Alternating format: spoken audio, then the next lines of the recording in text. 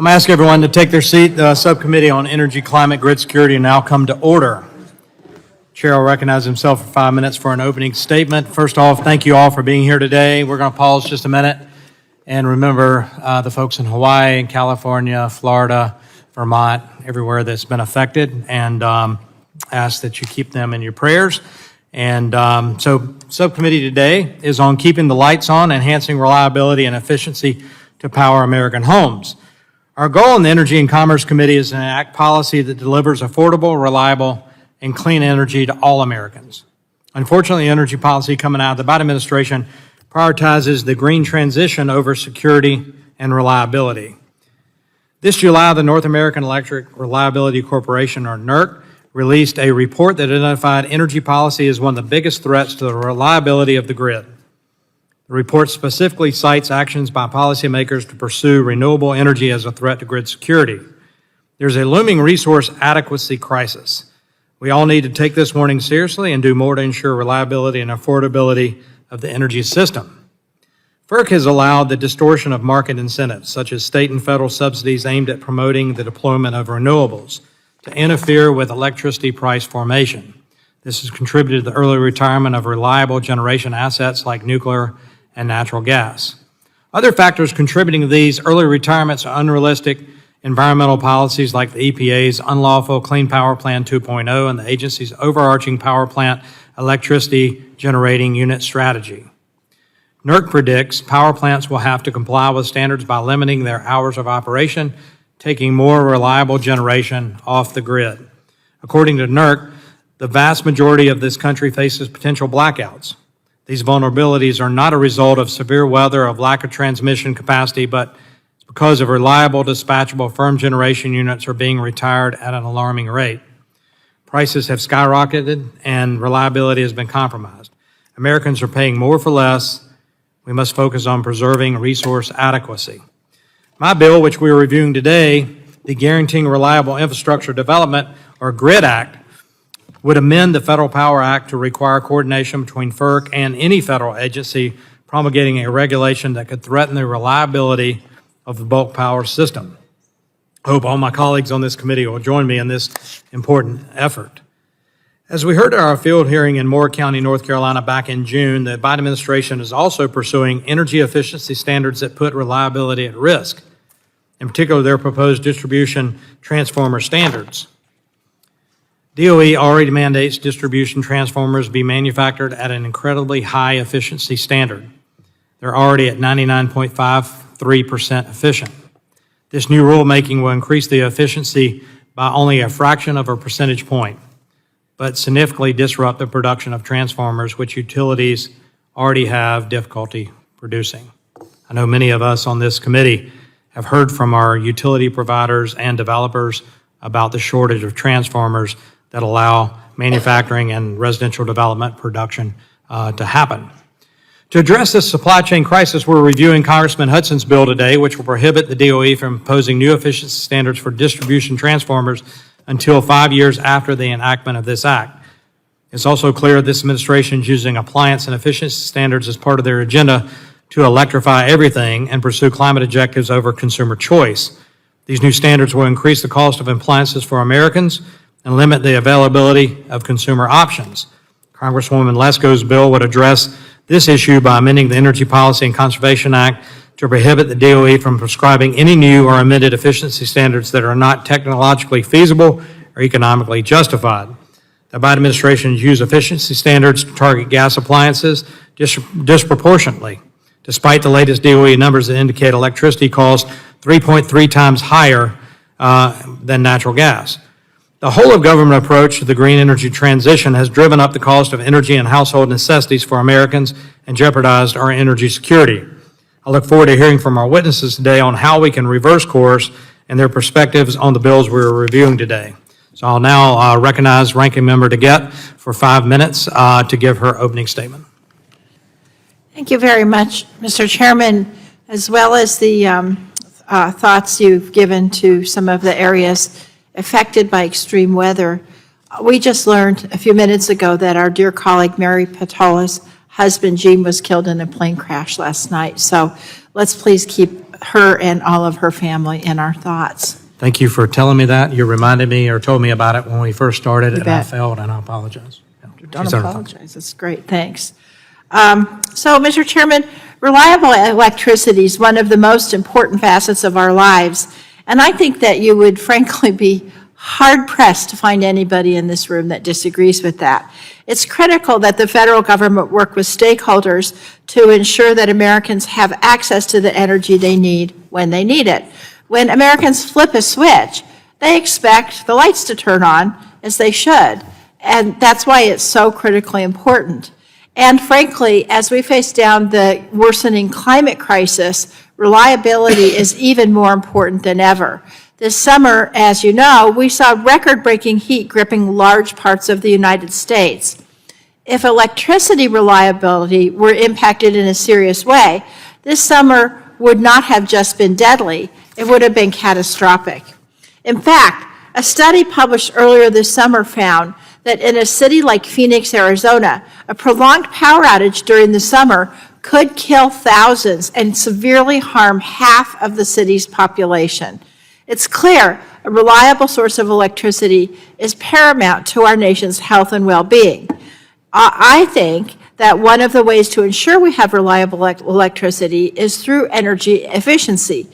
If we increase energy efficiency, we cut down on the energy we consume, and this allows us to get more out of our current energy supply, and in turn, promoting reliability.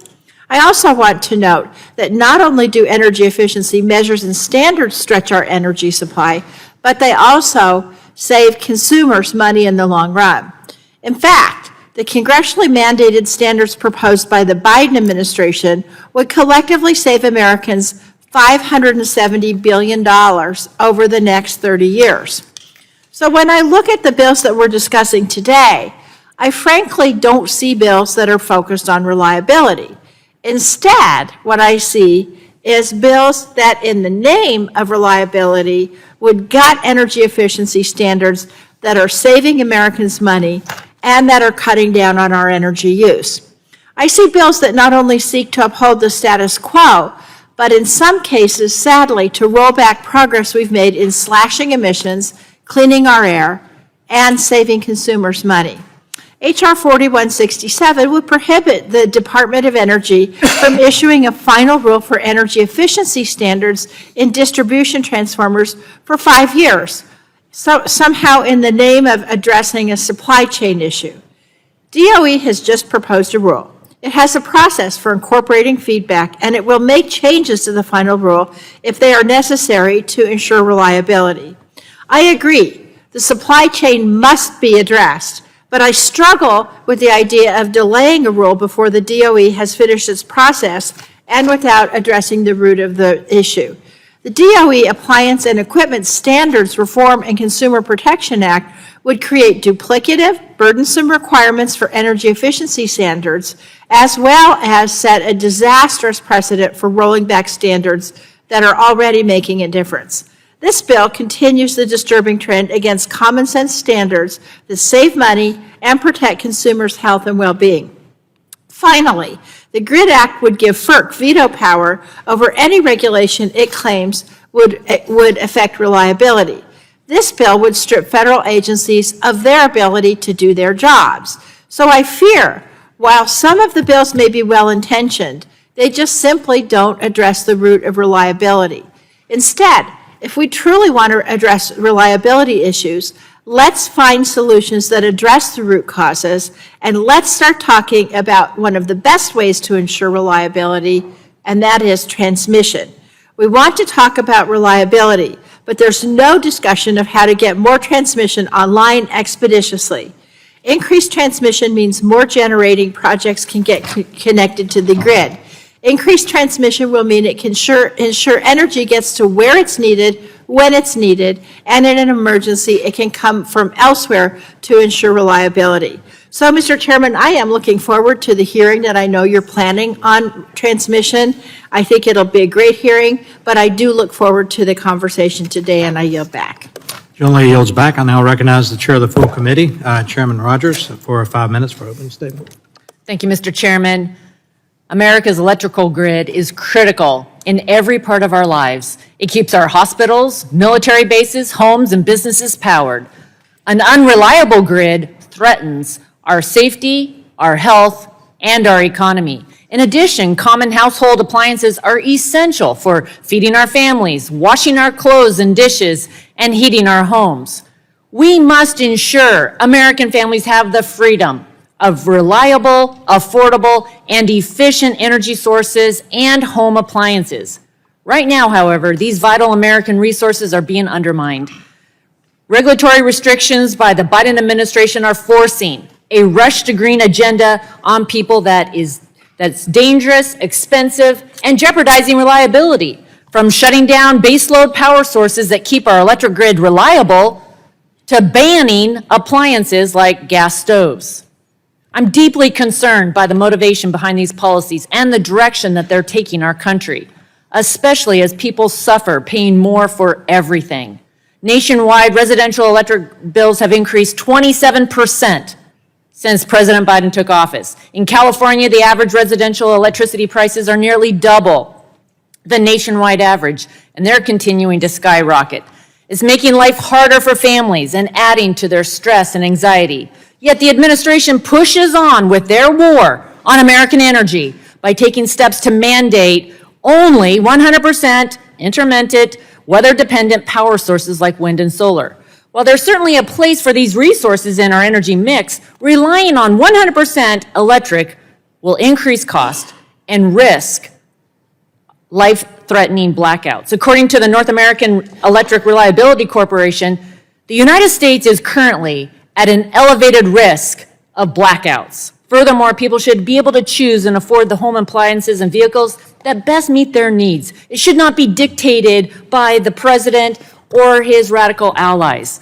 This forced transition jeopardizes our energy security and affordability. It's sending our jobs overseas. It's making us dangerously beholden to China, and ultimately will not slow down or impact climate change. Since day one of this Congress, we've offered a clear vision that ensures American energy independence will secure our grid, lower emissions, and improve people's lives. The three bills before us today are the next phase of that vision. The GRID Act, led by Chairman Duncan, will enhance interagency coordination and rein in EPA's abuse of the federal regulatory process to shut down our most reliable power plants. This bill ensures agencies like FERC can rely and comment on EPA policies that will weaken the reliability of our bulk power system. To help address the current transformer shortage, equipment that's vital to grid infrastructure, Representative Hudson is leading on H.R. 4167. This bill will ensure a steady supply of transformers for new homes and businesses, replace those damaged in fires and floods, and minimize the risk of blackouts and other service interruptions. Representative Lesko is leading on the DOE Appliance and Equipment Standards Reform and Consumer Protection Act to ensure Americans, not the federal government, are able to decide for themselves what home appliances best meet their needs. This bill builds on her bipartisan work with H.R. 1640, the Save Our Gas Stoves Act, which passed out of the House earlier this year with a vote of 249 to 181. The list of life-changing appliances and products under attack by this administration includes furnaces, hot water heaters, dishwashers, ceiling fans, washing machines, light bulbs, and air conditioners. All of these have helped raise our standard of living more than any other country in the world. This bill will prohibit DOE from imposing new efficiency mandates on appliances unless they're proven to save money and improve performance, and end these backroom deals that have allowed radical environmental activists to dictate the types of appliances that Americans are allowed to have in their homes. A reliable, affordable, and efficient energy grid is necessary for an economy that is strong. With it, we can better safeguard people's food and medical supplies and keep transportation and communication systems running. And I look forward to discussing how we can work together to secure our grid, reduce supply chain risk and equipment shortages, and make sure that people continue using home appliances that are both energy efficient and affordable. I thank our witnesses for being here today and the bill sponsors, and I yield back. I thank the chairwoman, and now go to the ranking member of the full committee, Mr. Pallone from New Jersey, for 5 minutes. Thank you, Mr. Chairman. Energy efficiency is an important tool that lowers energy costs for American families, increases reliability, and helps us achieve our climate goals. It's because of these benefits that bolstering and strengthening energy efficiency has long been a bipartisan priority of this committee.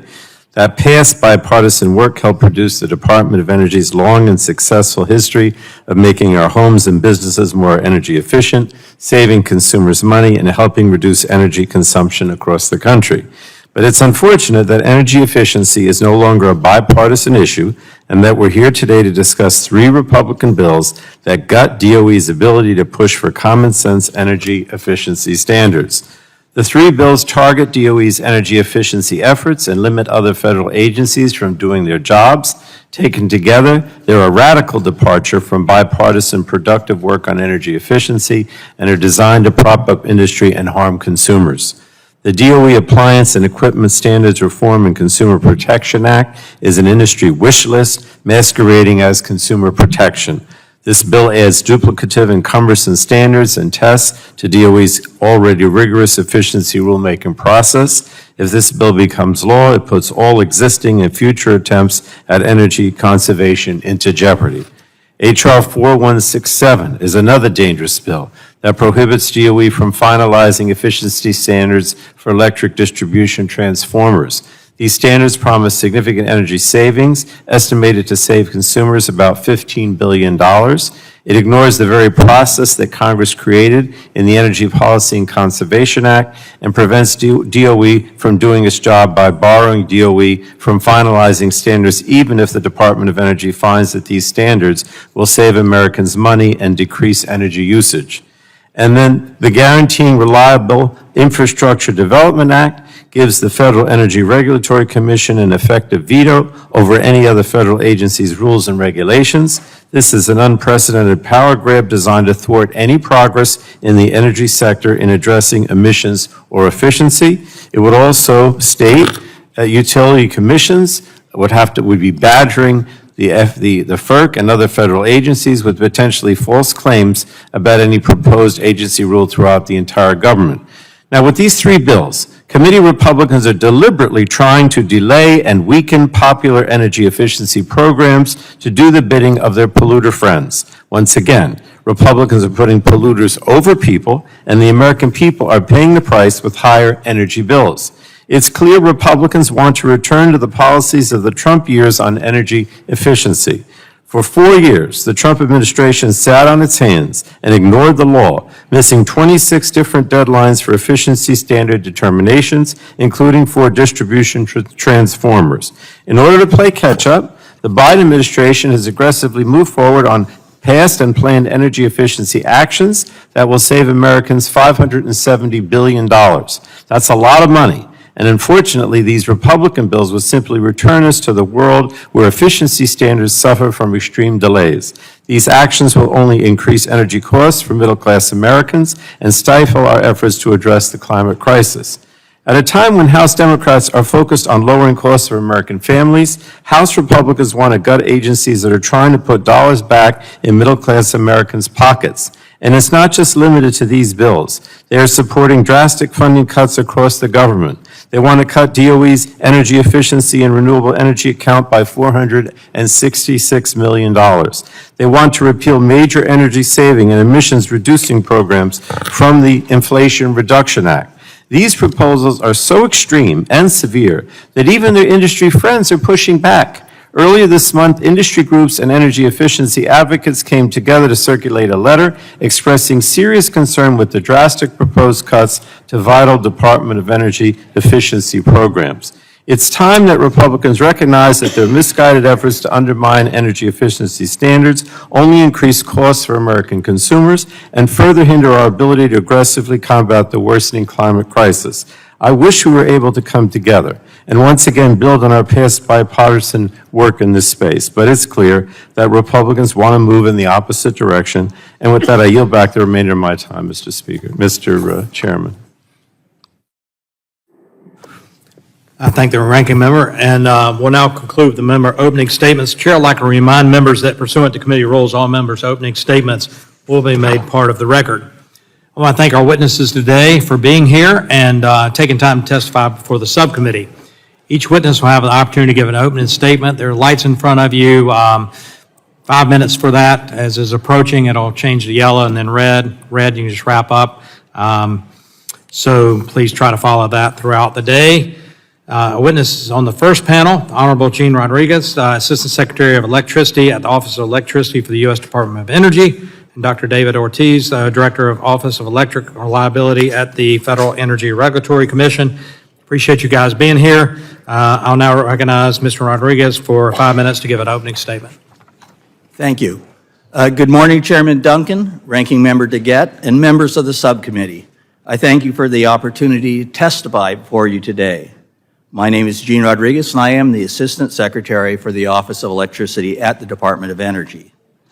Reliability, resilience, security, affordability, and efficiency are all important elements of the core tenets of the Department of Energy. In my capacity as the Assistant Secretary, I oversee the vital work of my office and coordinate with other offices and partner with industry to support our shared mission of ensuring a reliable power grid for all the American people. There is nothing more important than keeping the lights on. Energy reliability is the backbone of our economy, and it is the foundation of our national security. Now, I recognize that concerns have been raised that recent proposals around efficiency standards could adversely affect those goals. Well, I'm here today to assure you that DOE views reliability as a critical part of our mission, and it informs decisions made throughout the department, including for efficiency standards. By way of example, if I may, I'd like to provide you with an overview on some of our work on distribution transformers. Now, as you are all aware, DOE proposed amended efficiency standards for distribution transformers in January of this year.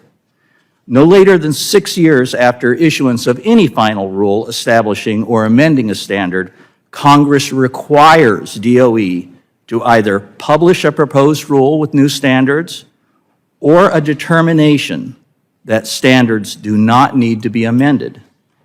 DOE last published a final rule on distribution transformers back in 2013. We are currently under a consent decree requiring the rulemaking to be completed by June 2024. Now, throughout this ongoing rulemaking proceeding, it has been absolutely clear that the department's focus has not been limited solely on the technical parameters of the proposed efficiency standard, but also on ensuring a robust, secure supply of components for the grid. This is enabled by a strong domestic manufacturing industry, which reduces dependence on foreign supply. And that is why DOE expressly asked stakeholders for comment on timelines required for compliance with the proposed standard, as well as comments on the availability of key components.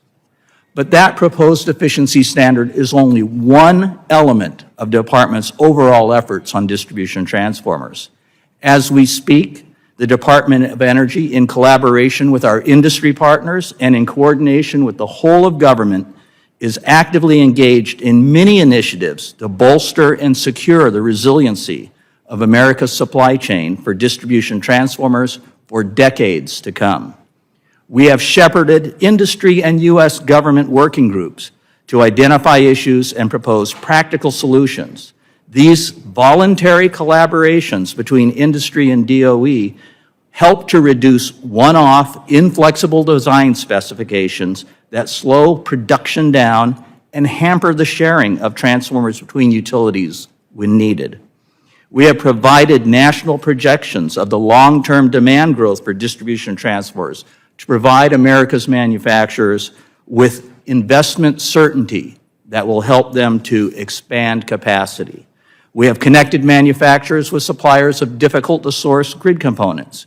We have utilized legislation passed by this Congress to provide funds for distribution transformers, such as the $10 million in transformer rebates and $10 billion in 48C tax credits. These will play a critical role in increasing domestic production for energy products.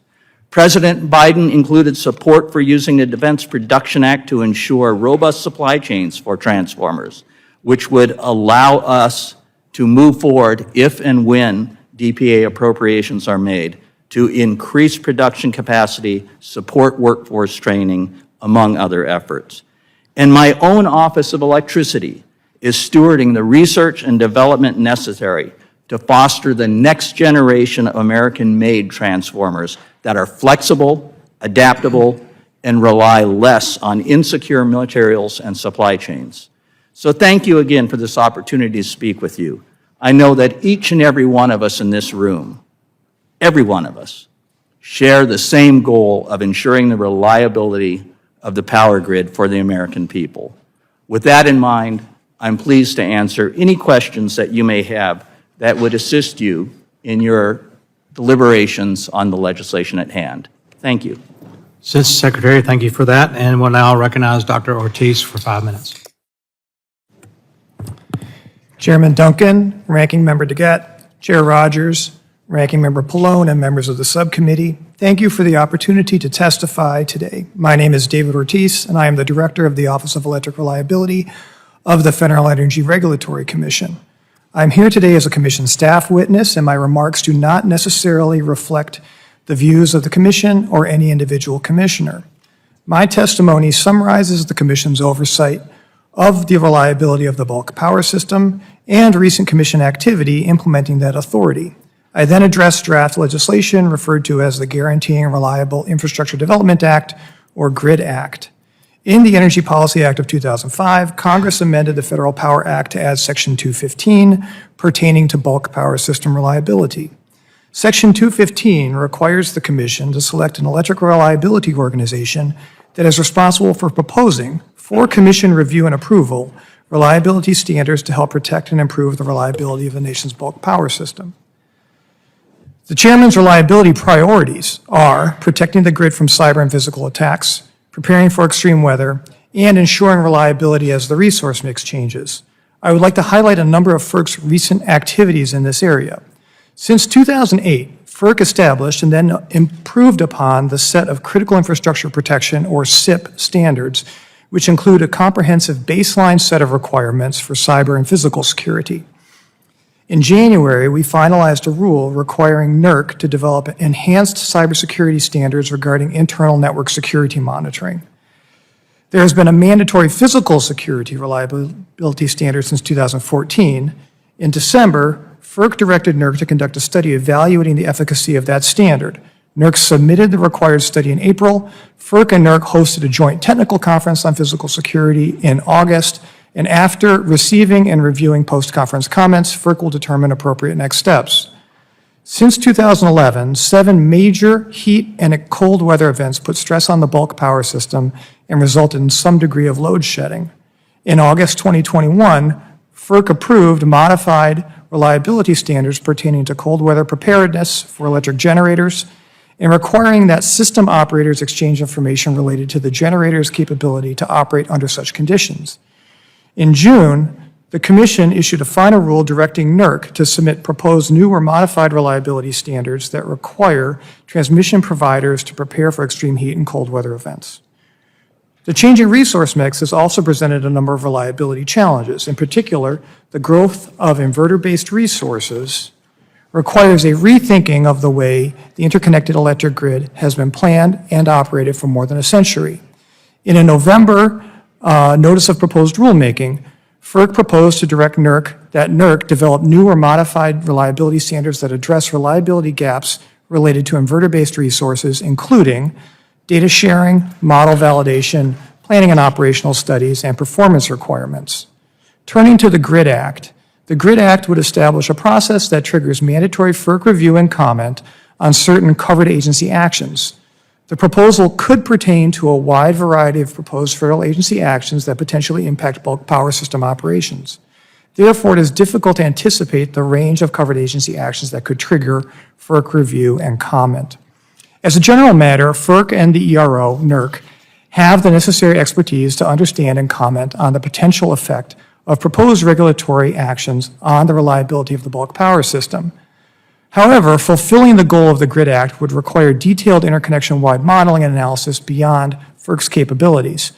Further, FERC may not have the underlying data or authority to obtain such data necessary to conduct a meaningful assessment of the proposed action's impact on the grid. Other organizations have these capabilities, resources, and data. The Department of Energy's national laboratories have deep expertise in the electric transmission system and its underlying technologies, computing power, policy expertise, and related sciences, and are well positioned to engage with agencies to evaluate the reliability impact of proposed actions. In conclusion, FERC will continue to work with the utility industry to execute its responsibilities under Section 215 of the Federal Power Act to protect and enhance the reliability and security of the electric grid. Further, with regard to the proposed GRID Act, FERC stands ready to serve and assist to the best of its ability in this manner. Thank you for allowing me to testify today. I would be glad to address any questions you may have. I want to thank both of our witnesses or panelists for their opening statements. We'll now move into the question and answer portion, and I'll recognize myself first for 5 minutes. We continue to be warned of the risk of a looming reliability crisis here in the United States. Earlier this year, during a Senate Energy and Natural Resources hearing, the head of the North American Electric Corporation, a reliability corporation, stated he agreed the United States is headed for a reliability crisis.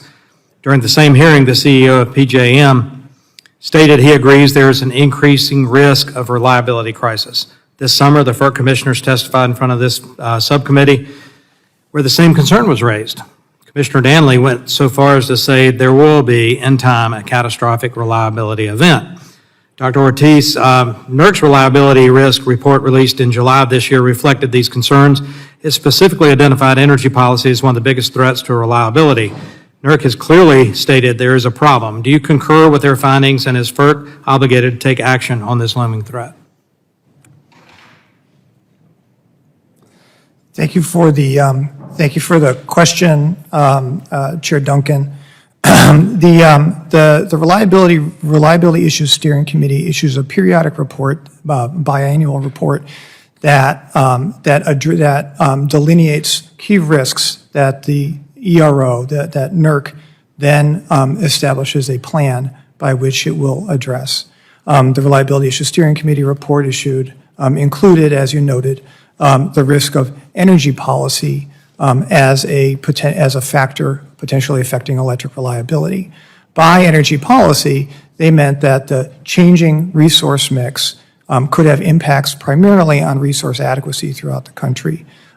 This is a matter of fact that has been established by several of the independent system operators that have also addressed this, that have also have expressed their concerns regarding resource adequacy as well. So I would agree that from the perspective of NERC's report, that energy policy, in so much as it affects resource adequacy, is a potential reliability concern.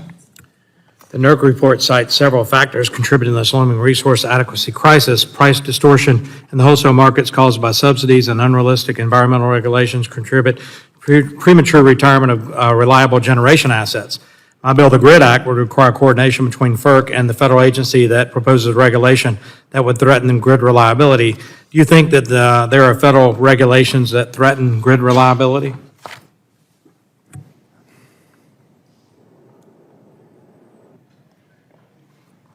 Based on your opening comment, Congressman, I presume you're talking about the Section 111D proposed rulemaking from the Environmental Protection Agency. Is that an example of the kind of rulemaking that you're concerned about?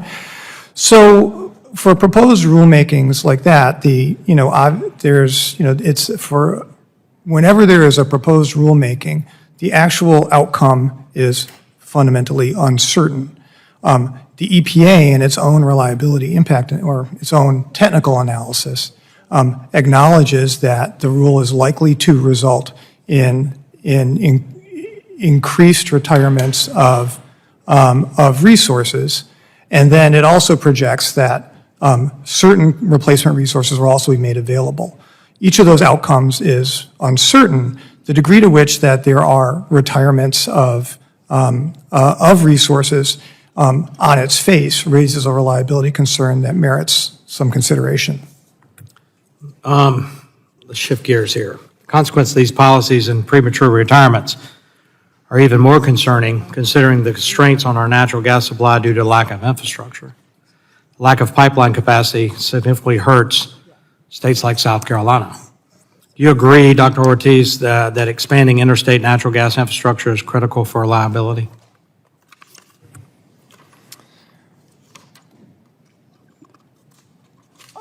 I will provide a brief answer, and then if it would please the chair, I'd be happy to take that question back, because the interactions between the gas system and the electric system are incredibly complex. The commission has hosted 2 New England gas electric forums. In New England, there is an acute interaction and dependence on the gas system. Obviously, there's a dependence on the gas system for electric reliability throughout the country, but in New England is particularly acute.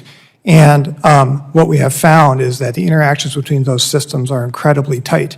And so increased gas capacity is something that is likely going to be needed for the additional gas capacity that is likely to come online. In the essence of time, I'll just stop you right there, because I ask you to stay for the second panel. We're going to delve into events like the December 24th event that happened in South Carolina all the way through the Ohio River Valley. We'll talk about Texas. We'll talk about the need for dispatchable energy and where some of the shortfalls were with the generation mix you mentioned earlier. So I'll conclude saying that there's no substitute for reliable, dispatchable generation. Hope we all can recognize that and work together.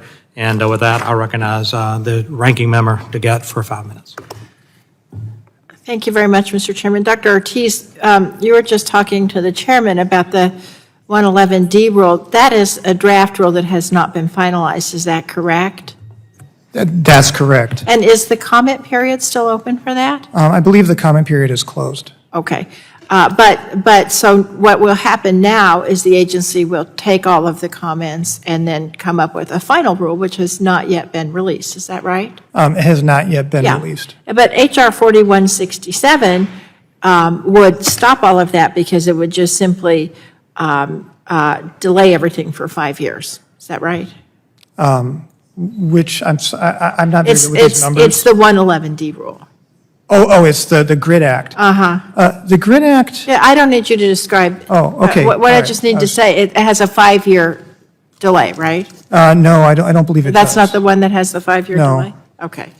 Mr. Rodriguez, the President Biden invoked the Defense Production Act to increase the domestic production of distribution transformers. Is that right? That is correct. And that's because we're all concerned about the transformer supply chain issues. Is that right? That is correct. And we have, in the Bipartisan Infrastructure Law and Inflation Reduction Act, there are rebates and tax credits available that would aid investments in the electric grid components. Is that right? That is absolutely correct. Now, in your testimony, you mentioned that DOE is working with federal partners to find actions and resources to alleviate the problem. Can you talk very briefly about what actions and resources that DOE has identified? Yes, we're actually working on 2 paths. One, using the authorities and granted to us now, we're trying to see what creative and aggressive approaches we can take to do anything and everything that will assist in the manufacturing and delivery of distribution transformers. That includes, there's a whole host of things. Let me give you 2 quick examples. One is a convening of industry, which is the manufacturing sector, and the utilities to work together to find ways to take some of the choke points away.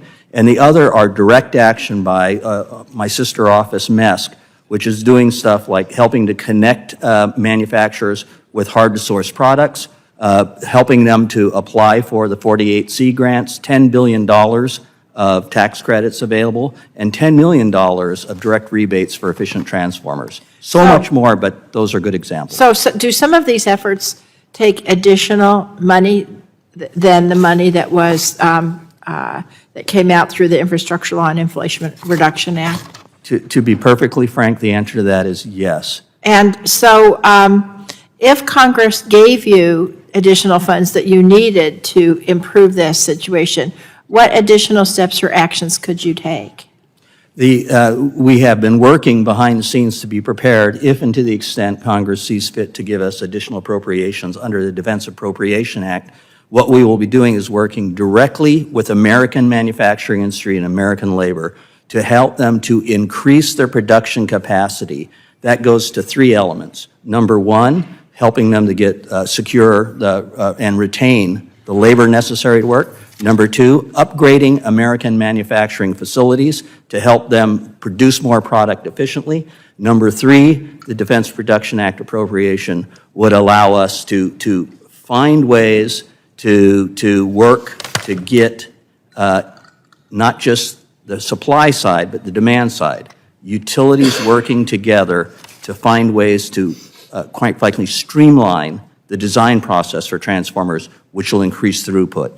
So if we're able to fix these supply chain issues, then that's going to help increase reliability dramatically. Is that right? Absolutely. Dramatically might even be an understatement. Thank you. I yield back. Joan Lay yields back, and I'll now go to Dr. Burgess for 5 minutes. Thank you, and thanks to our witnesses for being here.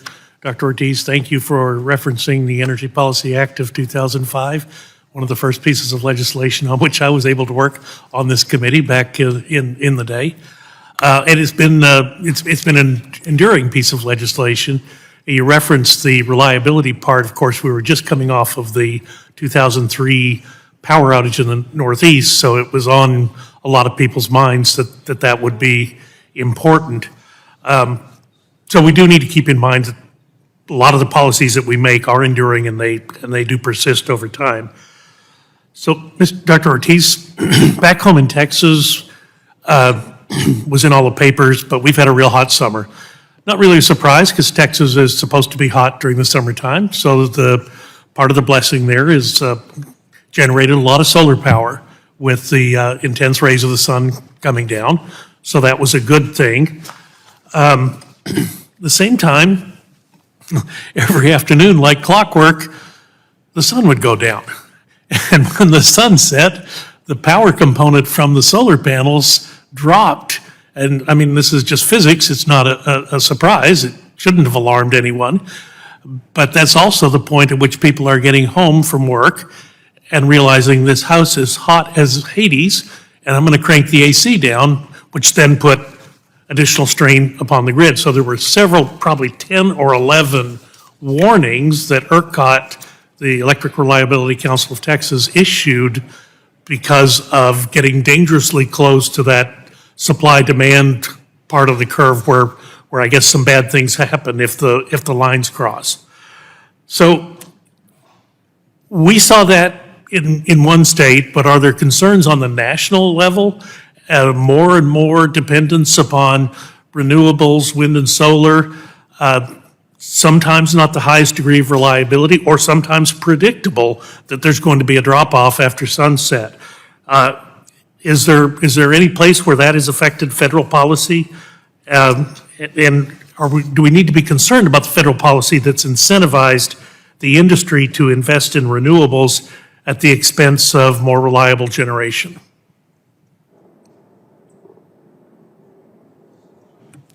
I only have 2 minutes and 28 seconds, sir, but I'll be as brief as I can. So what I think you correctly noted that, solar and wind and other resources that have come online are predictable in many ways, but, as you said, the sun does go down. You're not going to dispatch a solar facility at nighttime. And the impact that those resources have with respect to reliability has to do with the requirement then to ramp in the evening. There's always been an evening ramp. People would always come home and then turn on their appliances and do things. So that's nothing new. But the scope and scale of that ramp has become much more significant.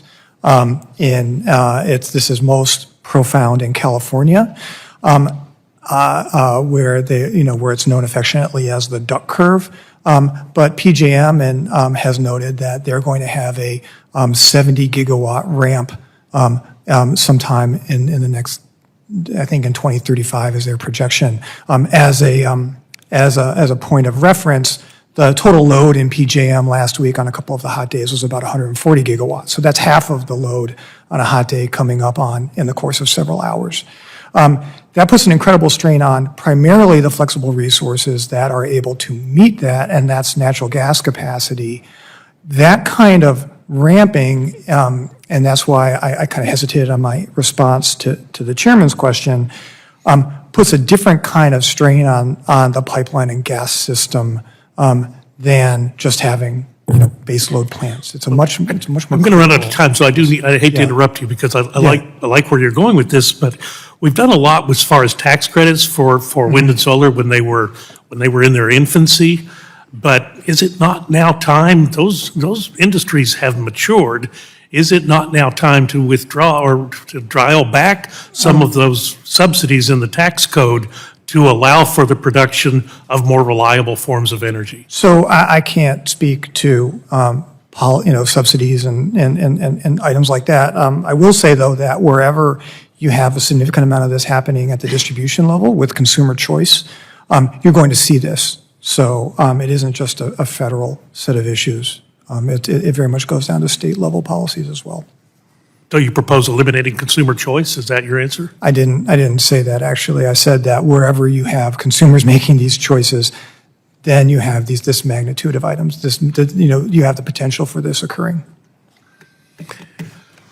I'll submit some other questions already. Thank you, Mr. Chairman. I'll yield back. I thank the chairman from Texas, and I now go to the gentleman from California, Mr. Peters, 5 minutes. Thank you, Mr. Chairman, for hosting this hearing on electric reliability. Just to Mr. Burgess's point on subsidies, I actually do philosophically agree on subsidizing industries in their infancy. We should also look at the oil and gas industry and the subsidies that we give them, and I'm happy to start a conversation that includes all the mature energy industries if we want to go down that road.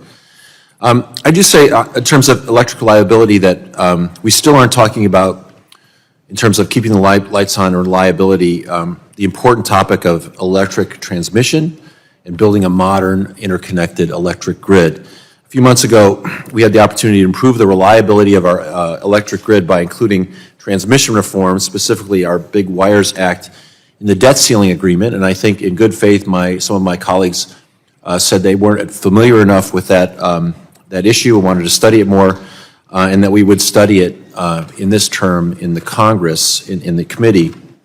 Even though there have been 6 recent studies showing that the need and benefits of interregional transmission, that's fine. Unfortunately, we don't seem to have that on the hearing schedule yet, and we're not considering legislation on expanding transmission, even as the risks continue to increase. Just last week, the Electric Reliability Council of Texas entered emergency operations due to a record-breaking heat wave. A study in July found that the heat wave, combined with a grid failure in Phoenix, I think Ms. DeGette mentioned this, could kill thousands of people and send half the people in the city to the emergency room.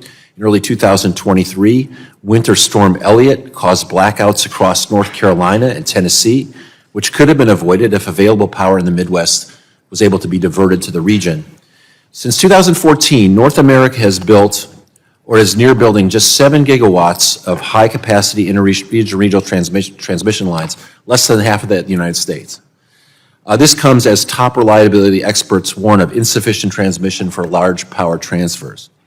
By comparison, so North America at 7, the United States about 3. South America has built or is nearing building 22 gigawatts, Europe 44 gigawatts, and China 260 gigawatts worth of high-capacity interregional lines compared to our 3 or 4 in the United States. Between 2016 and 2018, China started and completed a single line over 2,000 miles long, capable of carrying 12 gigawatts, nearly twice the build of the entire North American continent over a period several times as long. We got to get our act together here.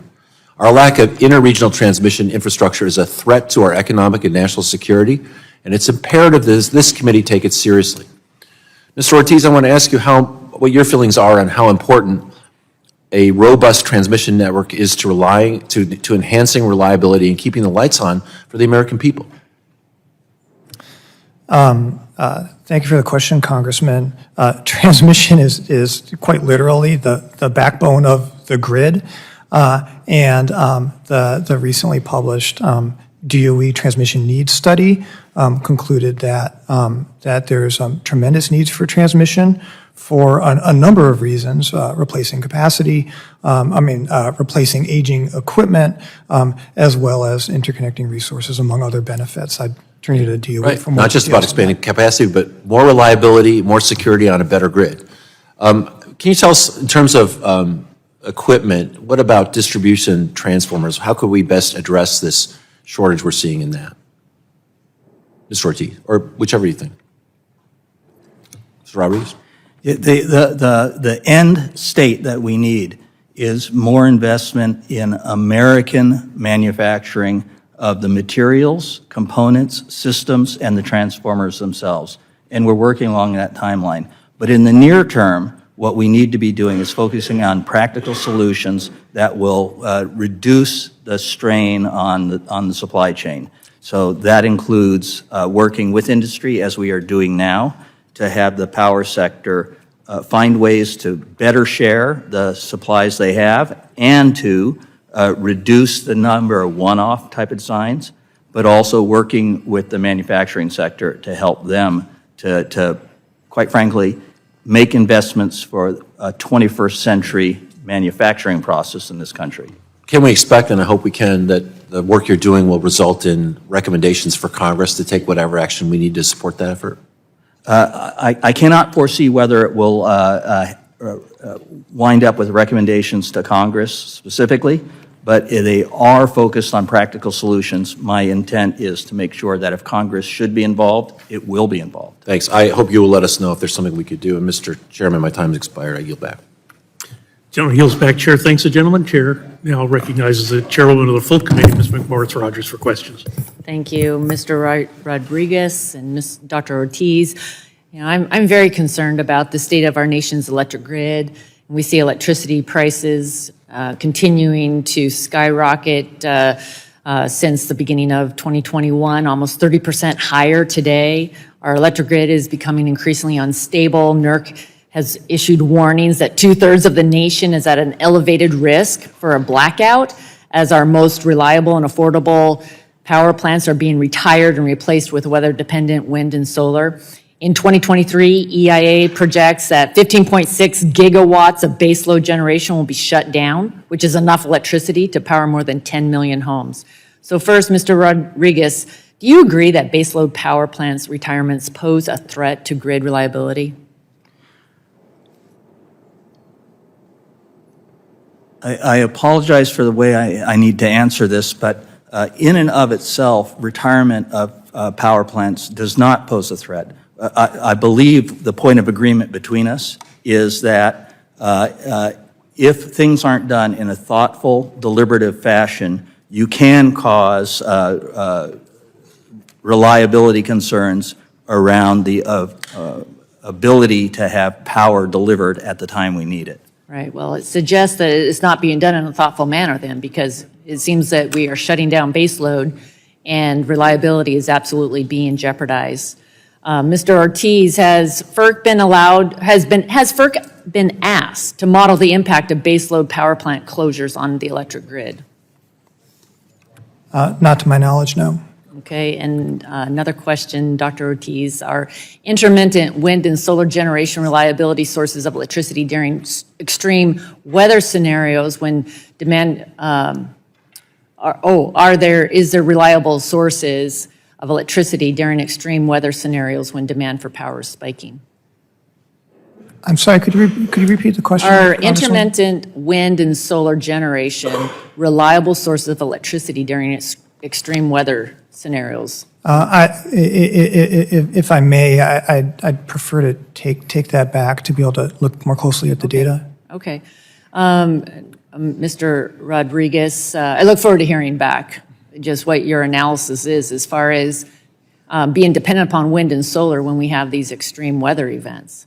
Okay, Mr. Rodriguez, under President Biden, DOE has been moving aggressively to regulate dozens of home appliances that we all rely on to cook for our families, wash dishes, heat our homes. And yet these regulations are really like a hidden tax. It's raising the cost of appliances Unfortunately, seeing some weakened performance, eliminating choices like natural gas stoves, for example. So yes or no, would you support an amendment to the law to prohibit energy standards that increase costs for consumers?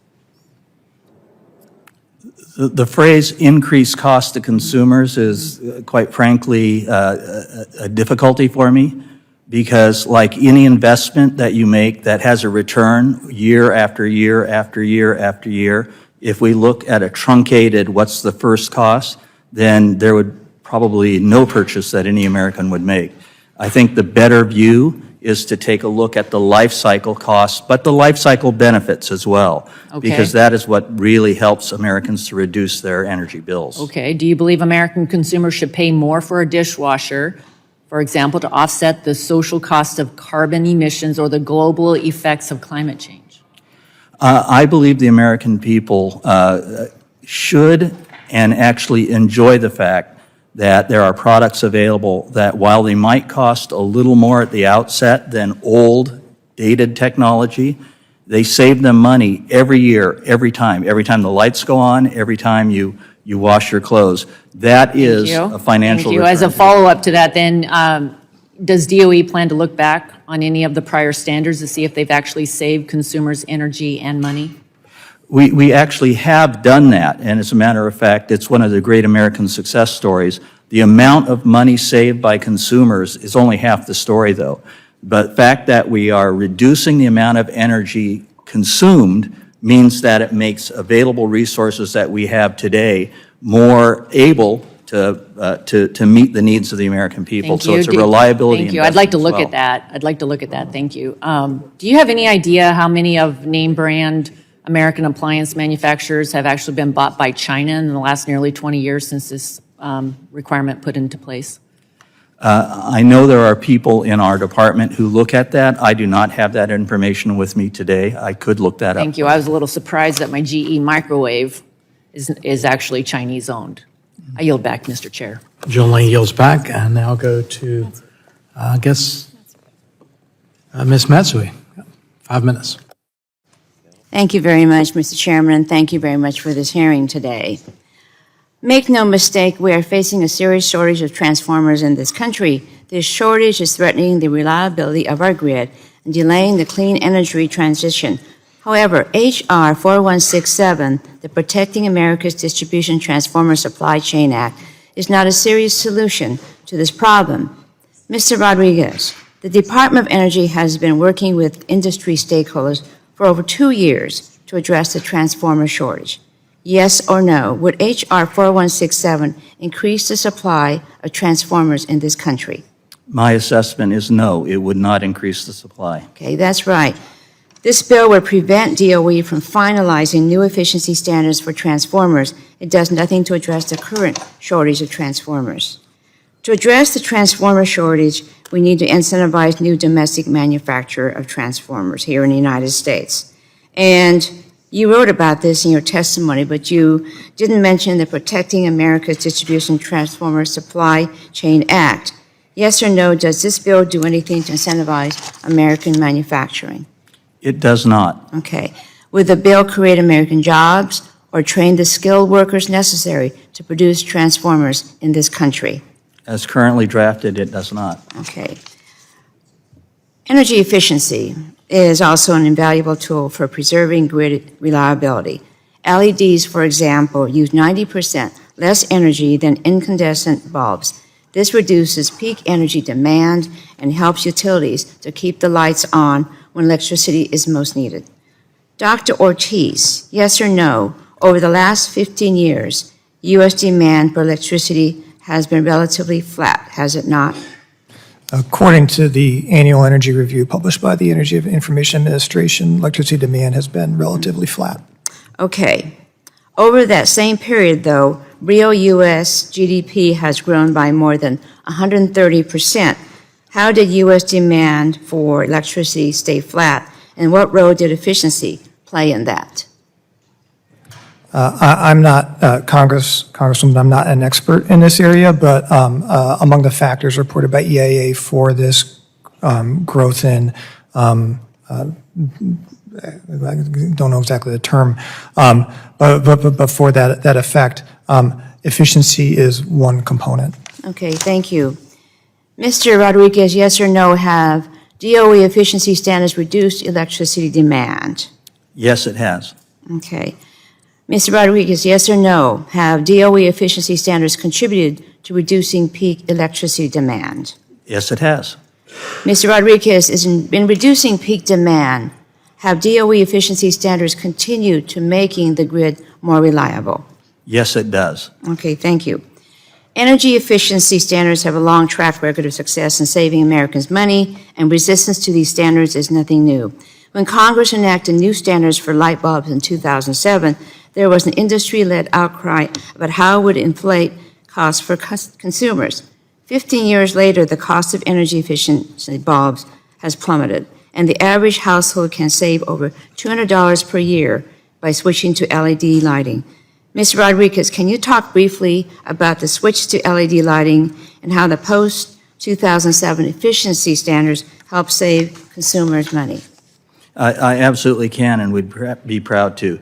The switch from old incandescent lighting to LED lighting has benefited Americans in many ways. These bulbs use 90% less energy than old technology and last up to 25 times longer and have other features that make them, quite frankly, a better fit in anyone's home or business. The DOE, according to our analysis, expects consumers to have saved about $3 billion in annual electricity bills over old technology. That breaks down to about $225 in energy cost reduction per year for every American home by using LED. Okay, thank you. The bills we're considering today are premised on the misguided idea that DOE efficiency standards are infeasible and unjustified. The Appliance and Equipment Standards Reform and Consumer Protection Act specifically prohibits DOE from issuing efficiency standards that are not technologically feasible and economically justified. That seems reasonable. However, Mr. Rodriguez, you point out in your testimony that DOE is already prohibited by law from prescribing standards that are not technologically feasible and economically justified. Is that correct? That is absolutely correct. Okay, thank you very much, and my time has expired. You're Delay's back. time's expired. Now we'll go to Mr. Latta from Ohio, 5 minutes. Well, thank you, Mr. Chairman, and thanks for our witnesses for being with us today. As I've traveled across my district and met with electric utilities and cooperatives, a prime issue that has been raised in the supply chain crunch over the distribution of transformers. Since the COVID-19 pandemic, the lead time for procuring new transformers has only gotten worse. This means that in the event of an emergency, utilities will have a harder time maintaining or restoring continuous power to their customers because they don't have an adequate supply of replacement transformers. Additionally, many utilities are second-guessing the agreements they have made with other localities that are in need of transformers due to their own fears of being impacted by this crunch. That's why it's baffling to me to see the Biden administration put out new efficiency standard that would make the supply chain crisis worse. This new standard would leave us with no domestic producer of electrical steel for EVs, no producer of electrical steel for power transformers, and a distribution transformer market reliant on one producer that doesn't have enough capacity to meet the current demand. Thankfully, we are considering legislation that would restore common sense to this process and delay the implementation of this new standard. I'm proud to be a co-sponsor of H.R. 4167. In listening to the testimony, before I get into my other questions, I'd like to just ask this question I've asked before. With the administration looking at the year 2035 saying that the United States should be totally reliant on EVs in this country, by 2035, we're going to need more power or less power in this country? If I just get a yes or no answer from both of you. All projections that I've seen and read state that as we continue to move forward and advance in America, we are going to need more power. Okay, thank you. I concur. Thank you. So both agree we're going to need more power. Since the Secretary Rodriguez, your office is tasked with ensuring the reliability of the nation's security grid. Given the challenges facing our country's electric grid, including the age of most of the grid's infrastructure, the ever-increasing demands and supply chain challenges, and distribution transformer lead times, why would DOE propose a new energy efficiency rule that put domestic steel manufacturers who are critical to ensuring an adequate supply of transformers out of business? There's a two-part response to that. Part one is we are mandated through legislation and a consent decree ordered by the court to take up the rule.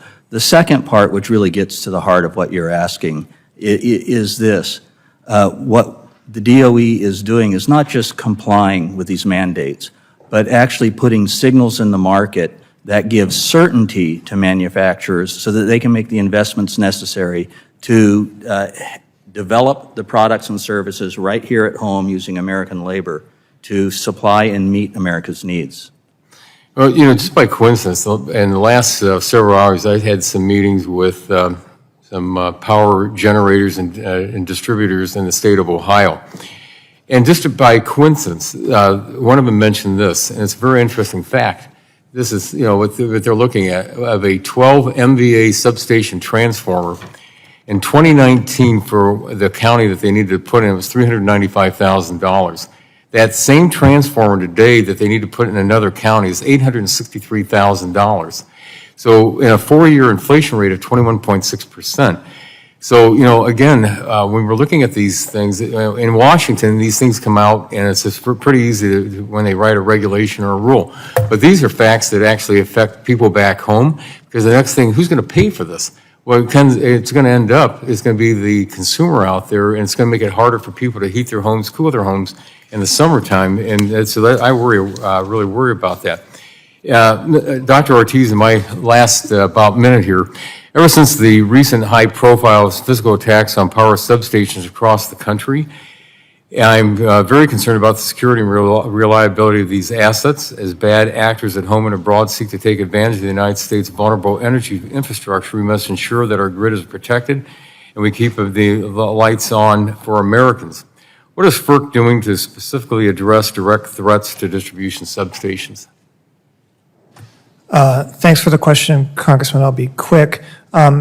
With respect to attacks on distribution substations, the Commission has an Office of Energy Infrastructure Security that engages directly with states regarding best practices for security. I do not direct that office, but would be happy to take questions back and work with my colleagues to provide a full response. I'd appreciate that, because this is something that the chairman of our subcommittee led down to North Carolina that we were at. We had a very good hearing down there.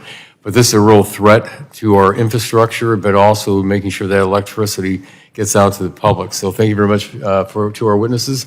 And Mr. Chairman, I yield back. Gentleman yields back. I'll now go to Mr. Tonko for 5 minutes. Thank you, Mr. Chair. And thank you to the ranking member for hosting this hearing, and I thank both of our witnesses for their testimony. Secretary Rodriguez, I want to make certain I understand this connection between grid reliability and energy efficiency. As you indicated in your testimony, the proposed efficiency improvements for transformers may seem small, but when you consider nearly all of the electricity generated in the country passing through transformers over the course of the long lives of this equipment, we're talking about a lot of lost energy. Is that correct? That is absolutely correct. And as we've seen this summer, certain regions have struggled to maintain reliability for several reasons, including perhaps extreme heat and weather events. So we know these types of events, coupled with increasing electrification, if not properly planned for, will create greater stresses on the grid in the years ahead. Is that correct? That is absolutely correct. So Secretary Rodriguez, how can reducing inefficiencies in the electricity system, whether that's line losses from transmission lines or losses from transformers, help improve overall reliability? Your question actually is perfect, because it shows a system understanding of the grid. Number one, it's how much power you need to produce, but how much power you need to produce at any given point in time is driven by two things. Number one, how much is being consumed? And that's where efficiency standards help Americans with their pocketbook, but also help to support the reliability of the grid, because it helps to ensure we have adequate resources. Number two, along the way, the grid itself transports energy over long distances.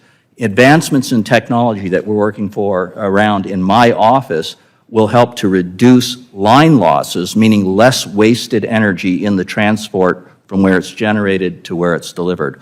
All of these things support resource adequacy. Thank you. And ultimately, if we only have one tool by which to manage the grid, it's cranking up supply, of course it will be more difficult to balance a dynamic and complex system. But when we start addressing energy demand through end-use efficiency and demand response programs, we're adding more tools to our reliability toolbox, as you indicated. And similarly, improving the grid's performance is another important tool to alleviate pressure on the grid. So I believe it is very short-sighted to prevent the department from finalizing any transformer rule in the next 5 years. Personally, I believe we should embrace this as an opportunity to begin to plan for and build the grid of the future with equipment that will enhance reliability. And because DOE's proposed rule would not go into effect for several years, there is time to build the investments necessary to build a domestic manufacturing supply chain. And we have already given DOE some tools to help. For example, the Inflation Reduction Act included the 48C tax credit, which could be used to improve and expand transformer and electrical steel manufacturing. So, Secretary Rodriguez, can these incentives help ensure domestically produced, high-performing grid equipment is ready and available by the time any proposed standard goes into effect? Yes, they can, and they are doing that. Well, I thank you for your responses, and I believe that we need to do this in a very science-based and evidence-driven manner, and I appreciate all the work done by the department for implementing what is a huge transformational opportunity for this country. And with that, Mr. Chair, I yield back. Jim yields back, and I'll go to Mr. Guthrie from Kentucky. 5 Thank minutes. you. Thank you, Mr. Chair. Thank you, witnesses, for being here. And I can assure you that everybody on this committee, if not everybody in Congress, knows how the grid works. So that we're fully understanding of that. And like Mr. Latta, so he took some of my questions. I spent a lot of time back home. And so we have 2 big taxpayer subsidized battery plants coming into my district. And so I know companies got their battery plants subsidized, but a lot of people around them didn't. And so our frustration is this, and I've said it before, said to your Secretary Granholm, is every time we seem to bring up issues with going to an all-electric vehicles that are real issues, then we just get dismissed away. And like, oh, you're just naysayers. Matter of fact, one of our colleagues said that if you dismiss this, you're just pro-Chinese. Said it at the last meeting, and I didn't think about it until I was leaving, and I wish I had thought of it then because I would have said it when she was in the room, is if you're telling businesses what they have to build, and you're telling consumers what they have to buy, that's far more Chinese-like than what we're proposing on our side. And so it's just the concerns that we just dismiss everything away. And the biggest part of it in my area, there's in Bowling Green, Kentucky, there's a big battery plant being built. We're glad that it's going to be built there. But for it to even to expand, there's going to have to increase our grid. TVA's already said that we're concerned about economic development in the area. And it just seems like, so we subsidize the battery plant. And even if you have the smartest people in the room, they just think they're the smartest. They are the smartest. You can't think of everything that has to be subsidized to make that work. And so I can tell you some of the automotive companies are going to their suppliers, you need to switch from internal combustion engine to, and a matter of fact, they're telling me you need to do both. You have to do electric and internal combustion engine because we're not sure. Obviously, the consumer doesn't dismiss all these issues, and we've seen the secretary, we've seen the chairman of Ford Motor Company try to drive electric cars and they can't charge them. And so consumers look at that and go, why would I buy a car like that if the Secretary of Energy can't charge her car? And so that was pretty negative, actually, to the electric car, what had just happened recently. And so the problem is you just, as a country, we're just going to subsidize everything? And then that's where we get to is to move forward. And it's just really frustrating as we look forward. And then you see these rules that the hearing's about today coming down. And every one of my electric suppliers said their biggest issue is getting transformers. And now we have new rules. I know you're saying you think these aren't going to impact the distribution of those, but I can tell you people on the ground feel that way. They may not be in the room here in Washington, D.C., but people who are trying to buy these and move these forward, who I think would be very, very valuable for you to listen to, really have concerns about where this is going. And if you'd like to comment on that, I'd appreciate it.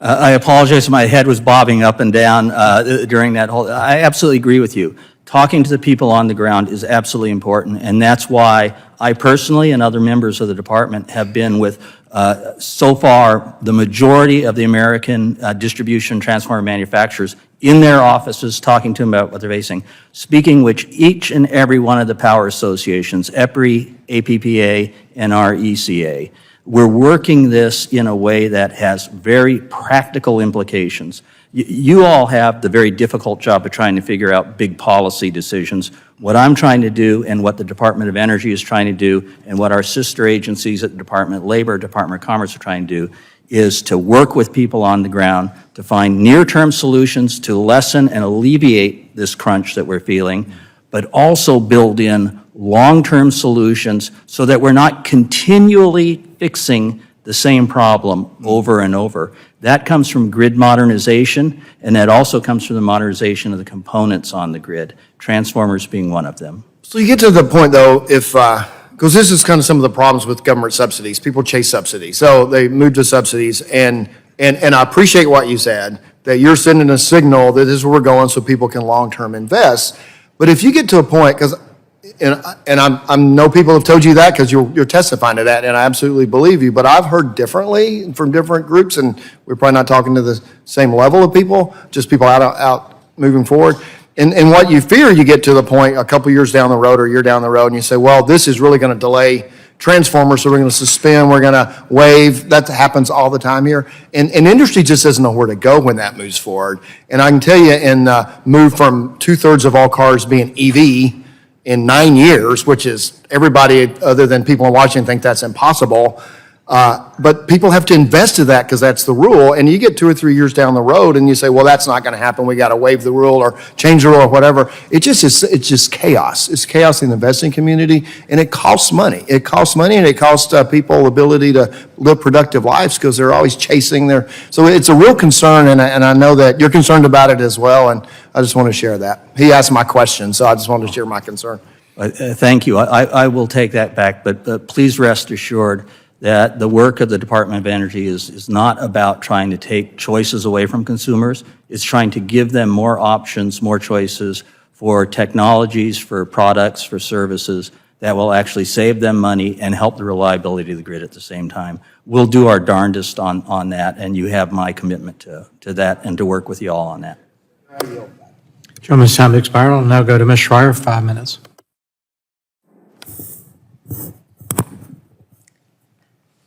Thank you, Mr. Chairman, and thank you, witnesses. I would love to discuss the transformer shortage that every single utility in my district has experienced and is frustrated with. The transformer supply chain issues in consideration here today are having very real consequences for my constituents, power companies, businesses, all over my 10,000 square mile district. As we've heard from my colleagues on both sides of this room, lacking access to transformers has forced utilities to delay projects, cancel projects. Really, it's now hampering security and opportunities for economic growth.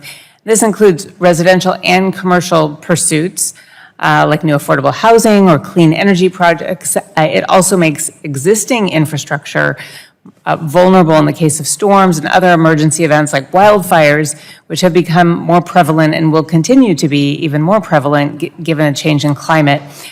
It even is impacting our ability to establish the network of EV charging stations, as Mr. Guthrie was just referring to, that we are going to need in order to support so many more electric vehicles on the road. And these utilities, they are hard at work. They are repairing and reusing what they can. They're refurbishing old transformers.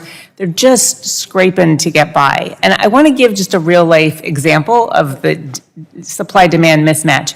One public utility in my district described their current backlog of 50 kilovolt amp distribution in transformers. And while they have 28 transformers on hand, they have 208 transformer requests in the next 90 days alone, and they still have 490 units on back order with very unpredictable delivery times. And that's scary. In addition, transformers that the substations use to power whole blocks of the grid, the large power transformers, are and have been in critically low supply. These take years to build, cost, I believe, hundreds of thousands to millions of dollars to build, require custom designs, and are produced by only a handful of manufacturers. One utility in my district cited 5 years of lead time for one of these. And so, Assistant Secretary Rodriguez, I know that your office is very familiar with the supply chain issues surrounding large power transformers. Utilities have taken upon themselves to develop these solutions in the industry, like sharing spare equipment and lending crews in the midst of unexpected outages. At this time of, I would really call this a crisis, what is DOE doing to help facilitate initiatives like industry sharing, and what plans have you implemented to help us going forward? Thank you for that question. And as someone who's spent nearly a quarter of a century inside the utility, I share that ethic and that concern that keeping the lights on is the most important mission for the utility industry around this country. So as we work on this, I'm going to expand my answer a little bit, because it's not just my office, it's not just the Department of Energy working on this. We have the National Economic Council, the Department of Labor, Department of Commerce, including the National Institute for Standards and Technology, all of the power associations working with us, and DT manufacturers, and also the manufacturer of the one U.S. manufacturer of grain-oriented electrical steel. We're meeting, we're working together, and we're collaborating, not just coordinating, but collaborating on the solution sets. And I say solution sets because there's no one-size-fits-all answer for this issue. We're going to have to work through it. It's a roll-up-your-sleeves type effort. So one thing we're doing is trying to inform better manufacturer design specification. So right now, as we sit here in this room, one of the things that we uncovered as we were working with utilities around this, because utilities don't all talk to each other at the same time, there are some 80,000 different sets of design specs for distribution transformers. That doesn't make sense. And so the utilities are working with us as we speak. Their engineers are all working together to figure out what things we can bucket to try to allow more interoperability, interchangeability. Those are kind of near-term solutions. We're also designing more flexible large power transformers, and we're also working to help the utilities in their sharing processes. We're attacking it hammer and tongs every way we can. I have like 1 second left. I want to thank you for that and just mention the Defense Production Act, which may be something to call upon, especially once you get this all streamlined in terms of design and flexibility. Thank you. I yield back. Julie yields back. On now go the chair of the Environmental Subcommittee, Mr. Johnson, for 5 minutes. Thank you, Mr. Chairman, and gentlemen, thank you for joining us on our panel today. Lots of important things to talk about. You know, by now, it's obvious that we're headed for a grid reliability crisis in our country. The RTOs are telling us this. The power generating companies are telling us this. I don't have time here today to go through it all, but I'm co-chair of the House Coal Caucus, and we published this 18-page report. And Mr. Chairman, if it's okay, I'd like to ask unanimous consent to enter this into the record. Without objection, so order. But it lays out warning after warning from the experts and lists the onslaught of federal regulation taking us to this point of reliability crisis. It's a simple math problem. We're retiring baseload dispatchable generation too fast with no adequate replacement. It's unfortunate, actually, that instead of preserving our coal fleet and expanding our gas and nuclear assets, we hear terms like efficiency standards and demand response. Now, my friends, these are code words for telling Americans they need to use less energy. And usually this means also decreasing their standard of living in order to do so. This just is not going to work. We are the greatest economy on the planet, and our economy demands energy security. We simply can't address the myriad of environmental challenges by burdening the American people by telling them to use less electricity. So, Mr. Rodriguez, would you agree that with EVs, data centers, and widespread electrification on multiple fronts, that electricity demand is going to go up significantly in the next 2 decades? I believe electricity demand is going to go up. Okay, great. So would it be accurate to say that even if we squeeze as much electricity efficiency as we can out of our country and economy, we would still have to build out new baseload power generating capacity to meet that increasing demand into the 2030s and well beyond? You and I are on exactly the same page. There's no one single bullet answer that fixes it. It can't just be efficiency. And that's why at the department, we're working on things like carbon capture. All right, so we're going to have to build out new capacity. Next, Mr. Ortiz, you're the director of the FERC Electric Reliability Office. And you've got your job cut out for you. Ensuring our nation's grid reliability is on your watch. I know you take that seriously, so I'll be entering into the record a letter that one of your commissioners at FERC, James Danley, wrote to the EPA saying that when EPA proposed its new source performance standards rule, I quote, the EPA did not consult the commission. This was in regards to electric reliability impacts from their proposed rule. Does it concern you, Mr. Ortiz, at all? Because you run the reliability office. Does it concern you that the EPA did not consult you and your commission on this proposed rulemaking? Congressman, as you know, I don't know if you know, but there is an interagency review process. Well, I know, but are you concerned that one of your commissioners said that they did not consult FERC? No, I'm not concerned that. You're not concerned that FERC didn't weigh in? You have the reliability office, so I would think that you would be concerned. Are you Is it true concerned- that FERC wasn't able to adequately weigh in before the rule was proposed? Agencies do not typically get into the business of developing rules in collaboration with other agencies. Oh, well, that's earth-shattering. Because when a FERC commissioner says here that he wasn't consulted, nor his fellow commissioners, that seems to me to be a breakdown. I mean, how are you supposed to ensure grid reliability, which is your job? How are you supposed to do that if you aren't consulted about rules that are going to affect grid reliability? Are you willing to let the EPA claim that they have your seal of approval amidst all this confusion? I don't believe that the EPA has made that claim, sir. Well, you don't think they've made that claim? They said they've consulted with you, and your commissioners say that they haven't. I would have to look more closely at their. All right, well, please do that and get back to us, because I think we need an answer from you, because you're responsible for grid reliability. I'd like to hear back from you. Mr. Chairman, I yield back. Chairman yields back. I'll now go to the ranking member, Mr. Pallone, for 5 minutes.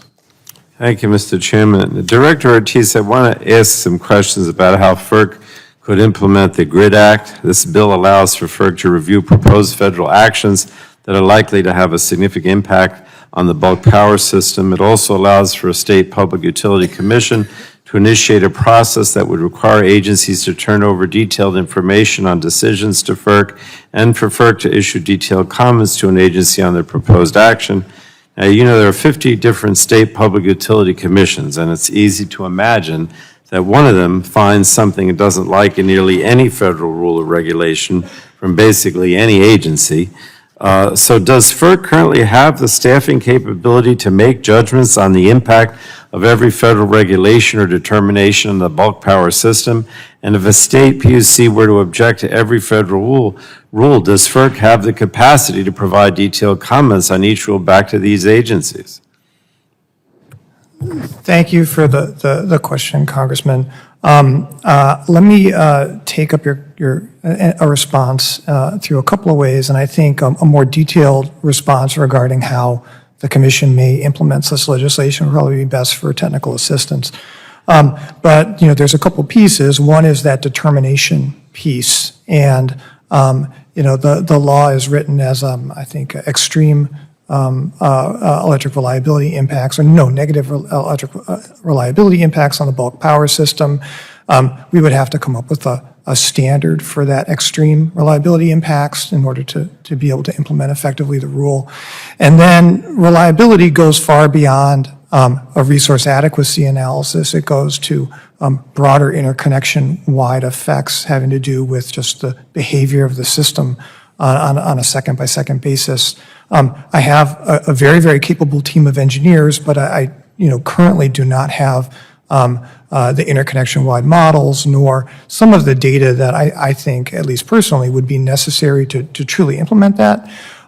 It's not to say that we couldn't build that capacity or engage with others to get it. So, I mean, I think there's a number of technical implementation details, but I think from the standpoint of the commission, if we were to be able to work those out, it would be feasible to implement the rule. Well, thank you. And then building on that, Assistant Secretary Rodriguez, it sounds like the GRID Act could really stand in the way of DOE's work. How will this bill affect DOE's ability to meet statutory obligations and timelines for updating and finalizing new standards? Thank you for that question. First, let me state that at the Department of Energy, we absolutely believe that interagency coordination is a good thing. However, as your question foretells, what the GRID Act does is by creating quite frankly, vague standard around a significant negative effect, we believe that the practical real-world impact will be state commissions, some state commission somewhere will take every single rule, every single proposal that comes up before us and put it into this process. That will slow down and probably make it impossible for us to meet our legislative and court-ordered mandates in terms of timing for the standards that we have on the list now. But more importantly, I think what it does is it delays improvements that actually help the American people by making the grid more reliable. I appreciate that. Now, let me ask you again, can you detail DOE's process for efficiency standards rulemaking? How does DOE engage with stakeholders and what is already factored into proposed rules? Isn't DOE already required to ensure rules are technologically feasible and economically justified? Absolutely, that is the case. So technologically feasible and economically justified are, in fact, we are legislatively mandated to go through that. But I think the most important part for every member here to understand is that we have not just a rigorous process, but a very deliberative process in which at every step of the way, DOE reveals its assumptions, its modeling, everything that goes into our consideration, and that's revealed to all participants, all stakeholders in the process, so that they can inform us, their perspectives, their contrary analysis, et cetera. The process grinds slow, but it ensures that every voice is heard, every perspective is weighed, and in a deliberative fashion, so that the end result of a rule, whether a rule is propounded, amended, or decided that we don't have to make a change, it is done on the basis of not just DOE analysis, but everyone else's stakeholder analysis as well. Thank you. Thank you, Mr. Chairman. Thank the ranking member. I'll now go to Indiana's Dr. Bouchon for 5 minutes. Thank you, Mr. Chairman, and thanks for the witnesses. I just want to say the administration's energy policies are not practical and frankly not doable, and everybody knows it. Secretary Granholm kind of proved that herself by trying to take an electric car across America, and you saw the result of that. Without any infrastructure in place, even after months of planning.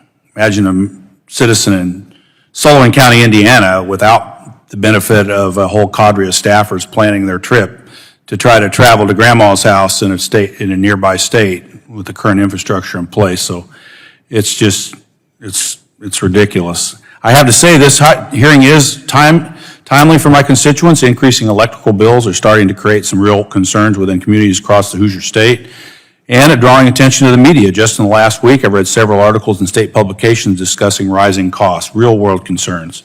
While the cost of electricity has risen 19% nationwide since 2012, it's risen 35% in Indiana.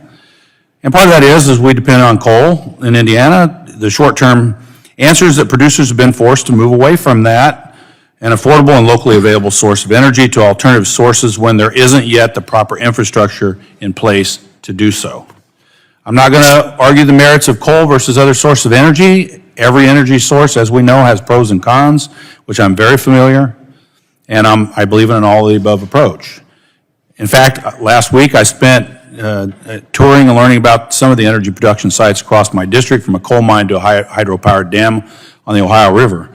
We discussed wind, solar, natural gas. I heard firsthand from the industry that a rush to green agenda is coming with an unsustainable price tag, which means higher bills for my constituents. I support diversification of energy supplies, but we cannot put policy before practicality.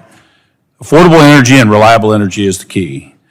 What I can't seem to figure out is the disconnect between the administration's Department of Energy priorities and the actual real-world experiences of everyday Americans, particularly in my district. Over and over again, you put out rules that fail to consider practical realities. For example, implementing standards on coal-fired power plants with unrealistic deadlines that force closures within a few short years. I understand that people want to get rid of coal, but we have to have other infrastructure in place to replace it. We don't. For all these reasons, I'm pleased to see that the GRID Act would ensure that federal agencies cannot finalize regulations that are likely to have a significant negative impact on the reliability of our bulk power system without considering and responding to input from FERC and the relevant electrical reliability organization on such reliability impacts. Mr. Rodriguez, I'm going to change subjects here, but I'm a little bit.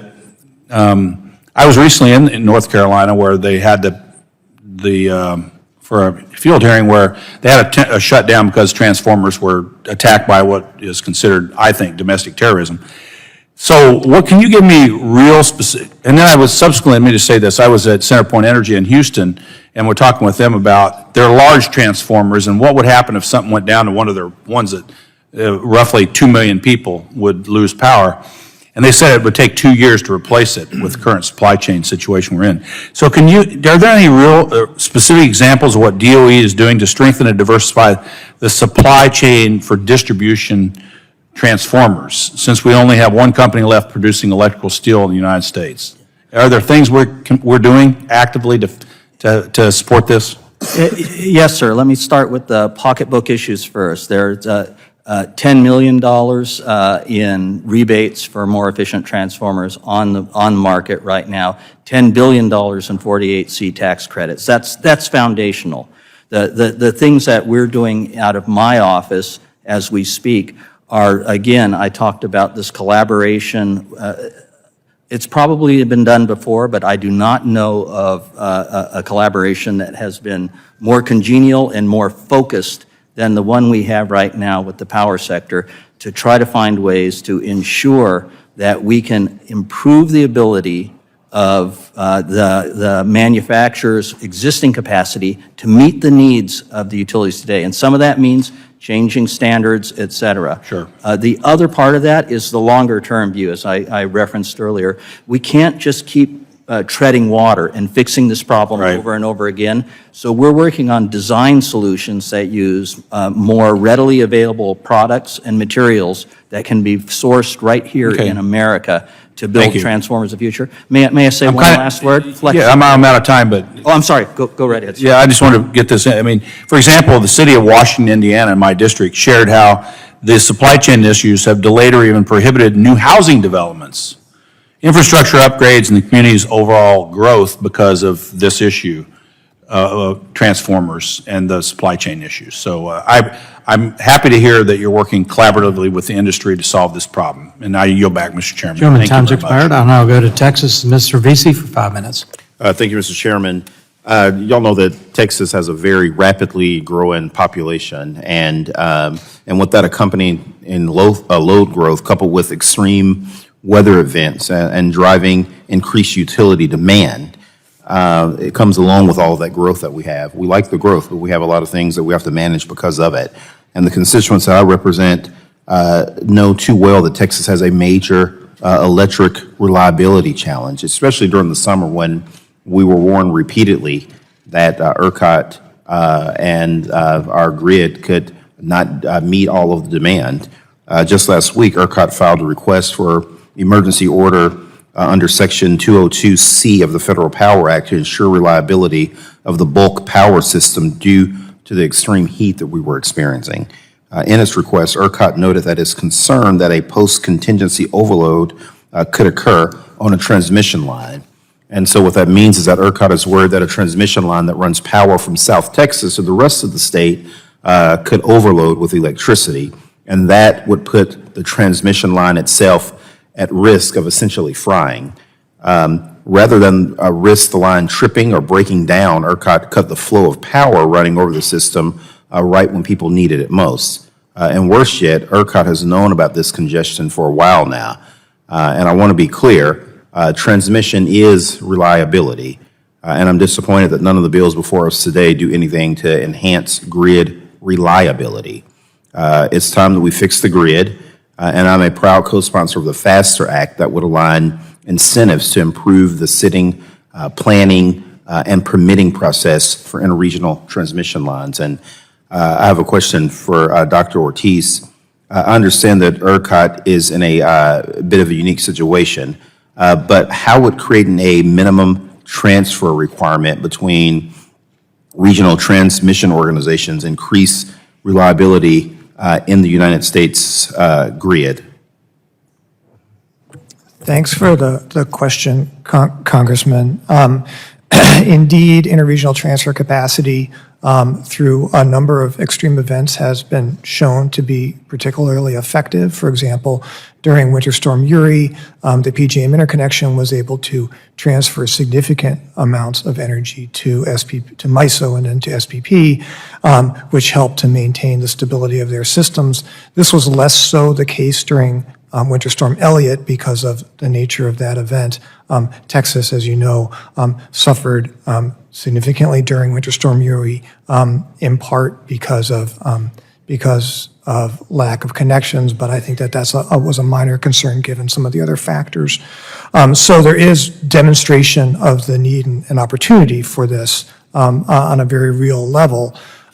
And so the commission last December held a technical conference that delved into detail on this and is continuing to work through that record. And then further, Congress has directed NERC to perform a study of interregional transfer capacity and the benefits, to submit that study within 18 months, and then for the commission to review that and then to make recommendations in a report to Congress. So we're looking forward to working through both the NERC study as well as our own proceeding to come to resolve and answer some of these questions. Let me also ask you, because you mentioned in your testimony that you don't believe FERC has the capacity to successfully implement the GRID Act being discussed today. Do you believe that the current processes at FERC allow for adequate input in the regulatory process, or does Congress need to give this more attention? The commission operates through a robust notice and comment process for all of its proceedings, including the ones that my office helps the commission to implement regarding reliability standards. We have a team that's built to do that. What the GRID Act could require us to do, if Congress were to choose, would be to perform somewhat more in-depth, in detail electric reliability analyses that we currently don't perform, that other aspects of the government, as I noted in my testimony, do. It's not to say that it would be an impossibility to build that capacity, but it's not necessarily part of the regulatory process at this stage. Yeah, no, thank you very much. Mr. Chairman, I yield back. Gentleman is back. I now go to Mr. Wahlberg for Michigan for 5 minutes. Thank you, Mr. Chairman, and thanks to the panel for being here. Energy reliability has become a major concern in the last few years. We no longer worry about just losing electricity when an ice storm hits Michigan and knocks down power lines and the windstorm takes place. We also have to consider the possibility on hot days in the summer when our grid might not be able to handle everyone running their air conditioner or charging up their EVs. This is a serious problem. I believe it's self-inflicted to many degrees, worsening by the ongoing supply chain issues, problems with coordination and regulations coming out of the Biden administration that are decreasing electricity generation with impunity while increasing demand. I'm glad to see that some are awakening. Some of my friends in the utility industry as well as auto manufacturers are now at least talking behind closed doors about the problems of going as rapidly the direction that we're being asked to go. And government is pushing and mandating. I'm glad to read a report just last week from 1,600 scientists talking about the fact that there is no climate emergency. They weren't saying there was no climate change, but the emergency that is causing us to do things so rapidly that's diminishing our quotient for success in this country and moving forward and having things that we never experienced before. While the rest of the world goes around doing the same stuff, I'm glad to see some finally standing up and speaking out against what we're doing.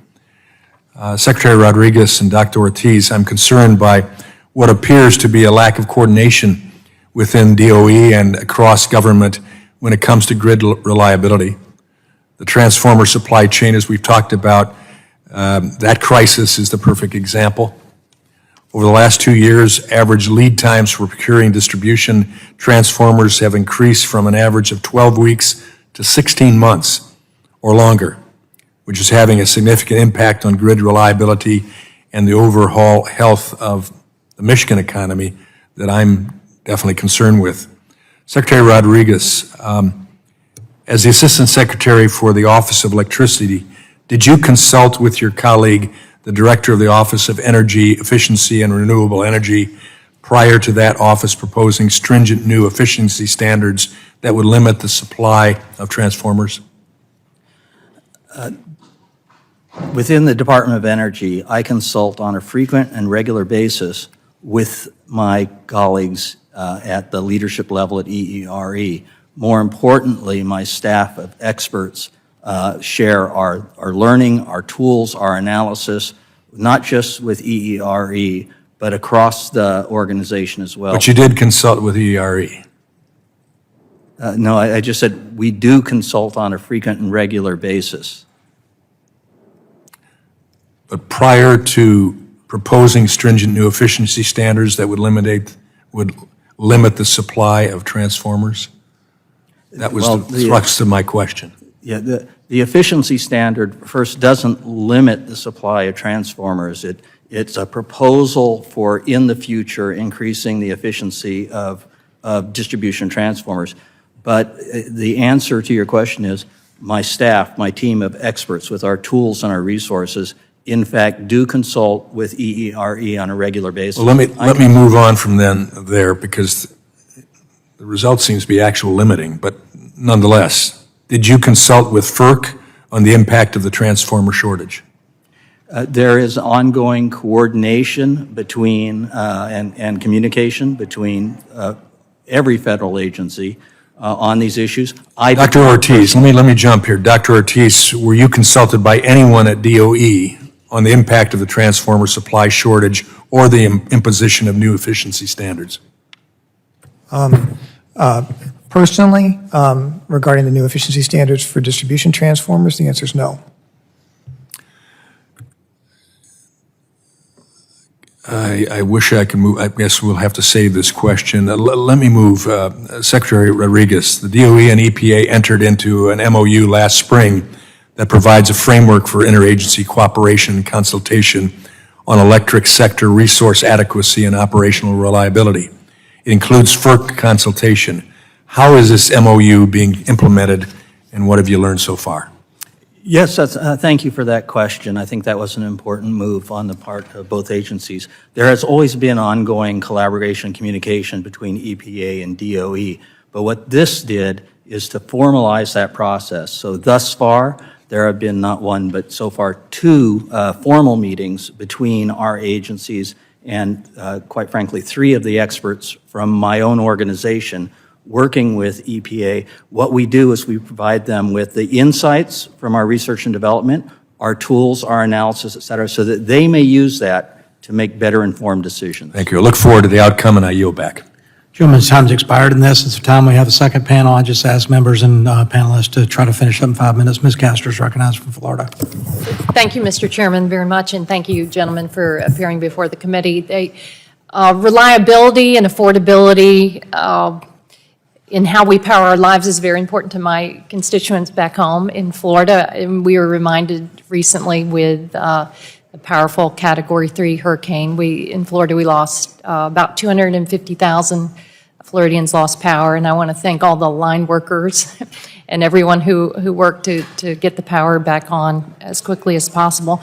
But, you know, I do not believe that reliability is incompatible with moving to cleaner, cheaper energy.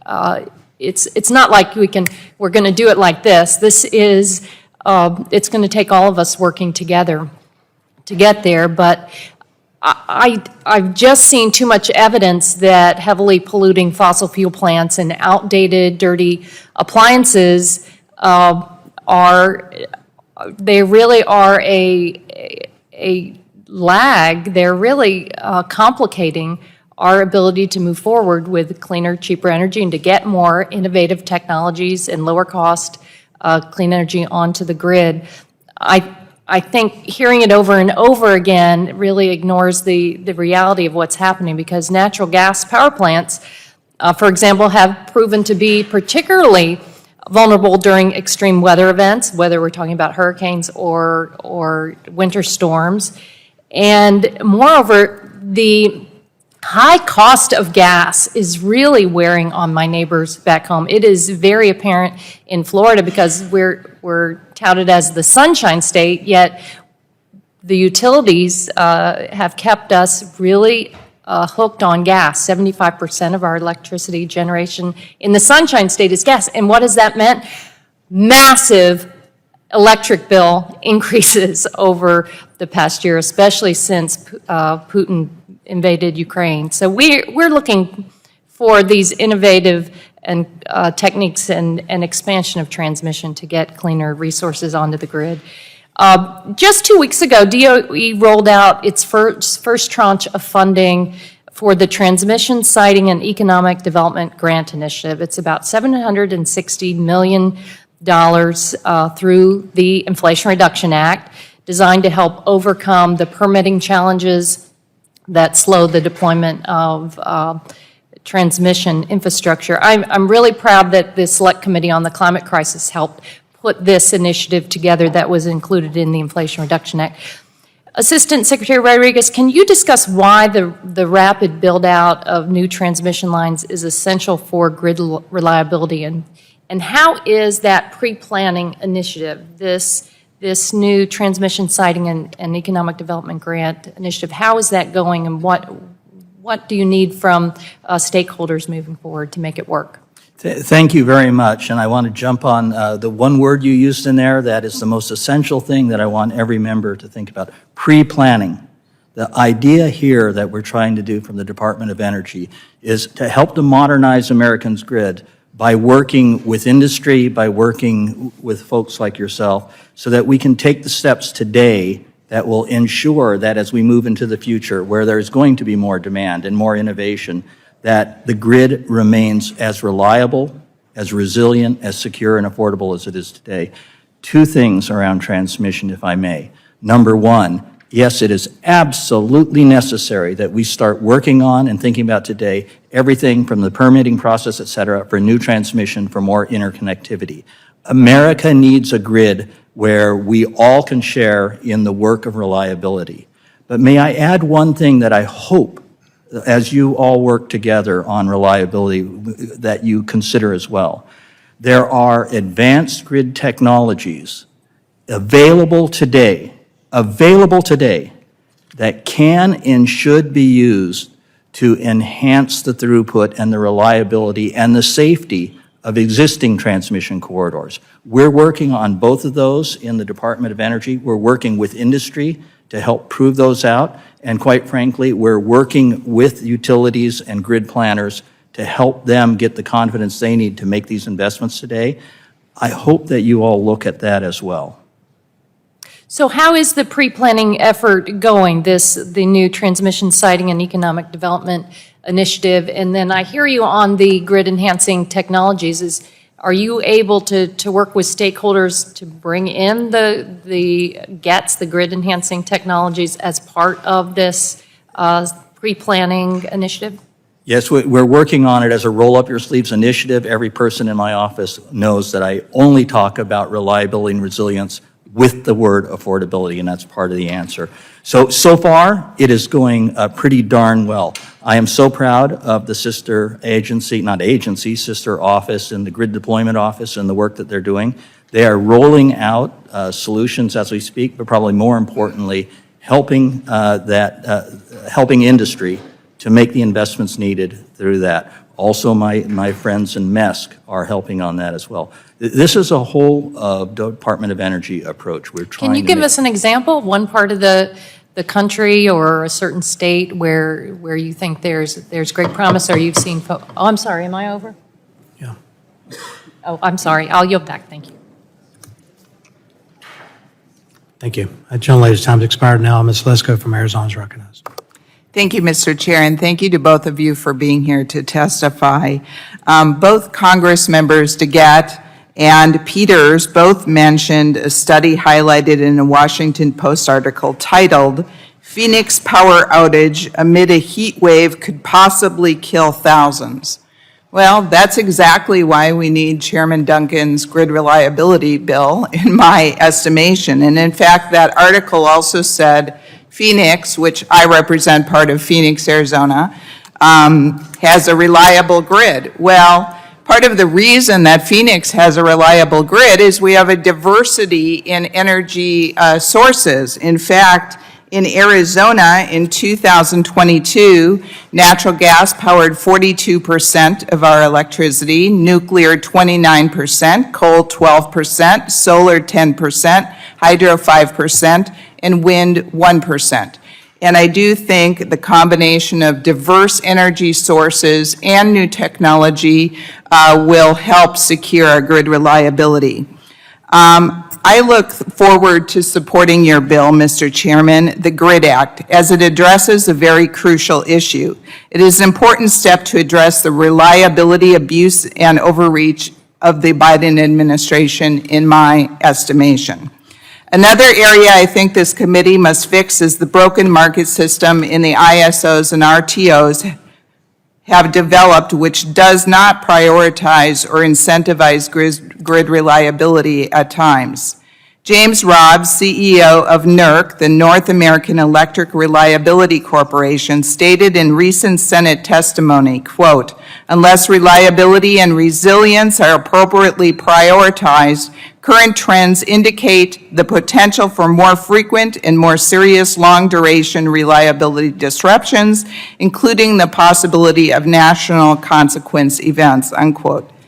To me, this is the clearest warning imaginable, and this must be addressed. These blackouts that have occurred, in my estimation, are caused by a lack of the right kind of generation to power the grid. This is primarily a result of poor policy choices. Mr. Ortiz, these reliability issues are well documented, dating back as far as 2014, when DOE issued a warning concerning the bomb cyclone, which nearly crashed the entire national electricity grid. What additional authorities does FERC need to guarantee that we build additional baseload generating resources? Thanks for the question, Congressman. The FERC has jurisdiction over the electric transmission system as well as the reliability of the electric transmission system.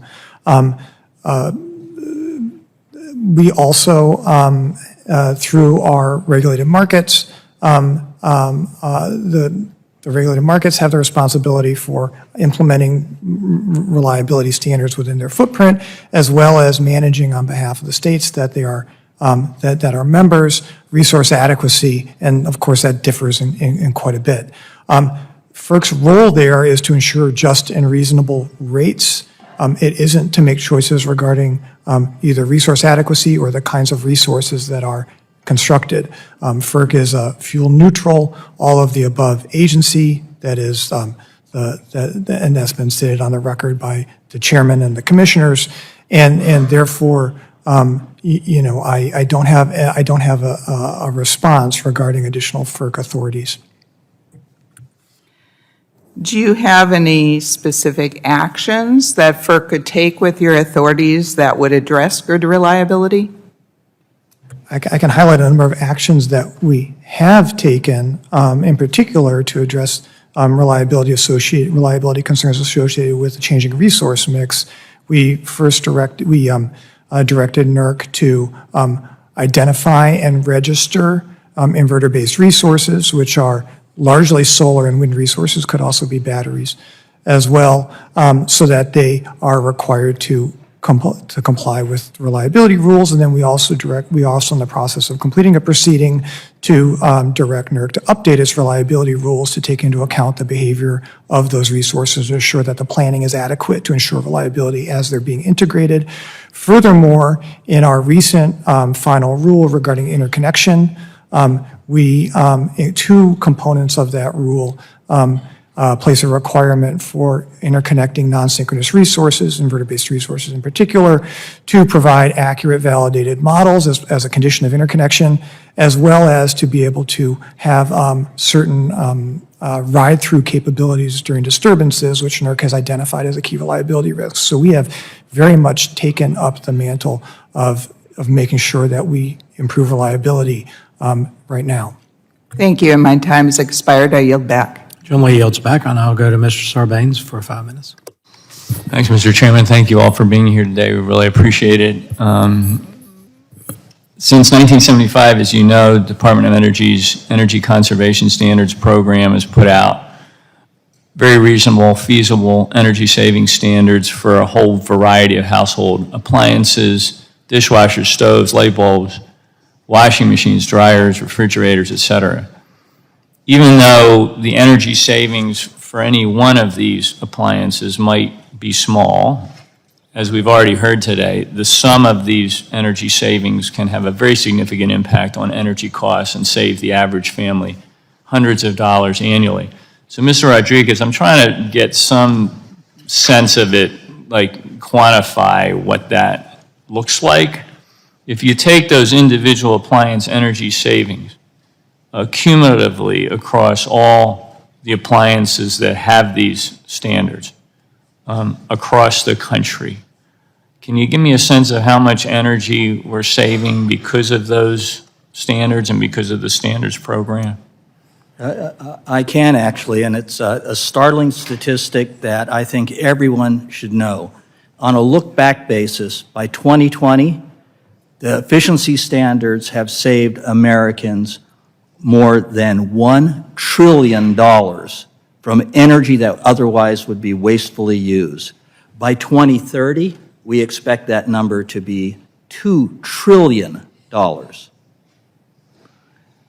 So, aside from all of the other important reasons to do this, reducing our carbon footprint, cleaning the air, addressing pollution, et cetera, just the bottom line economic savings that it represents to families across the country is really gargantuan if you put it in the terms that you just did.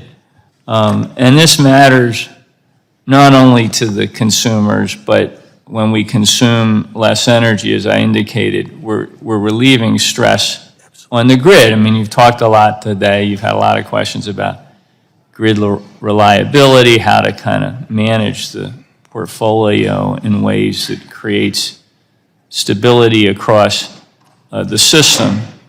I'm concerned, though, one of the bills we've talked about already, but that we're considering here today would hamper DOE's ability to finalize energy efficiency standards for appliances by adding what I view as very cumbersome and unnecessary standards and tests to DOE's already robust rulemaking process. I mean, as you've described quite effectively today, you've got a good system for looking at these standards and a track record of incorporating all of the various considerations that need to be made. So this is being deployed in a sensible and rational way that benefits Americans. And I want to commend you on that. But tell me, if by legislation we're talking about today, or in other ways, if the Department of Energy's ability to finalize appliance energy efficiency standards is hobbled or compromised, how would the resulting loss of energy savings impact the demand on the electricity grid and its reliability? I assume it would put more pressure that we don't need to have there, correct? Absolutely the case. It puts more pressure on the grid because what will happen is it delays efficiency in the consumption of energy. The second thing it does is it creates uncertainty in the marketplace for those manufacturers and distributors who produce and distribute efficient products for the American people so that we can save money in their homes. And lastly, but not least, while the savings that have accrued so far will endure because efficient appliances are there, we rob the next generation of Americans of their ability to save energy in their homes and businesses to make them more productive, make them more comfortable, make them more safe. Well, I appreciate your administering these standards in a way that makes sense, and we want to continue to support that. And as I said, I have concerns that some of the proposals being put forward here today undermine or would undermine your ability to do that. That's why I'm hesitant to support them. And with that, Mr. Chairman, I yield back.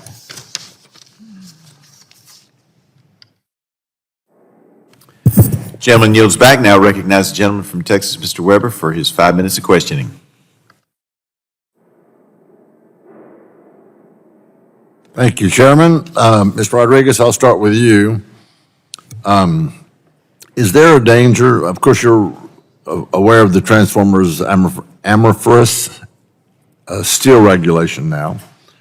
Is there a danger that putting that into place, that requirement will outpace the development of us trying to get our supply chains back and really working well?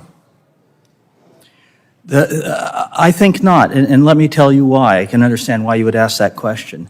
But one of the explicit questions asked of all the stakeholders in the process was whether or not the timing of the adoption of any such rule, and again, recall that a rule might not be adopted, but the timing was something that was explicitly asked so that every stakeholder, everyone who had an interest and an idea and insight into this process could provide their information to the department's folks working on the standard about what the timing should be. So I trust that this process works. It's the most transparent process I've ever seen in my life.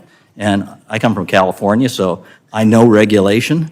I will tell you that I believe that because of the considerations that are already legislatively mandated and the participation of every stakeholder who brought his or her analysis to the table, I think there's When was that rule first, when was that idea first promulgated?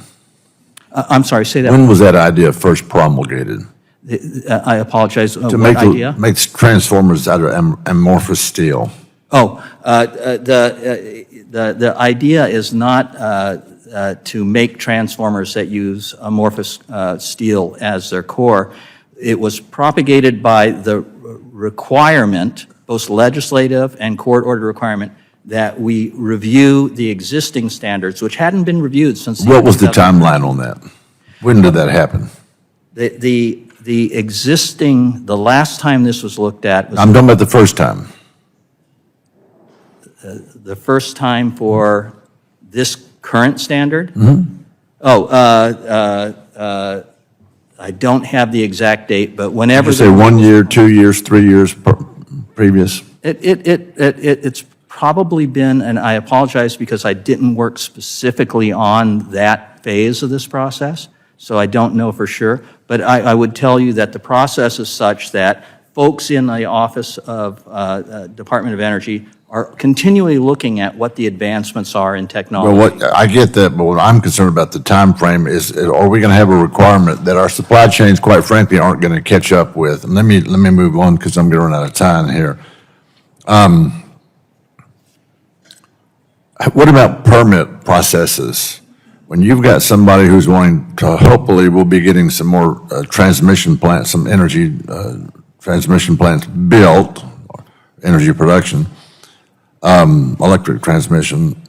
What if what if the permits take so long?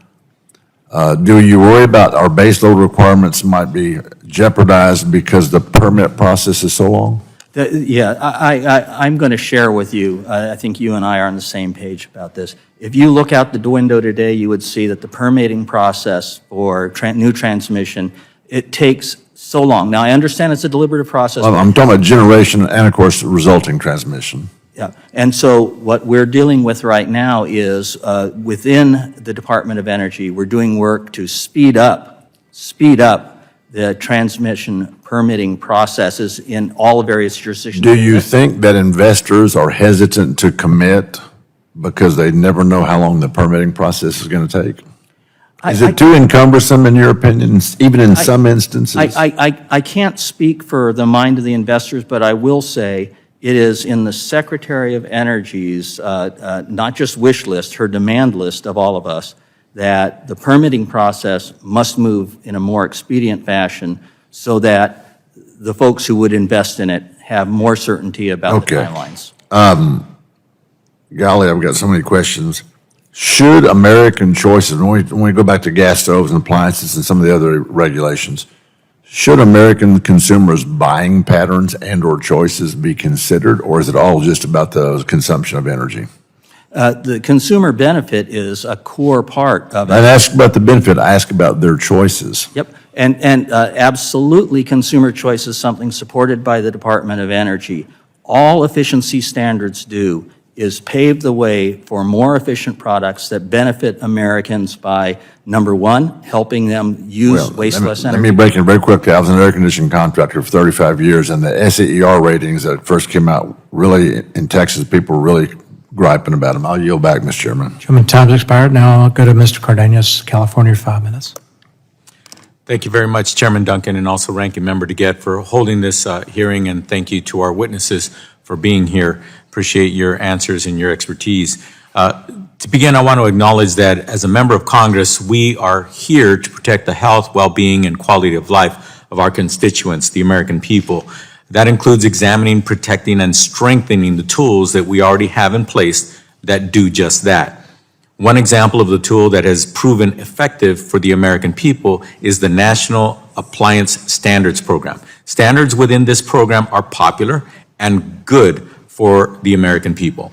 Energy efficiency standards drive innovation and reduce electricity waste, enhancing reliability, reducing greenhouse gas emissions, and lowering utility costs for the American households. Unfortunately, Republicans have turned a blind eye to these irrefutable benefits and have chosen to put forward 3 anti-consumer bills that stifle energy efficiency programs.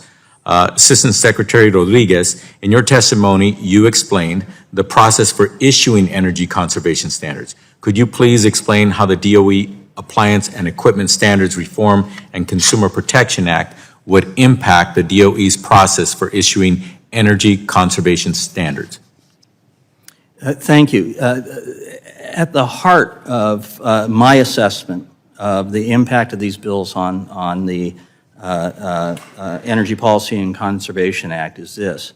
We have a process right now that is the most transparent, the most deliberative, and quite frankly, the most analytically sound process to ensure that any standard that is adopted is technologically feasible, economically justified, and results in a significant conservation of energy. Every one of those things are important to the American consumer. And we bring in, as I've said many times, in an inclusive and transparent process, every step of the way, all stakeholders are invited to provide their perspectives. It's the old adage, if it ain't broke, don't fix it. My belief is that anything in these bills that would slow down or hinder or hamper our ability to move forward with standards under the existing EPCA approach is harmful to the American people. Thank you. One of the proposed bills states that in determining whether imposition of an energy conservation standard is economically justified, the Secretary may not consider estimates of the social costs or social benefits associated with incremental greenhouse gas emissions. What would be lost if DOE can no longer evaluate greenhouse gas reduction in its rulemaking? I see it like this. The American people deserve deliberative processes that look at all the costs and all the benefits. I think it's quite frankly arbitrary to say we will not consider some of the benefits or we will not consider some of the costs.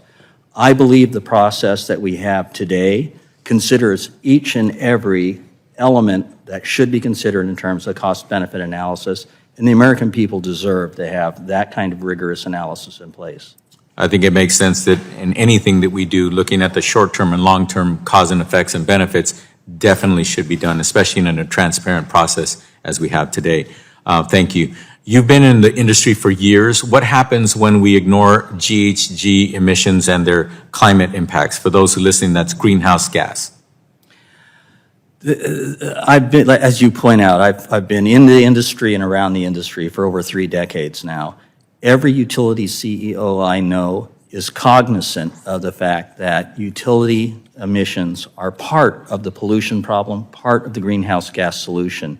We want to have a DOE that helps the utility industry to move along and find its way to, quite frankly, that next level of service to the American people. Thank you. I also have concerns about the Guaranteeing Reliable Infrastructure Development Act, which would effectively give FERC veto power over agency action. In your testimony, you explained that there are opportunities for stakeholder and public comment during the standards rulemaking process, which is tremendously transparent. As it stands, can FERC participate in the comment period during the rulemaking process as it is today? I'll defer to you for that answer, since it's a question about your jurisdictional authority. Yeah, I suppose, Congressman, that you're directing that to me? Sure. Okay. FERC has the capability to comment on rulemakings. Nothing, I don't believe, bars that. It's general practice not to. And often, if there is a reliability concern in a rulemaking, we will hear that from our industry stakeholders. But FERC can communicate in one way or another. Yes. They're not limited. No. Okay, thank you. Commissioner Danley did it himself. Okay, if this bill were enacted and veto power was afforded to FERC, how would that disrupt the balance of fairly considering other stakeholders' comments?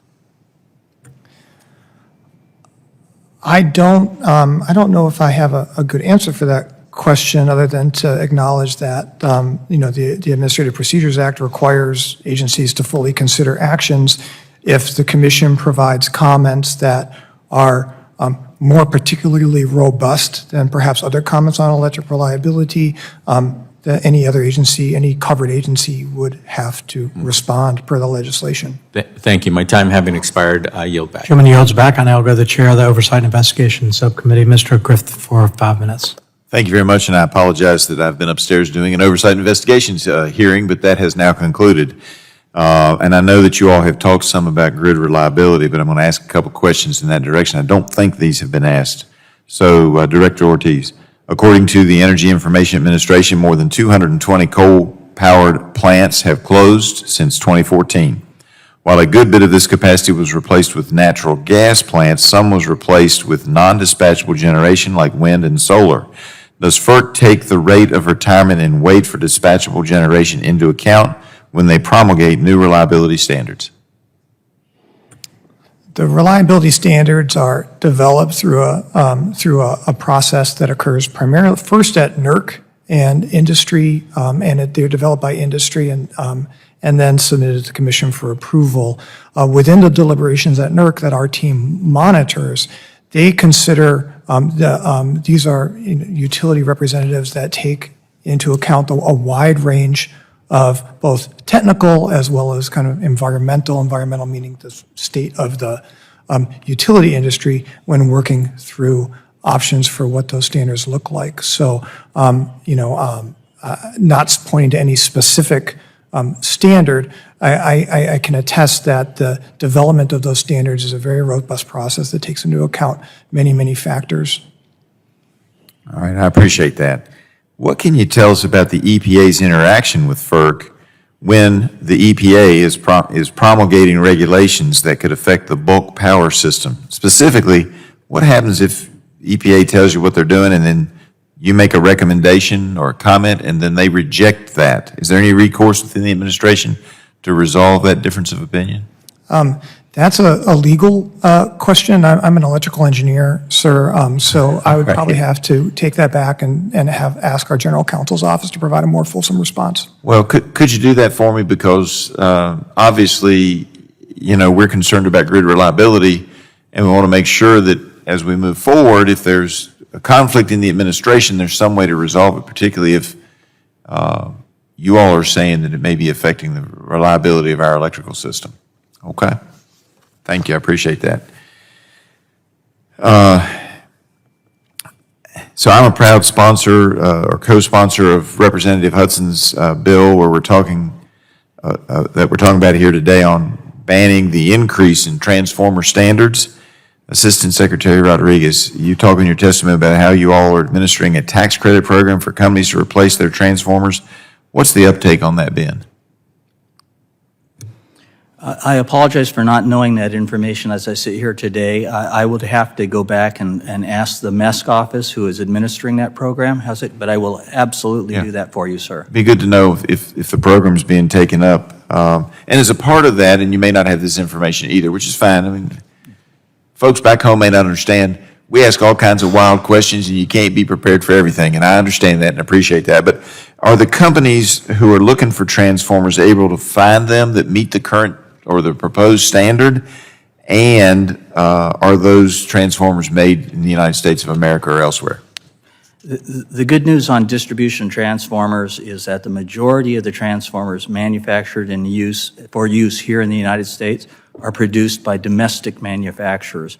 And we're doing everything we can to assist them to increase their capacity, because what we don't want to do is, as the demand for transformers increases, quite frankly, to have people look overseas for them. So the good news is that the MESC office is not just working on getting those incentives out there, but we're providing concrete, face-to-face support on everything from labor, it's hard. I don't know if you've been to a distribution transformer manufacturing facility. I have. Got several of them in the district. Excellent, as have I. It's hard work being done by good American folks who are doing really good work out there. Yeah. But it is also work that takes training. It's about a 6-month time frame before you get really good at it.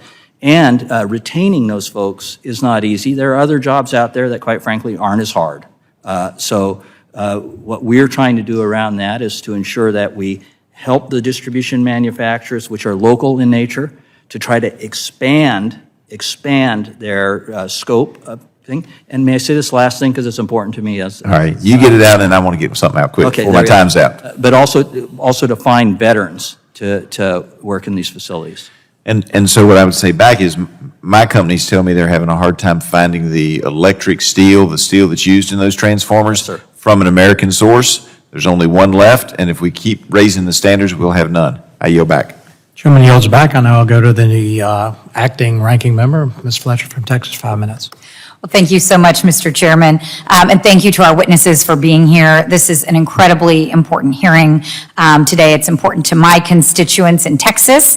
We've had a lot of Texans on our committee already talk today about the challenges that we have seen over the summer in particular, but obviously, as you know, and referenced earlier, Winter Storm Uri and some of the challenges that we've seen in recent years.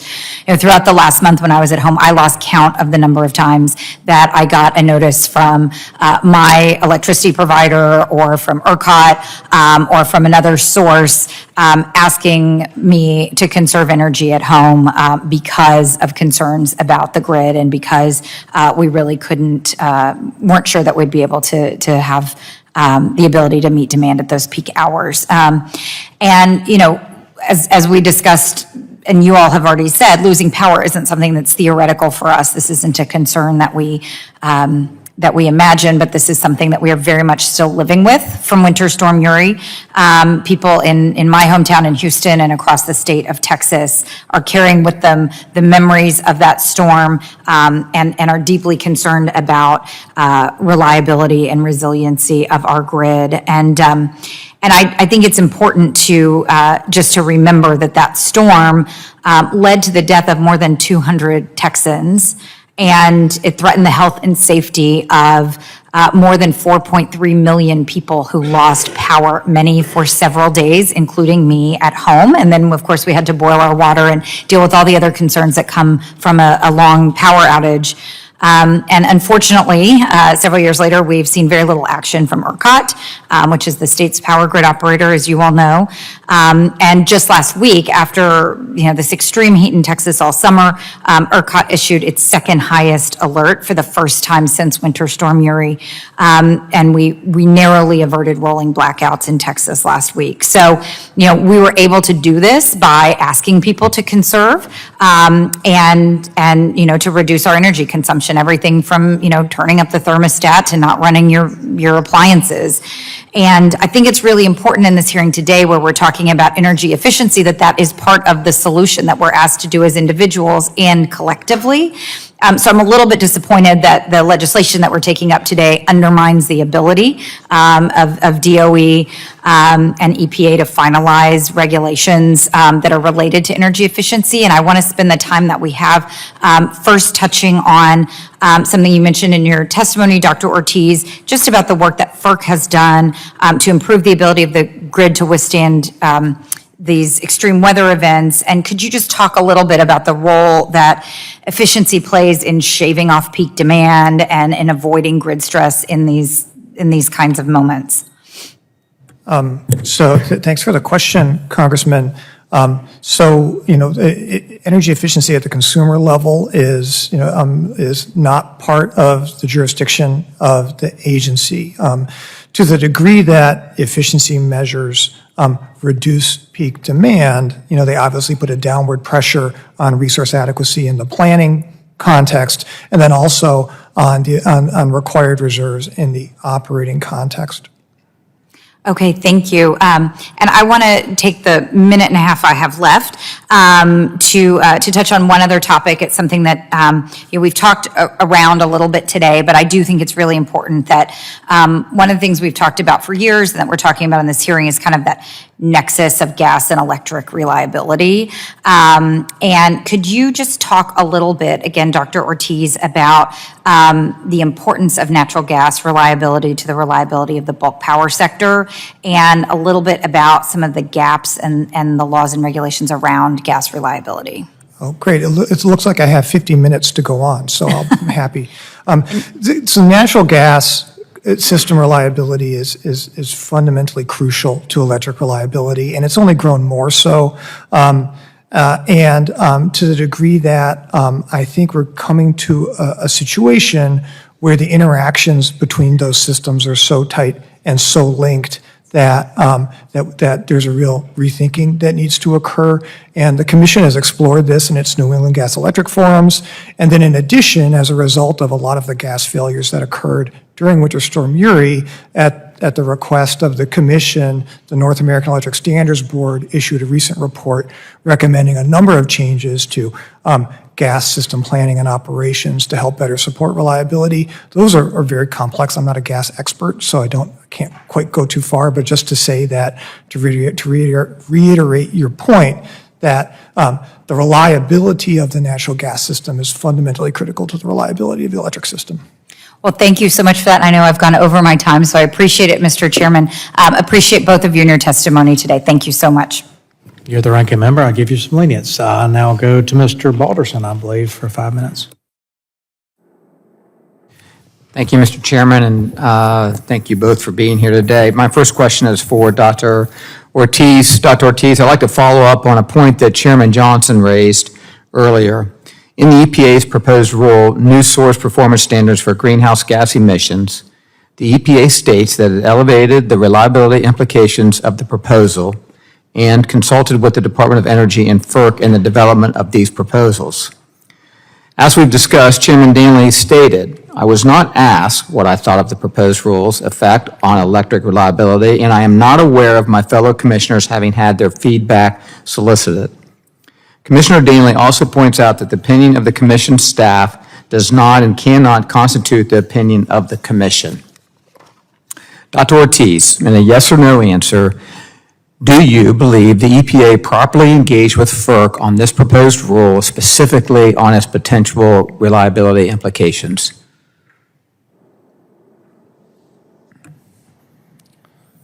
The EPA executed its responsibilities under through the Office of Management and Budget to seek FERC input on the rule. FERC provided comments on the rule that the EPA largely implemented. To the best of your knowledge, how many times has the EPA officially consulted with FERC on the effects of their regulations on the grid reliability? And does this include requesting feedback from the actual commissioners? By official, Congressman, what exactly do you mean? By official, I would speak somebody from the hierarchy of the EPA. So, and if I need to go to another route as far as who would know, I can further that later. So speaking on behalf of myself, I interact periodically with staff members at the EPA. With respect to any interactions among EPA hierarchy, I'd probably request that you ask the commissioners themselves. Thank you. I think this underscores the need for greater coordination between FERC and federal agencies to ensure long-term reliability of our electric grid and the bulk power system. So I appreciate Chairman Duncan and his work on the Grid Act. My next question is for the Assistant Secretary. Thank you, sir, for being here today. And Mr. Chairman Griffith brought this point up just a little bit also in his last question. As you know, Cleveland Cliffs is the only domestic producer of grain-oriented electric steel, or GOES, and non-oriented electric steel, or NOES. This steel is produced in Butler, Pennsylvania, and in my hometown and in my district of Zanesville, Ohio. If your department's rule on efficiency standards for distribution transformers were to go into effect, Cleveland Cliffs will be forced to stop investing in NOES and GOES production and wind down those two facilities until the rule is implemented. This means there will be no domestic producer of electric steel for electric vehicles, no domestic producer for power transformers, and a distribution transformer market reliant on one producer that imports from Asia and is nowhere close to having the capacity to meet the demand. Did the Department of Energy consider any of these downstream impacts on this rule will have? The answer to that is yes, under what is technologically feasible, that the supply of materials there. Might I point out, I visited Butler, Pennsylvania, and sat down, not just toured the plant, but actually sat down and had a face-to-face conversation with the leadership there. Really excellent gentlemen all. I will vouch for that. Yes, he is. One of the things I did, face-to-face, eye-to-eye ask is about their commitment to continuing to produce GOES for the American manufacturing industry. They are committed to doing that, and we are committed to helping them in any way we can to continue to produce that. Because even if this transformer rule goes into effect as it was originally proposed, which we all know there's been a robust process around it that may either change or amend what's out there, or even come to the conclusion that there should be a disposition that it shouldn't be changed at this point. But even if it were to go into effect as proposed, there will still be a market for good American GOES steel for large power transformers, which we're also very concerned about. Do you know where those would come from? I mean, are you telling me that Cleveland Cliffs has made that commitment to you, the leadership team, that they would continue, even if this rule is implemented? I would ask that you speak to them, but my takeaway from the conversation is that they are committed to doing everything they can to continue to be America's producer of grain-oriented electric steel. Okay. In addition, Thank you, Mr. Chairman. I'll yield back my remaining time, my time. Gentleman yields back. The chair now recognizes the gentleman from Texas, Mr. Pfluger, for 5 minutes. Yeah, thank you, Mr. Chairman. Nothing more important than keeping the lights on. I think that's what you said, Mr. Assistant Secretary Rodriguez. Couldn't agree with you more. I want to focus on the GRID Act. I'm very, very concerned about the policies that this administration has done, especially to the two of the four tenets that you mentioned in your testimony, in your personal testimony here, which are reliability and affordability. I kind of want to focus on that. Assistant Secretary Rodriguez, are you the subject matter expert for the administration, for the president on electricity? I would say that no single person is the subject matter expert. You're the Assistant Secretary for Electricity. I am. So are you the top-ranking electricity expert in Department of Energy that reports to the president? I am the top-ranking person. Thank you. But I report through DOE. I don't. Yeah, I got it. The secretary was not quite sure if she was the subject matter expert on energy when she sat here a little bit ago. So I just want to start with that. Give the administration a grade on affordability. By the way, what do you pay in your electricity bills this month? Oh, gosh, I don't know the exact amount because I use auto pay. It actually streamlines my process. Every constituent of mine knows exactly what they're paying for their electricity bill. It's double what it was last year. Give yourself a grade for your affordability tenet. Oh, thank you for asking that question. I would say the grade should be more work needed. More work needed. I agree with that. I think it's a F minus myself because we're not in a place where we have affordability, which is a major tenet, and I agree with your testimony. Do you know how much electricity we use in this country annually? I don't have that figure at my fingertips. But you're the subject matter expert on electricity for the Department of Energy. Yeah, I'm chosen not for my memorization skills, but for my connection to industry and the ability to find practical solutions that help the American people. We are in desperate need of practical solutions, which we don't have. It's very disappointing to know that the Assistant Secretary for Electricity doesn't know how much electricity. I've asked that question to every single official that comes in here, and not a single Biden administration official knows that. I want to show this chart right here. My colleague from Texas was mentioning the crisis we had last week. I was actually on a trading floor of a private company that distributes electricity on the day this was happening. Let's talk about reliability here. We've been told this myth that if we only put more unreliables, renewables on the grid, that they will perform. Well, where were they last week? You know, we had less than 10% by wind. I'm not against wind. We have a ton of wind in my district, but the point of this chart is that 70% of the grid last week was serviced by fossil fuels. And the policies that are coming out of either Department of Energy, FERC, we're not dealing with the EPA right now, they have to address affordability, which is, in my opinion, an F minus for the past 30-something months of the administration, 28 months. And they have to address reliability. We can take the chart down. Dr. Ortiz, during the June 13th appearance before the committee, Commissioner Danley referenced what he believed was a looming resource inadequacy. In your testimony for the grid, in your testimony, you highlight the concern that renewable energy may cease to inject energy into the grid during normal disturbances. So my question is, when we flip on the lights, how will FERC work with other agencies to ensure that we solve this looming resource adequacy crisis by prioritizing reliable sources? So if your question is how we prioritize to ensure that the grid is reliable, my job is to help the commission implement Section 215 of the Federal Power Act, which makes me responsible for advising the commission on reliability. We've seen, with respect to your reference to my testimony, that refers to a particular characteristic of inverter-based resources, and NERC has written a number of reports on this. There was 2 significant events in West Texas. Several more questions, so let's... Yeah, well, okay. And so we work very hard to ensure this. In addition, we've seen tremendous failures of fossil resources during cold weather. And we have I'm going to keep going. Implemented standards. I want to enter a letter into the record, Mr. Chairman. Without objection, so ordered. And this gets to the point of the proposed rulemaking. And by the way, Dr. Ortiz, can you supply the interagency comments that FERC sent to the EPA? That my colleague, Mr. Balderson, asked for? You mean the comments that we submitted them through the OMB passback The one that was process? just referenced in the last Yeah, we question. will work with the general counsel's office to Okay. make sure that the committee has those. Gentlemen, it's very important. Will the gentleman suspend? Yes. Yeah, we need to see a copy of the letter that you're referring to. We've been, You bet. Thank you.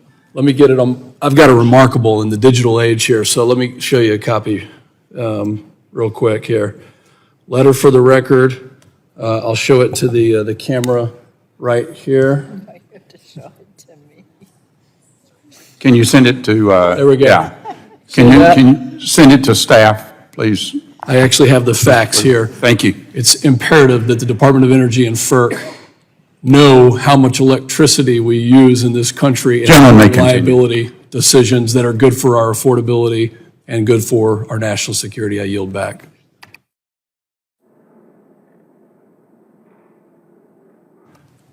Gentleman yields now. The chair recognizes the gentleman from North Dakota, Mr. Armstrong, for 5 minutes.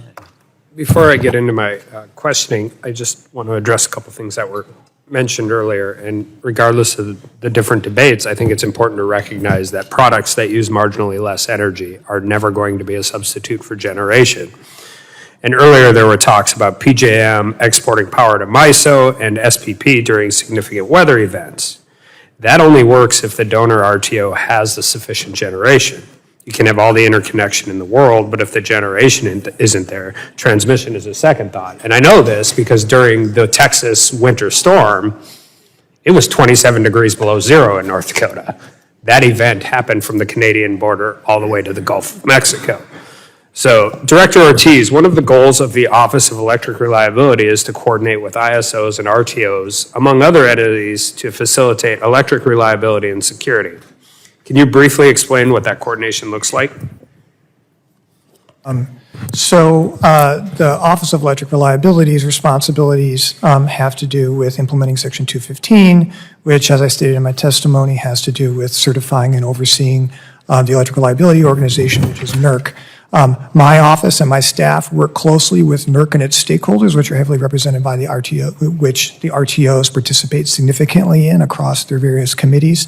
And through those processes, we're able to identify the technical issues and work through solutions to reliability issues. So you're aware of FERC evaluating RTO load forecasting, and can you briefly explain how this forecast has an impact on generating units? I didn't actually say that, but the commission also engages closely with the RTOs regarding their planning processes as part of its work on ensuring just and reasonable rates. And so on that matter regarding their to the degree that their load forecasts are requiring them to take actions with their stakeholders, that's a question for the Director of the Office of Energy Market Regulation. And I bring that up because I don't think we talk about the economics of power generation nearly enough when we have this conversation. We talk about reliability, resiliency, transmission, all of that. And during a hearing earlier with the commissioners earlier this year, I mentioned that I have serious concerns about purposeful skewing of load forecasting to benefit weather-dependent generation over baseload or dispatchable sources. Generators in North Dakota have raised concerns that MISO has been under-forecasting load, which incentivizes distributed generation at the expense of baseload generation. Load forecasts that are based on preferred political outcomes rather than reliability jeopardize the overall well-being of the grid.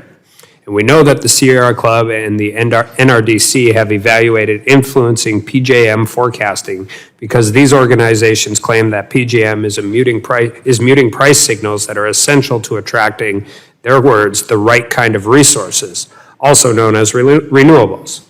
Meanwhile, the North American Electric Reliability Corporation has noted that RTOs, like MISO, can face challenges in meeting above normal peak demand if wind generator energy output is lower than expected. So the Sierra Club and the NRDC want RTOs to have a lower load forecast to support the development of wind, but at the same time, the nation's chief reliability evaluator says that this can make the grid more unreliable. In its after-action report of the 2022 winter storm, SPP explicitly mentioned that the importance of fuel assurance and resource adequacy are essential parts of responding to future reliability events. So shouldn't resource adequacy be the foundational to this conversation? NERC has made it clear throughout its history that resource adequacy and operating reliability are the two tenets of reliable operations. Mr. Rodriguez? Yeah, absolutely. Resource adequacy is one critical component in reliability overall. Do you think the oversight, or do you think there should be more oversight or more independent auditing over the auction process? I honestly don't have an opinion about that. My expertise and the focus of my office and my work is really on ensuring reliability through making an American grid that's up to 21st century standards. The market mechanisms is not something I work on. The problem with the market mechanisms, if they're underselling it, we're still going to need the power. And if we're under forecasting it, we're still going to end up needing the power. And they have to figure out how to keep the lights on for the other 360 days a year. So the 5 days a year when it's 35 below in North Dakota when we really need it, that they can actually supply the power we need when the sun's not shining and the wind's not blowing. And with that, I yield back. Gentleman yields back. I now go to Mr. Carter from Georgia for 5 minutes. Thank you, Mr. Chairman, and thank both of you for being here today. You know, I'm waving on to this committee. I serve on the Energy and Commerce Committee, but I'm not on this subcommittee. But I wanted to be here because I find it astonishing that in 2023, we are facing a reliable energy crisis in this country. I just find that to be astonishing. But we've heard about it. We've heard about blackouts. We've heard about brownouts. We've had about the rolling brownouts. And again, I just find it to be unbelievable. But it seems that the current administration has pushed for policies that exasperate the situation. The Department of Energy and EPA signed a joint MOU, and you've talked about that, and I've got some questions about it. But yet, you signed that MOU, and then the EPA immediately issues rules to take generation off of the grid. You know, I think you've heard it from the committee members that we're in favor of wind and solar. We want to see it, but before you start subtracting reliable forms of energy, we got to make sure that we can replace it there.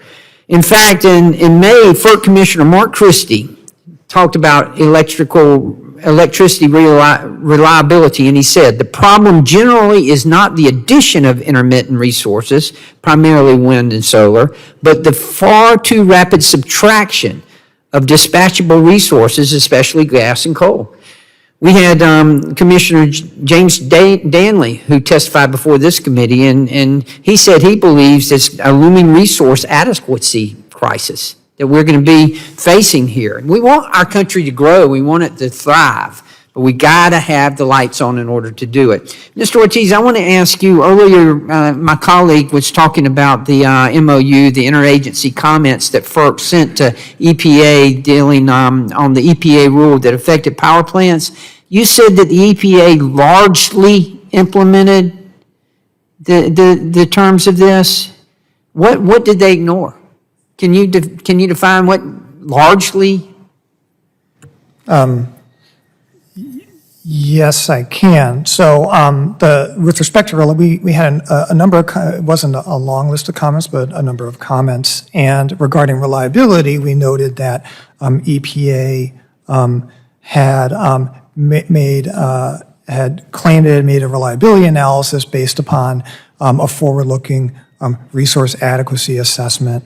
And we, I don't have a, it's their modeling regarding resource adequacy, but the point that we made to them was that resource adequacy is only one piece of the puzzle, and looking at this at the kind of level that they did might have not revealed certain reliability. I got to be, I'm sorry to interrupt, but I got to be quite honest with you. I'm not getting a warm, fuzzy feeling that y'all are communicating well.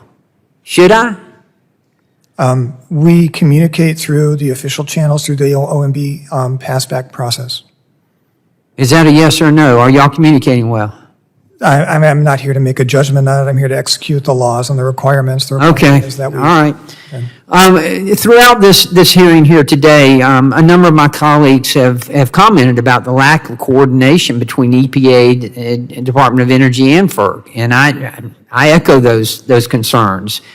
FERC's mission is to assist consumers in obtaining reliable, safe, secure, and economically efficient energy services at a reasonable cost. Let's talk about a reasonable cost. With the cost of energy continually rising for almost every American, and I have certainly seen it in South Georgia, it's been a hot summer. It's been almost unbearable. And my constituents have been calling, they need help with their electric bills. I mean, and look, we got good, reliable energy in Georgia. We got great providers. But the price is just, it's just unaffordable for a lot of people.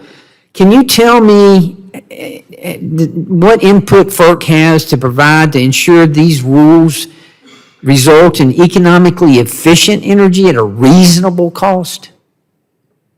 As you noted by citing FERC's charge, we're here to ensure just and reasonable rates for electricity. Regarding those impacts on other rules, unfortunately, I'd have to take that back. As I mentioned before, I'm an electrical engineer, not an economist, nor an expert in markets. So with your permission, I'd be happy to work with my colleagues to provide a robust answer to your question. And I appreciate that very much, and I'll look forward to getting that. Mr. Chairman, thank you again for allowing me to wave on, and I yield back. I thank the gentleman for waving on, and that concludes the first panel. I want to thank the witnesses for being here. There will be some follow-up questions. You heard some members that had run out of time and wanted to send. We ask that you'll submit answers to those within 10 business days. And so we're going to adjourn the first panel, and we will now take a brief moment while we seat the second panel. So bear with us. As I said in the military, smoke them if you got them.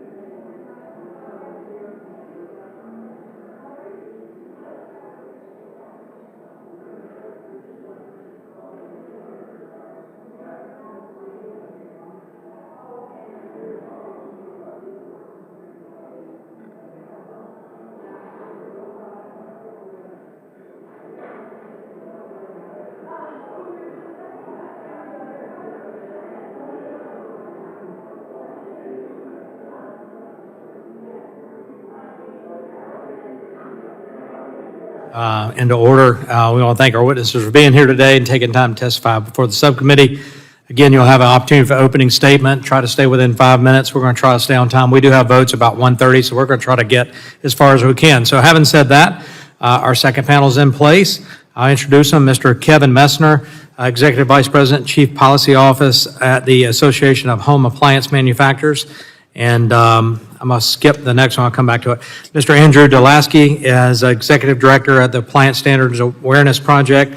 Mr. Ben Lieberman, Senior Fellow for the Center of Energy and Environment at Competitive Enterprise Institute. And then a friend of mine, Bob Pauling, he's President and CEO of Mid-Carolina Electric Cooperative, and he's here on behalf of the National Rural Electric Cooperative Association.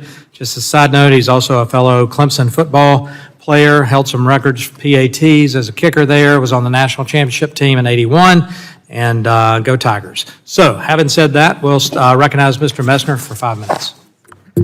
All right, thanks. Man, I'm not a football kicker, so. Thank you. Good afternoon, Chairman Duncan, Ranking Member DeGette, and members of the subcommittee. I'm Kevin Messner. I'm the Executive Vice President and Chief Policy Officer of the Association of Home Appliance Manufacturers. Just wanted to start off by saying we appreciate the subcommittee's attention to the Energy Policy and Conservation Act. EPCA is not a law that people generally sit around the dining room table and discuss around the country, but it does impact people's lives every single day.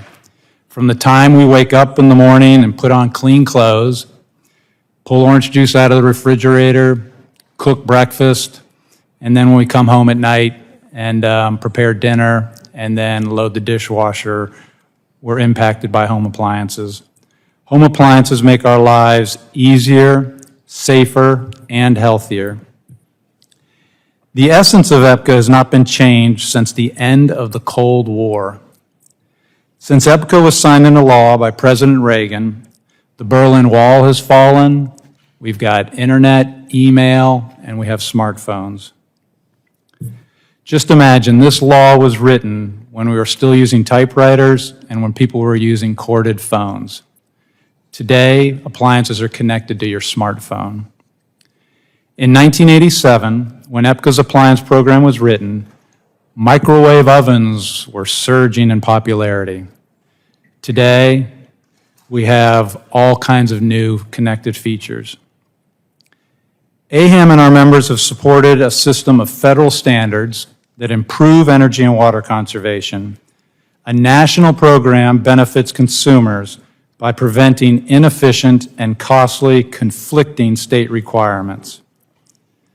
Home appliances have undergone continual and significant improvements in energy efficiency over the last 3 decades, and the energy and water efficiency gains across all the core major appliances have been dramatic. Refrigerators are being produced with more room inside and use half the energy they did 20 years ago. In fact, the most commonly purchased refrigerator today uses about the same energy as a 50-watt light bulb.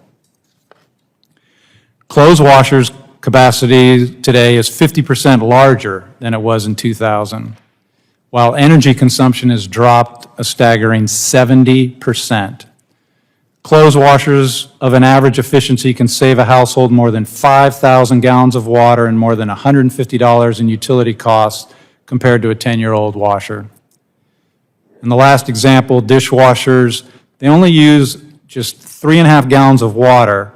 The flow rate of a faucet is about 2 gallons per minute. So that means if you wanted to hand wash a full load of dishes and use less water, you'd have to do that in 1 minute. Because home appliances have undergone so many standard changes over the years, further tightening of standards is producing diminishing returns. Plus, the reality of the laws of physics that require some amount of energy and water for home appliances to keep food cold and to clean and dry clothes and dishes has to be recognized. Despite the significant progress to date on appliance efficiency, EPCA requires DOE to continue to review standards every 6 years with no end in sight.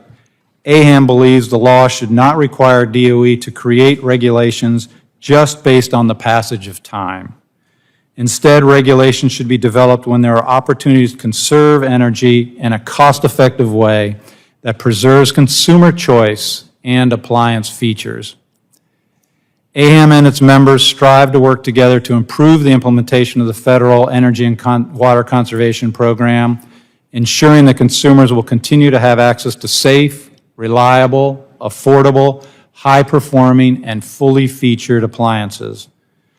I want to thank this subcommittee for its interest in modernizing EPCA so that DOE can appropriately prioritize work on the Appliance Standards Program, maximize energy and water savings, and improve transparency and stakeholder engagement.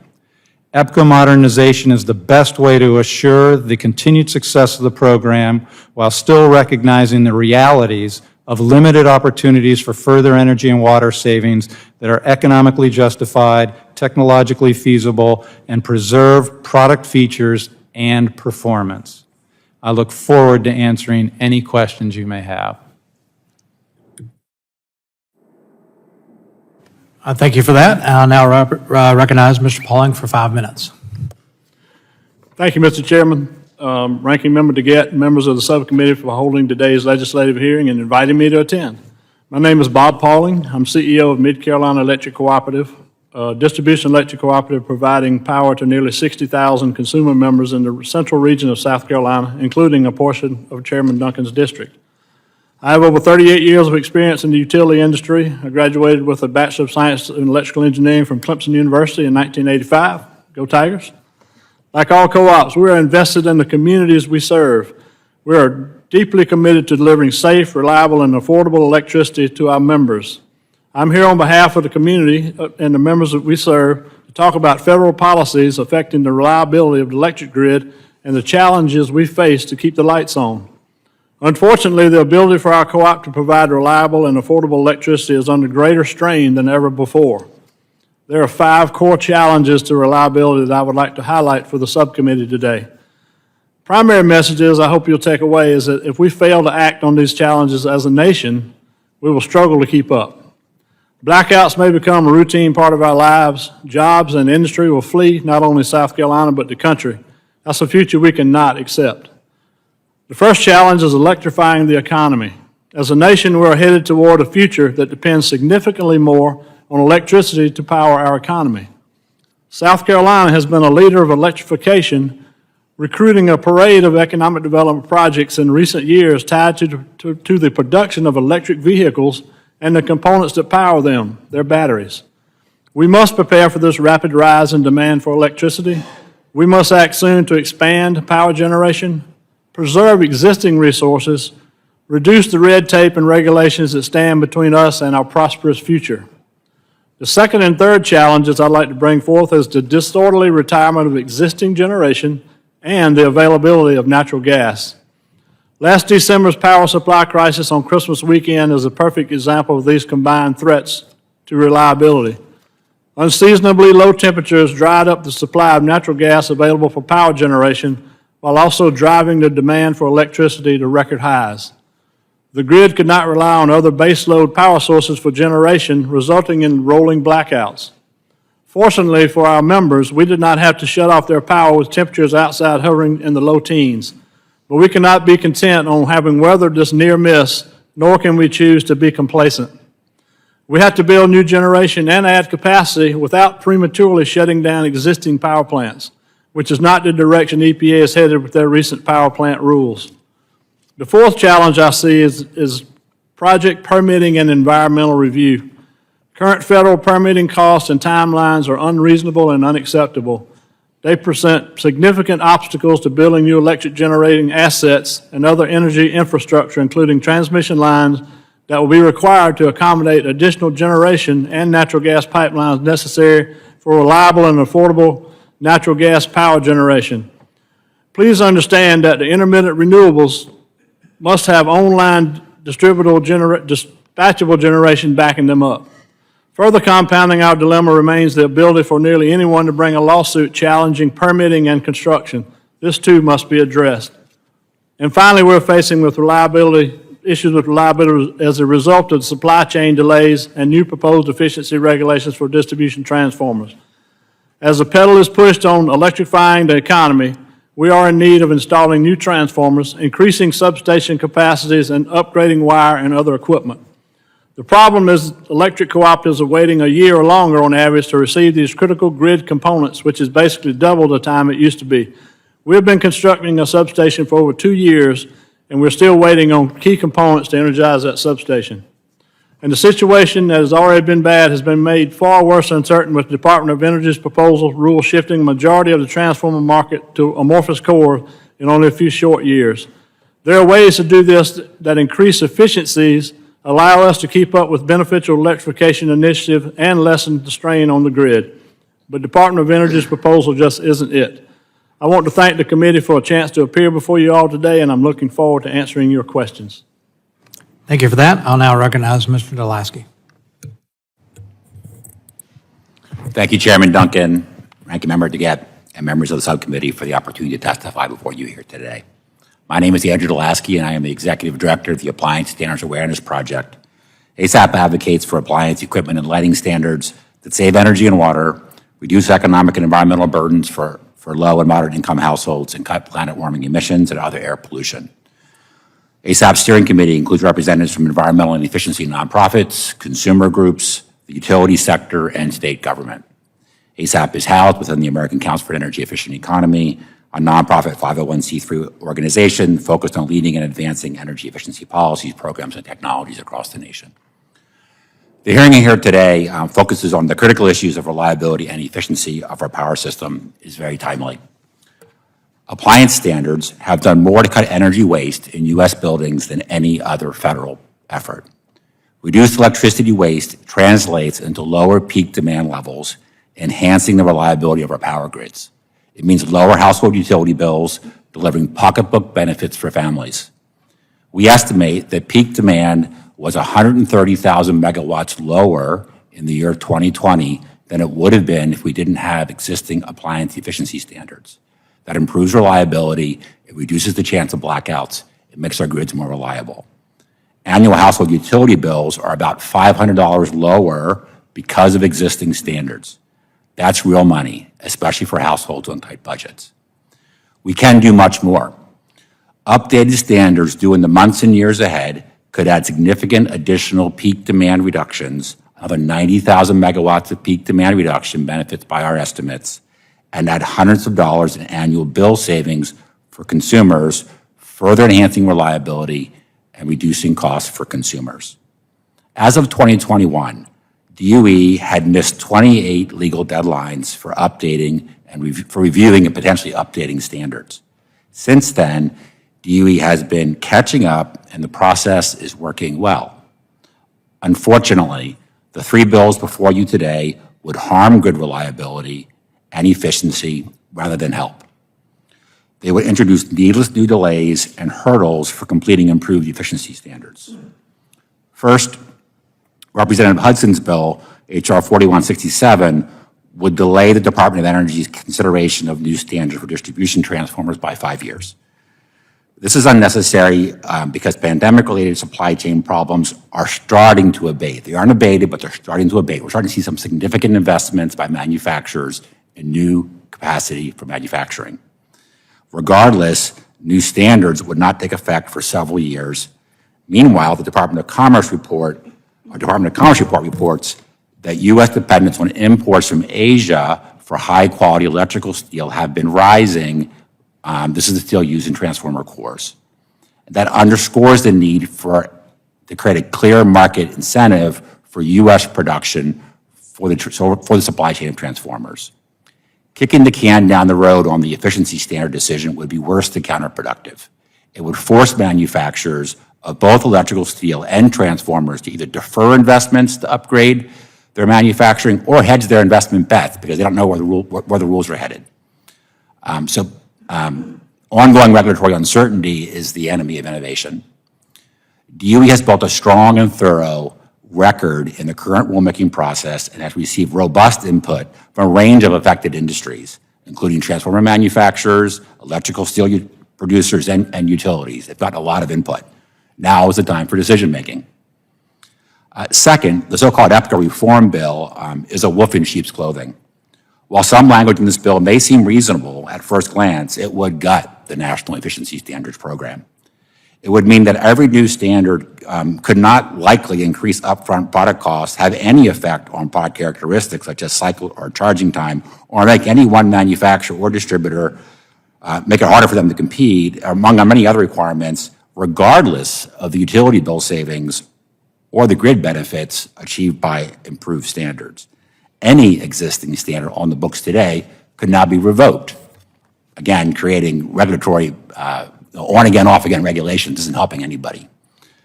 Taking a belt and suspenders approach to stop new standards, the bill would set unreasonably high minimum savings and low maximum payback periods.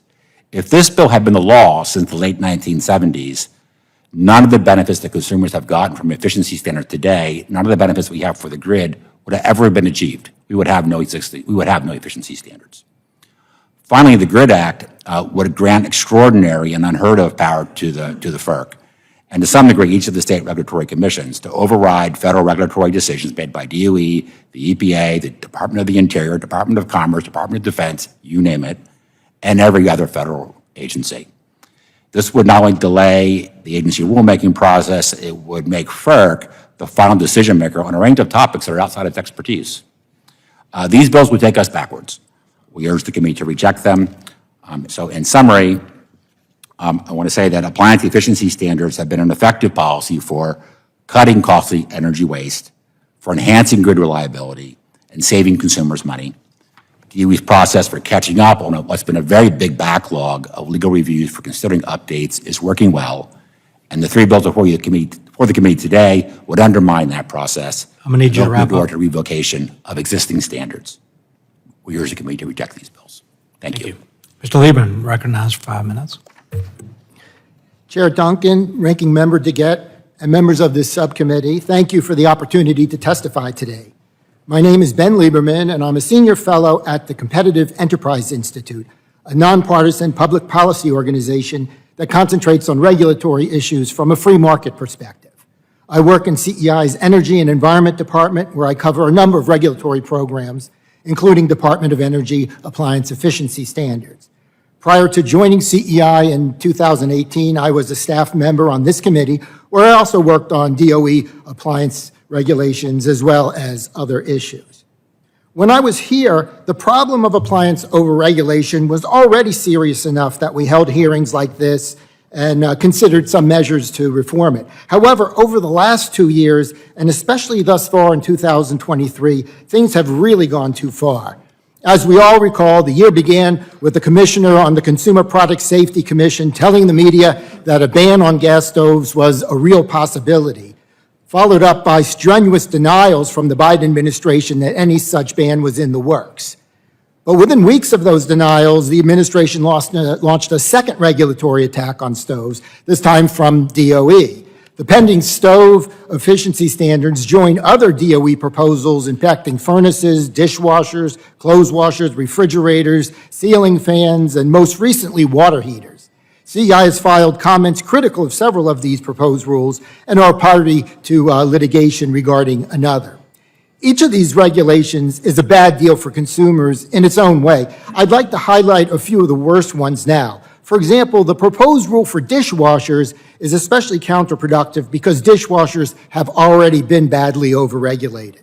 The past that's four rounds of successively tighter standards for energy and water use have increased the time it takes to do a normal cycle of dishes from about 1 hour to 2 or more.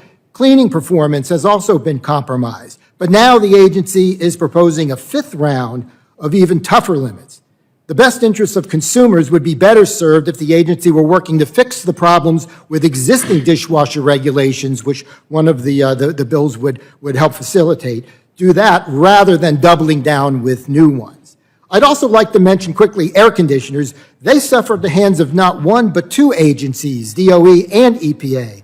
DOE efficiency standards for central air conditioners took effect this year and led to a noticeable jump in equipment costs. At the same time, EPA regulations target the refrigerants that are used in these systems. If I were to guess what the next big consumer backlash to appliance regulations would be, like stoves were in 2023, my guess would be air conditioners and maybe as soon as next summer.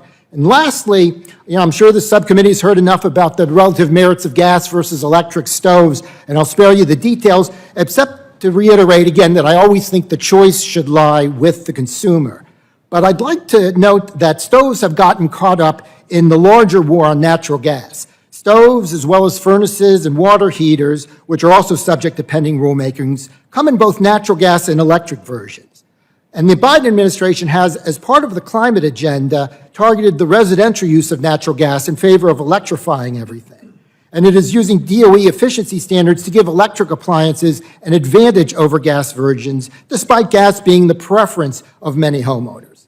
The use of appliance standards to skew the market away from gas versions and toward full electrification is not just bad news for consumer choice, but also has implications for the grid. Consider that currently nearly half of homes are heated with natural gas. That's a lot of BTUs being supplied by gas. But if the electrification agenda is successful and many of these gas heaters are replaced by electric, that would add significantly to electric demand, especially on the coldest winter days. At the same time, there is documented and growing risk to electric reliability across the nation, especially as baseload generation sources like coal and natural gas are being retired and replaced by wind and other intermittent renewable sources. In other words, the same Biden administration climate agenda that favors electric stoves and furnaces and water heaters over gas is also making dependence on them increasingly risky. We are putting more of our eggs in one basket, and at the same time, we're making that basket flimsier. In conclusion, it makes sense at this point to sunset the Appliance Efficiency Standards Program altogether. Ending it has no downside for consumers. Keep in mind, those who want extra efficient appliances or have bought into the idea that electric appliances are environmentally superior to natural gas are free to do so at any time, with or without government interference. Federal regulations only serve to force the politically correct option on every consumer, whether they like it or not. Now, if Congress chooses to keep the current program in place, it should make several important changes to it.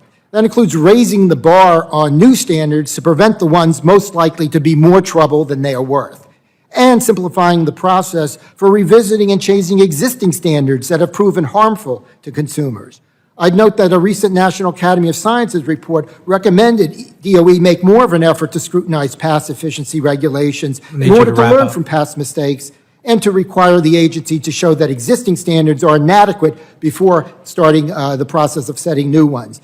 Perhaps most importantly, Congress should clarify that appliance standards program not be used as a climate policy tool, and that any environmental agenda cannot take precedence over the best interest of consumers.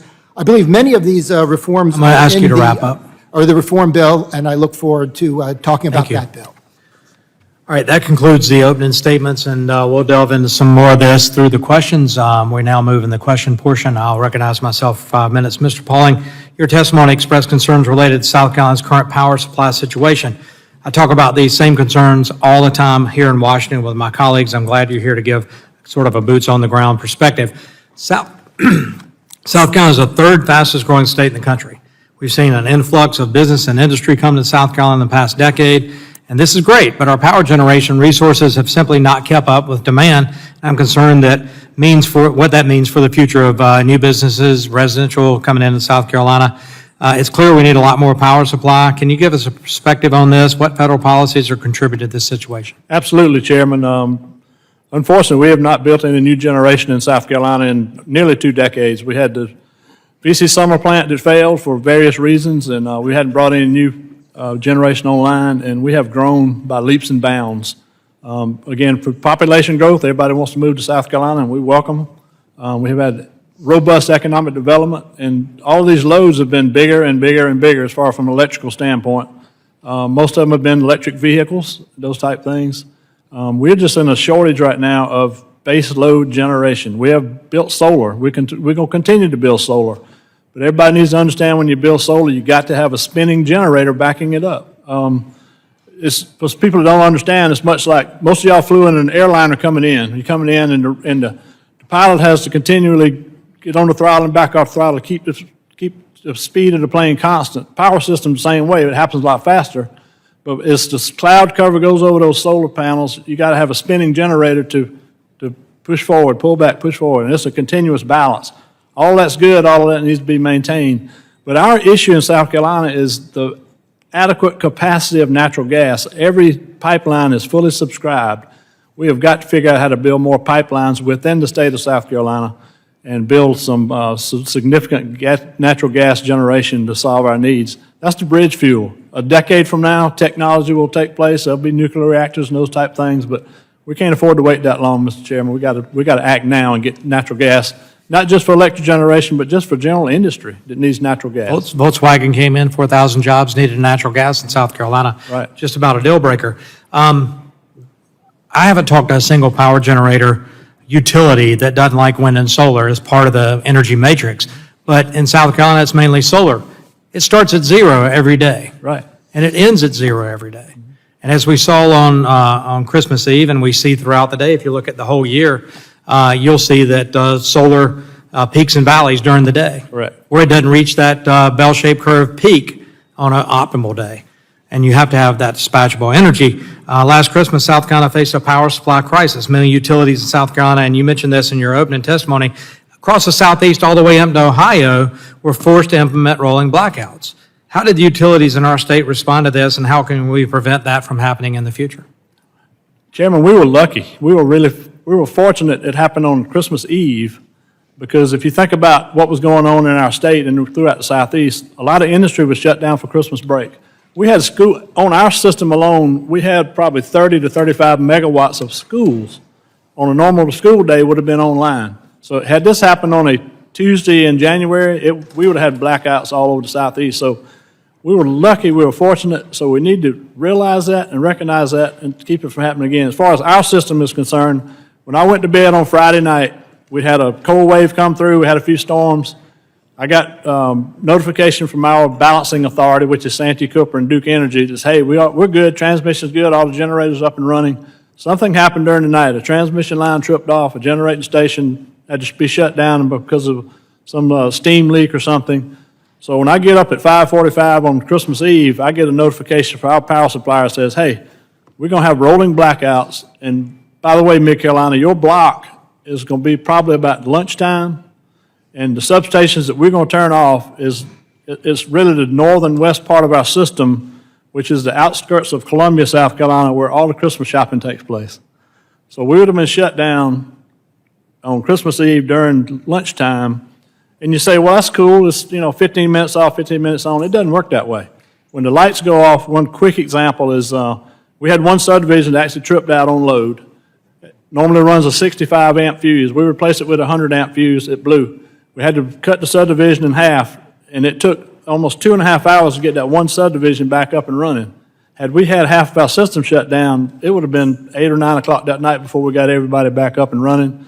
You're looking at frozen pipes. Folks in the South, we don't know how to insulate our homes for cold weather, thank goodness. So it would have been a catastrophe. Yeah, I had flown from Montana back home the day before Christmas Eve. It was minus 34 in Montana. Flew through Denver, got stuck there. It was minus 20. It was cold all over the country, and South Carolina wasn't alone. Thanks for your comments. I'll now recognize the ranking member to get for 5 minutes. Thank you so much, Mr. Chairman. Yeah, it's cold out there in the West. So energy efficiency standards, one of the things they're intended to do is to save consumers energy and money in the long run, and they have. And also, they're not implemented without just cause. So, Mr. Delasky, I want to ask you a couple questions. DOE has a process for determining whether standards are economically justified, technologically feasible, or would result in significant energy savings. Is that right? That is correct. And DOE would modify a standard if one of the standards they promulgated didn't meet those criteria. Is that right? That is correct. DOE has to consider that as they working on an updated standard. Right. They're not going to just willy-nilly do these standards if they don't meet the criteria. That's correct. Now, in your testimony, you mentioned the benefit of energy efficiency standards for low and moderate income households. Can you expand upon that a little bit? Yes. If you think about it, energy efficiency innovation often shows up in the most expensive products first. What the standards do is ensure that energy efficiency innovation show up in the full range of choices available to consumers including the value price products at the entry point of the market, where the most price-conscious consumers are going to be shopping. Also, low-income households are disproportionately renters. Right. And landlords have no incentive to buy a more expensive appliance, even $1 more expensive, to save their tenant more money. So it's really important for low-income households, especially tenants, that we increase the efficiency standards to save them money and reduce their bills. Right. Now, I want to talk for a few minutes about transformers and transmission. Mr. Pauling, I have particular affection for you because I'm also a Tiger, a Colorado College Tiger, though, but still. All right, good for you. You know. Go Tigers. Go Tigers. And also, I have a really wonderful working relationship with my rural electric co-ops, too, in Colorado. And you guys face a lot of different challenges. One way to alleviate some of the challenges that you face is if we have additional federal investments in the distribution transformers supply chain. Is that right? That is correct. Can I give you a brief history of amorphous transformers in the state of South Carolina and transformers in general? Yeah, go ahead. I got in the industry in the 80s. Prior to that, a transformer was simply a commodity item. You just bought it on low cost. Low bid gets low bid, low bid, low bid. In the 80s, we started really understanding energy efficiency and losses and those type things. So we changed the narrative and started evaluating transformers for total ownership cost, the life of the transformer. How much is the cost up front? There's two types of losses in transformers. One is no load loss. In other words, if the transformer is sitting there just energized, it takes energy to keep it humming. And then as the transformer as the consumer uses the transformer as loaded, the more inefficient the transformer is, the more losses. So you look at so we went through that. I heard earlier that there's 80,000 different transformer designs. In South Carolina, there's about 6. Because our engineering association with the co-ops, we developed it over the years and we streamlined it. And we went through a period of time in 1993 to 1997 where we bought amorphous core transformers from General Electric. General Electric had a plant in Hickory, North Carolina. And we bought them, and we had a number of issues with them, and mainly the size. The amorphous core transformer has to have a rectangular winding versus a circular winding, so they have to just be larger in physical size. So instead of having a 300-pound transformer, you have a 600-pound transformer trying to put it on a little small pole out there. So we actually had to change our system design to use larger poles and do different things. So we've been through the amorphous transformer, but I contend that the transformer today is many, many, many, many times more efficient than it was even 15 years ago. So the standard to build a transformer more efficiently, I'm all for, but don't push us into another type of design that's really unproven. But federal investment really helped. I can't speak to that because I don't know how the federal investment really feeds into that process, but. Well, let me ask you this. If you could get some new transmission lines to help address reliability, that'd probably help too. Transmission lines? Yeah. We all need every utility, their systems are interconnected. The more robust those interconnections are, the better we all are. Thank you very much. I yield back. Okay. Thank you for that. And I now go to Mr. Johnson for 5 minutes. Thank you, Mr. Chairman, and thanks to our panelists for being here. Some really important things that we're talking about today. If my colleagues and the panelists will indulge me for a quick history moment here. I know a few of us in this room, but certainly none of our staff may be old enough to remember, but the 1973 oil crisis was launched by Saudi Arabia and others, leading to an oil embargo against the United States and other countries who supported Israel in the Yom Kippur War. Some of us with gray hair, I won't mention any names, might actually remember that. It was a crisis. Gasoline prices skyrocketed. American families suffered, and lawmakers were scared across the spectrum. Congress responded with what we call the Energy Policy and Conservation Act of 1975, signed into law by President Ford, a Republican, I might note. Now, I want to take a step back, though, and I think as federal lawmakers, especially on my side of the aisle, we should view this as a cautionary tale. It shows just what can happen when you legislate in a crisis and delegate authority after authority to the executive branch. Now, almost 50 years into the law's existence, with several changes having been made since then, you now can go to the DOE website to see where, and I quote, the U.S. Department of Energy has the authority to regulate the energy efficiency level of ceiling fans. Ceiling fans. I kid you not. From oil crisis to ceiling fans. Talk about mission creep. We started with addressing a major foreign policy and economic crisis and ended up with bureaucrats in Washington telling my constituents, all of your constituents, the maximum flow for their shower and how their ceiling fans should operate. And the list goes on and on. Whether it's gas stoves, thermostats, or water heaters, how did we ever end up where the federal government can tell you which kind of device and appliance to buy for your home? And now this administration has taken this a step further to use those standards as a way to shoehorn in their goals of societal electrification, regardless of true efficiency, the availability of proven technology, convenience, or cost. So, Mr. Lieberman, let me start with you. I know Congress established the authority for these appliance standards decades ago, long before I got here, but is it time to repeal or significantly curtail them, especially with so many examples of abuse of this authority to drive an agenda? Incidentally, there's not just regulations for ceiling fans, but separate regulations for ceiling fan lights that are as well.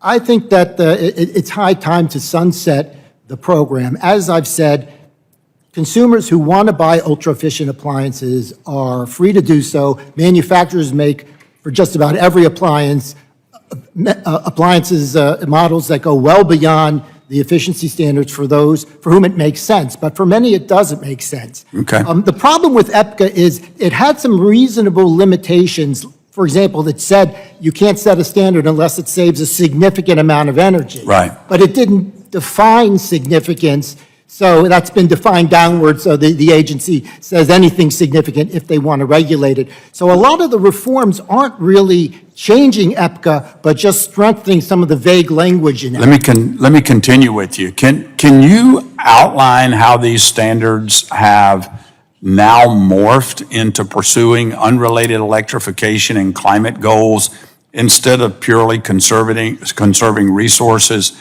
and saving consumers money? You kind of alluded to it in your answer, but well, you want to expand on that?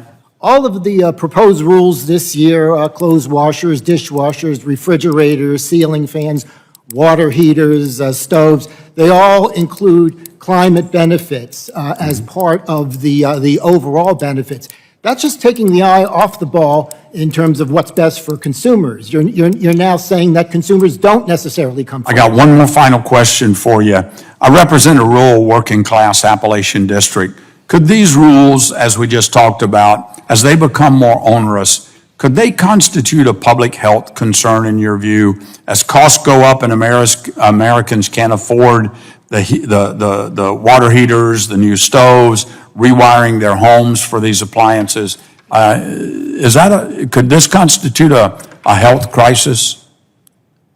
Just about all of these standards will raise the upfront cost of the appliance, and for some low-income homeowners, that could be prohibitive. Yeah. For those who aspire to own a home, almost every appliance in the house is going to be more expensive. If nothing more, a mental health crisis as that stress increases. Mr. Chairman, I yield back. I thank the gentleman. Lay of the land, we're going to get to Mr. Tonko, then Ms. Lesko. We're going to take a break, go vote, and come back, so we'll reconvene afterwards.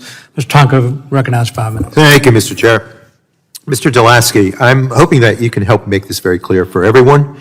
Can you explain the role efficiency improvements can play in reducing energy demand and therefore enhancing the reliability of the grid? Absolutely.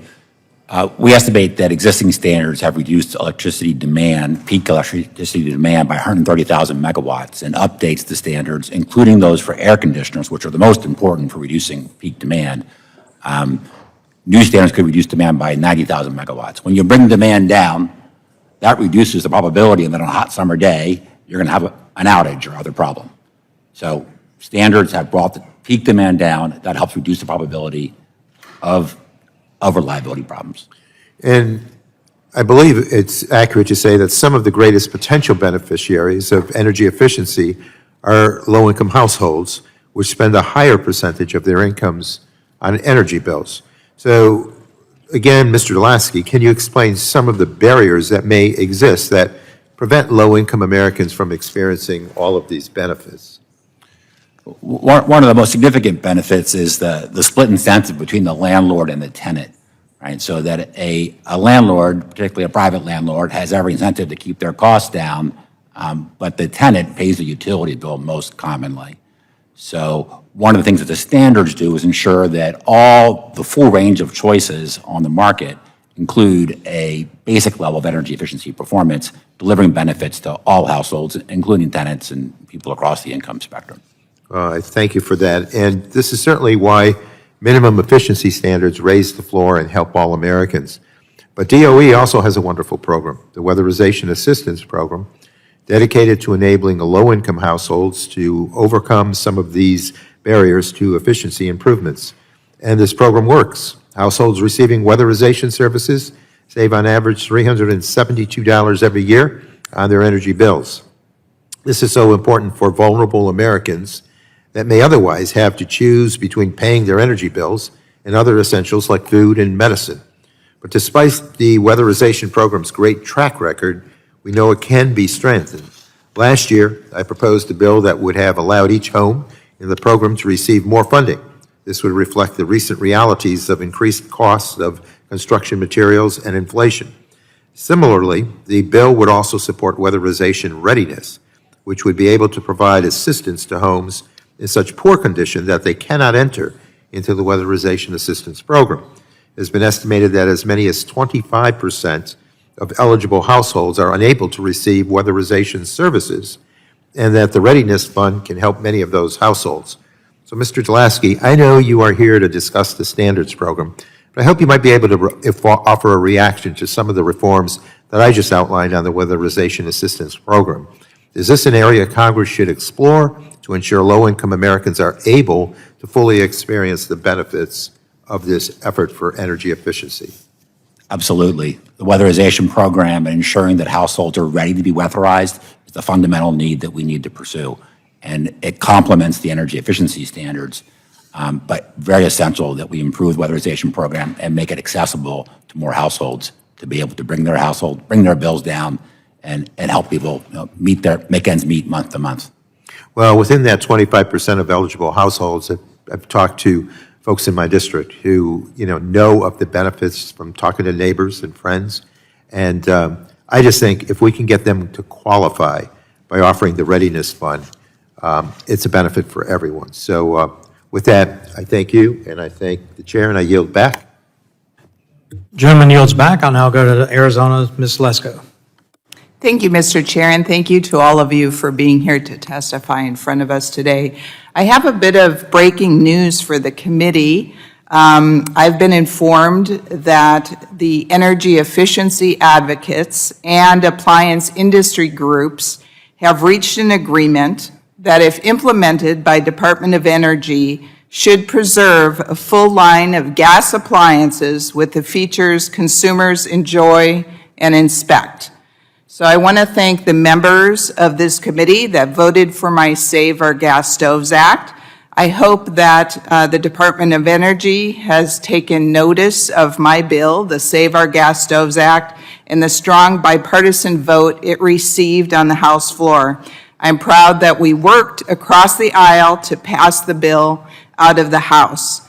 My hope is that this agreement will show that the Biden administration has no intention of banning gas stoves. This would be a win for common sense and the American people. EPCA, the Energy Policy and Conservation Act, is broken, and environmental activists are exploiting the fact through sue and settle backroom deals, and I do think that this must end. That's why I'm glad to sponsor and once again introduce a new bill to protect consumer choice on all appliances and plumbing products. I don't know about you, but I hate when the federal government restricts the water pressure in my shower head and messes with the effectiveness of my dishwasher. Unless we pass comprehensive reforms, we'll be right back here dealing with the same broken process. The reforms in my bill are long overdue. This bill will address future attempts by the Biden administration or any administration to impose regulatory overreach and reduce consumer choices. Most importantly, this bill will finally establish a minimum standard for energy savings for any future rulemaking. We are putting real energy-saving dollars back into the energy efficiency standards. The bill is common sense. Energy efficiency is a good thing, but only if it helps the consumer save money and the product still works. The bill will establish the standard that any future rule must save the consumer at least 10%. More importantly, it will establish a low-income household index where the savings for low-income households must be significant. Finally, the bill will only allow future rules that are technologically feasible and economically justified. Mr. Mesner, I believe AHAM was part of the agreement I spoke about. Given your experience with the gas stoves rule, why is it important we reform EPCA, the Energy Policy and Conservation Act, with common sense approaches? Thank you, Congresswoman, and thank you for your leadership with the Save Our Gas Stoves Act. EPCA, I think the process that we've kind of been going through and seeing some of the proposed rules that have come out by the Department of Energy just has exposed some of the need to reform EPCA. EPCA has a lot of the things that people talk about that are important about protecting features and consumer choice and economic justification and technological feasibility. It has all that in the law, but it's just that DOE has to consider these factors. So over the years, over the last 30 years, it's become apparent if DOE is going to be proposing some rules that are out of step with some of these considerations, that those considerations should be, there should be more requirements that they need to address these things instead of just consider them and then move forward with potentially standards that doesn't protect the features that people want. If they don't have products that people want to buy, then we've kind of all failed. Well, thank you. Mr. Lieberman, can you comment on the importance of establishing a firm, measurable standard for energy savings? The upside of these standards for consumers is the energy or water saving.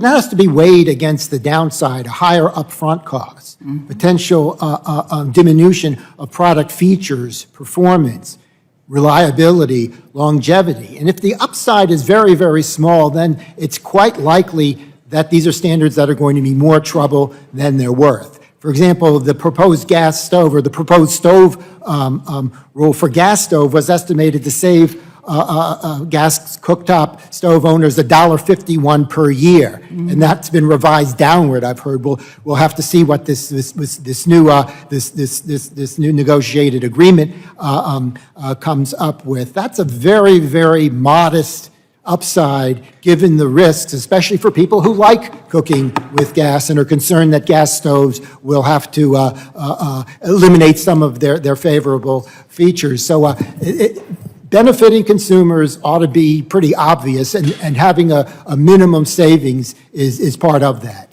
Well, thank you, and I yield back. Chairman yields back. We're going to go vote, so we'll stand in recess and call the chair. I'll recognize Mr. Cardenas, our new ranking member here, for 5 minutes. In minutes, I become ranking member. Thank you, Chairman Duncan, and also Ranking Member DeGette for holding this hearing. And I want to thank the panel, our second panel today of witnesses and experts to enlighten us with what's going on out there in the real world. It's interesting to me that Republicans are so dead set on weakening agencies' ability to regulate. when I can think of many examples of standards and regulations protecting the health and well-being of American children, men and women across our country for generations now. Take lead gasoline as an example. Despite knowing that lead was a poison, industries such as automaker industries and oil companies and chemical giants said that, well, low levels of exposure to lead in gasoline wouldn't harm the public. Well, in 1973, the EPA began an effort to phase out leaded gasoline, and within a decade, new vehicles were designed to run on unleaded gasoline. To each one of the panelists here, do you agree that it was a good idea to take lead out of gasoline across America? Start to my left. Well, I represent the appliance manufacturers, so it would just be a personal opinion, not who I represent. Good idea or bad idea? I'm really not an expert on that, but I would say it would be a bad idea to ingest lead and have lead in anything that you'd want to. Thank you. It's not a good chemical to be to have ingested. Okay, thank you. Yeah, I think taking lead out of gasoline is one of those things you could prove is beneficial to all, so. Beautiful. My opinion. Thank you. I have 2 children, very happy they grew up without lead and gasoline in the environment. Thank you. Good to see leaded gasoline go, but the substituted compound was MTBE, which caused problems of its own. So we need to think big picture. Absolutely. I couldn't agree with you more about we need to think big picture, especially when it comes to the health and well-being of the American people. Imagine if Congress meddled with the EPA's process, rendering them unable to do their job. So getting the lead out would have not happened had they not been allowed to do so.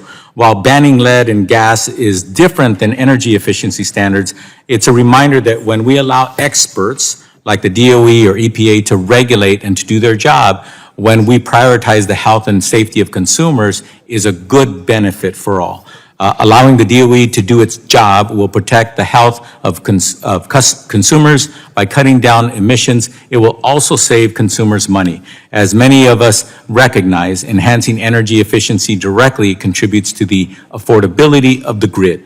According to the Department of Energy, its energy efficiency actions under the Biden-Harris administration will save Americans about $570 billion over the next 30 years. That's good money for Americans to be able to keep in their own pockets. Those utility savings are significant for families, particularly those that are low and moderate income families in all of our districts. Mr. Delasky, in your testimony, you discussed the impact that energy efficiency standards have on American families. For constituents at home who may be struggling to wrap their heads around the relationship between federal efficiency standards and utility bills, can you break down how strong energy efficiency standards translate to lower utility bills for households, particularly those that are low and moderate families? The typical household spends about $500 less a year on utility bills because of existing efficiency standards. Updating those standards in the months and years ahead has the potential to reduce utility bills on an annual basis for an average household by hundreds of dollars. That's real money that helps households, particularly those on tight budgets, make ends meet month to month. Yes, especially those families who their only income might be Social Security, like many of our seniors. So thank you for that answer. My district has nearly 140,000 renters. And as you mentioned, renters are not always able to choose their appliances. Can you expand on how robust appliance standards help ensure that renters benefit from savings on their utility bills from more efficient appliances?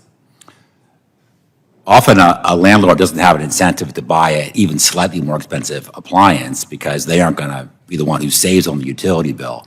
It's the renter who's going to save, who typically pays the utilities. So the standards ensure that landlords are buying reasonably efficient appliances to help keep costs down, and that benefits renters who are disproportionately low-income households. Okay. My time expiring, I yield back, Mr. Chairman. Gentleman yields back. It's interesting that the same year they took lead out of gasoline, Jimmy Carter's administration and President Biden and Senator Biden voted for coal as a power generation source in this country, not all on gas. I'll now recognize Mr. Walberg for 5 minutes. Thank you, Mr. Chairman. And thanks to the panel for being here. We're in the midst of a drastic push towards all-electric vehicles. in spite of the fact that we've seen some very significant failures, including with our Energy Secretary and her attempt to drive electric vehicles on a tour this past week that just didn't work out well, including the police had to be called at one point in time, and it didn't work well. And then Ford Motor Company president that took a extended trip to, I believe, to California, never made it in his EV vehicle because of the significant challenges with charging and the ability to do that. So we've seen auto companies lose billions of dollars. It was reported last week that General Motors lost $60,000 per EV last year. That's a loss leader. The rest of us make up that slack. Consumer is not there yet as well. Talking across my district with farmers, factory workers, contractors, et cetera, they're not ready for it yet. They feel the government is pushing them into something that they're not unwilling to look at, but to be mandated. And neither is our electric grid ready for it. Under the current DOE standard, an average electric vehicles requires 0.364 kilowatt hours of energy per mile driven. That means if Michiganders were to transition entirely to EVs in our state, the state would need an additional 44.7 billion kilowatt hours of generation per year to support just the light-duty fleet. I understand that the transition to all EVs will not happen overnight, but we must acknowledge the feasibility of adding such significant demand on our electric grid, while the Biden administration simultaneously decreases generation through their heavy-handed policies. Mr. Pauling, like South Carolina, Michigan has also seen significant investment in EV manufacturing, but I fear that we're barreling towards a reliability crisis if we don't balance this massive increase in demand with increased supply of reliable, dispatchable generation. As it stands, can our energy distribution system handle the projected loads an all EV fleet would require? I can speak for Mid-Carolina Electric Cooperative. What we have done is we have done our best to prepare our system for the influx of electric vehicles. We have not seen a significant influx of electric vehicles, but one of the main things we did was we put a rate structure in place to make sure there's no cross-subsidization going on. That's the most important to me. Somebody living in these apartments we're talking about or low income doesn't need to power somebody's Tesla. So that's the main thing we did. The other thing is we have planned as best we can to have our distribution system as robust as possible. The other thing I'm doing right now is saying, hey, we got to have generation in place because the train has left the station, these EVs are coming, timing of it, we don't know, but we really need to build baseload generation so folks can charge these cars. We as a utility have not gotten into the charging arena. We want the marketplace to take care of that. If somebody wants to put a charging station in, they got to pay the freight. They got to buy the transformer. They got to put in the infrastructure. So again, we are agnostic to whether they come or not, but recognize that they are coming and we need to be prepared for them. But to answer your question, overall, no, the grid is not even close to being having the capable, the capacity if they come full speed in the next 10 to 15 years. Yeah, in fact, I think we've gone away from it. We put ourselves backwards. Mr. Lieberman, in your testimony, you discuss how DOE's energy and water limits for dishwashers have had an adverse impact on consumers, and that the efficiency savings from those regulations might even be negligible because of the performance losses. Can you elaborate more on why that is, and if Representative Lesko's legislation would prevent similar regulations from going into effect?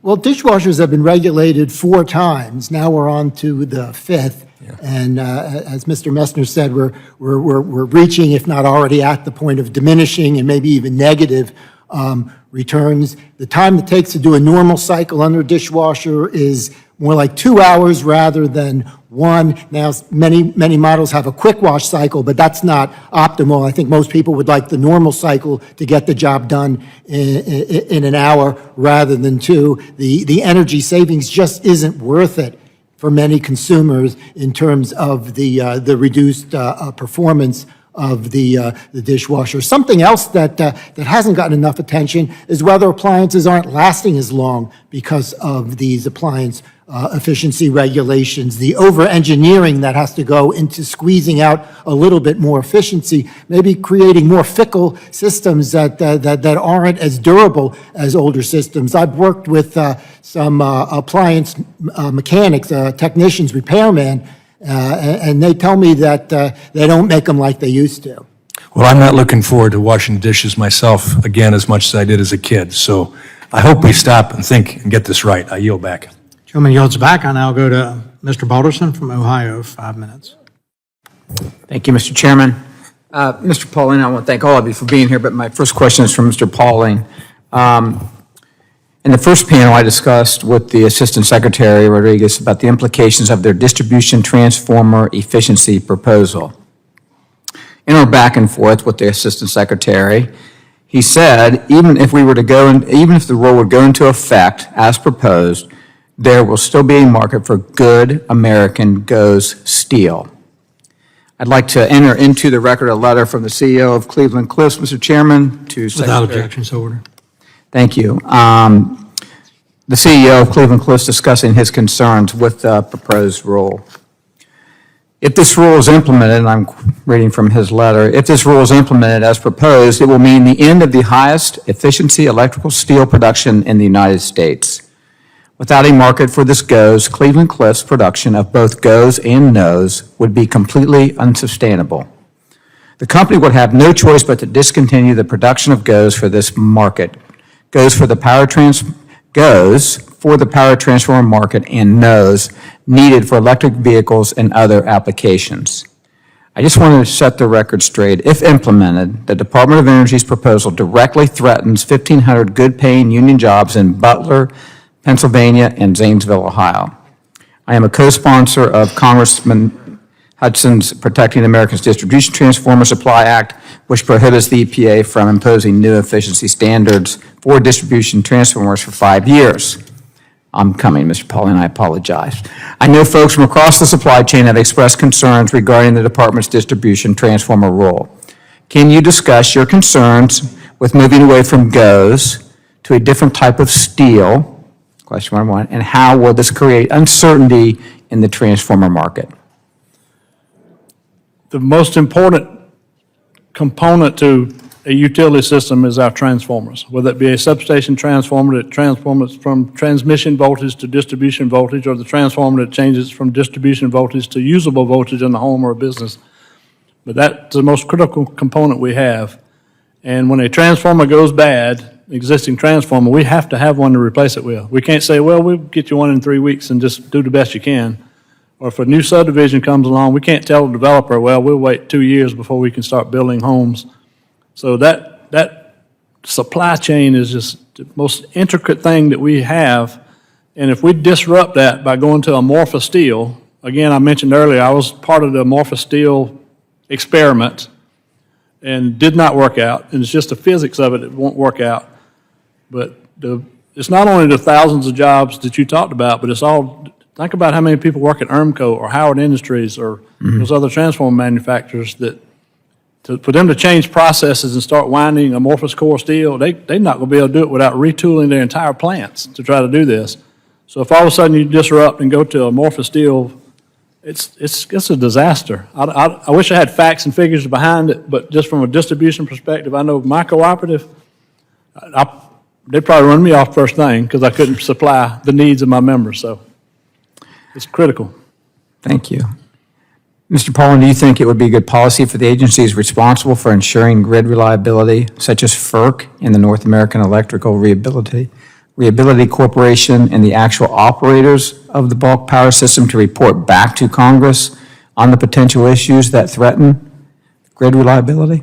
I think a lot of the situation we're in is because the right hand doesn't know what the left hand's doing. In my organization, we know everything we do, everything that goes on affects every part of the organization. So these entities need to speak. They need to have it, and everybody needs to get around the table and work together and make things happen. If we don't, we're falling further behind. Well, that kind of follows up with my next question to you is, and would you agree there should be a greater coordination between FERC and federal agencies to consider the consequences on the bulk system?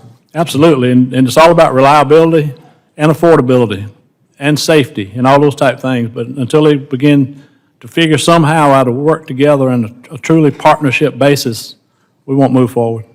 Okay. Thank you. Thank you, Mr. Chairman. I'll yield back. Gentleman yields back. I'll now go to the gentleman from Alabama who didn't have a great day Saturday, but roll tide, Mr. Palmer. I thank the gentleman for his sympathy, but we'll get over it. I want to stay on the physics issue, and this is one of the things I've tried to explain constantly to my Democratic colleagues. I worked for 2 international engineering companies. One company was environmental systems. The other, we did everything from refuge to energy to aerospace to in some cases, nuclear work. And the physics don't work for intermittent power, and it creates, I think, a threat to grid reliability. The North American Electric Reliability Corporation updated their risk assessment from 2021, where the number one risk was changing the resource mix. In other words, shutting down hydrocarbon energy generation, going to wind and solar. We were losing generating capacity to such extent that they're now warning parts of the country that have never experienced blackouts, like from the Midwest down to the South, a warning that this could occur. The updated, it's still changing the resource mix is the number one threat. The number two threats, resource adequacy and performance. And what I want to point out is that wind and solar, as everybody knows, is intermittent. So you can't schedule electricity production. And even wind and solar only have like a 40, wind would have a 40%, solar to 30% or less capacity. Traditional hydrocarbon production is 85 to 90%. It's reliable. You can maintain a consistent base load. You can meet peak demand.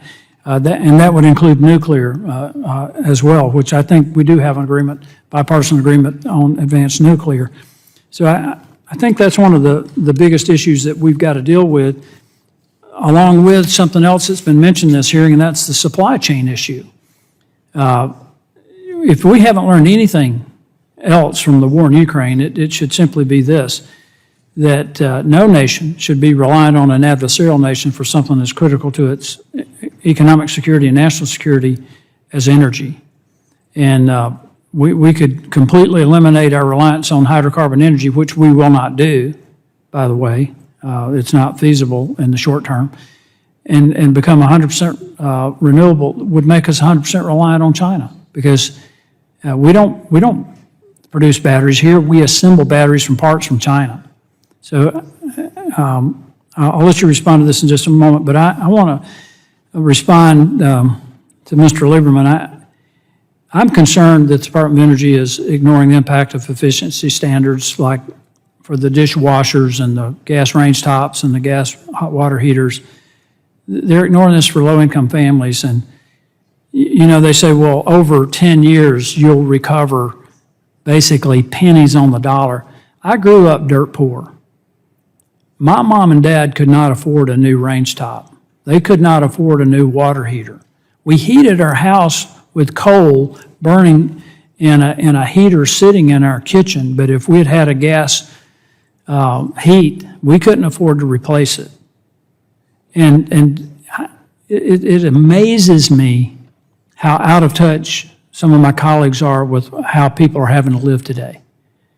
Their median household income has about $9,000 a year less buying power than it did just 3 years ago, before this administration came into office. Would you comment on this? I mean, to tell people, yeah, go ahead and replace your gas range, your water heater and everything, and over 10 years, you'll come out a little bit ahead. I beg to differ. I mean, most people would have to put it on a credit card and pay the interest on it, in addition to the higher cost for the appliance.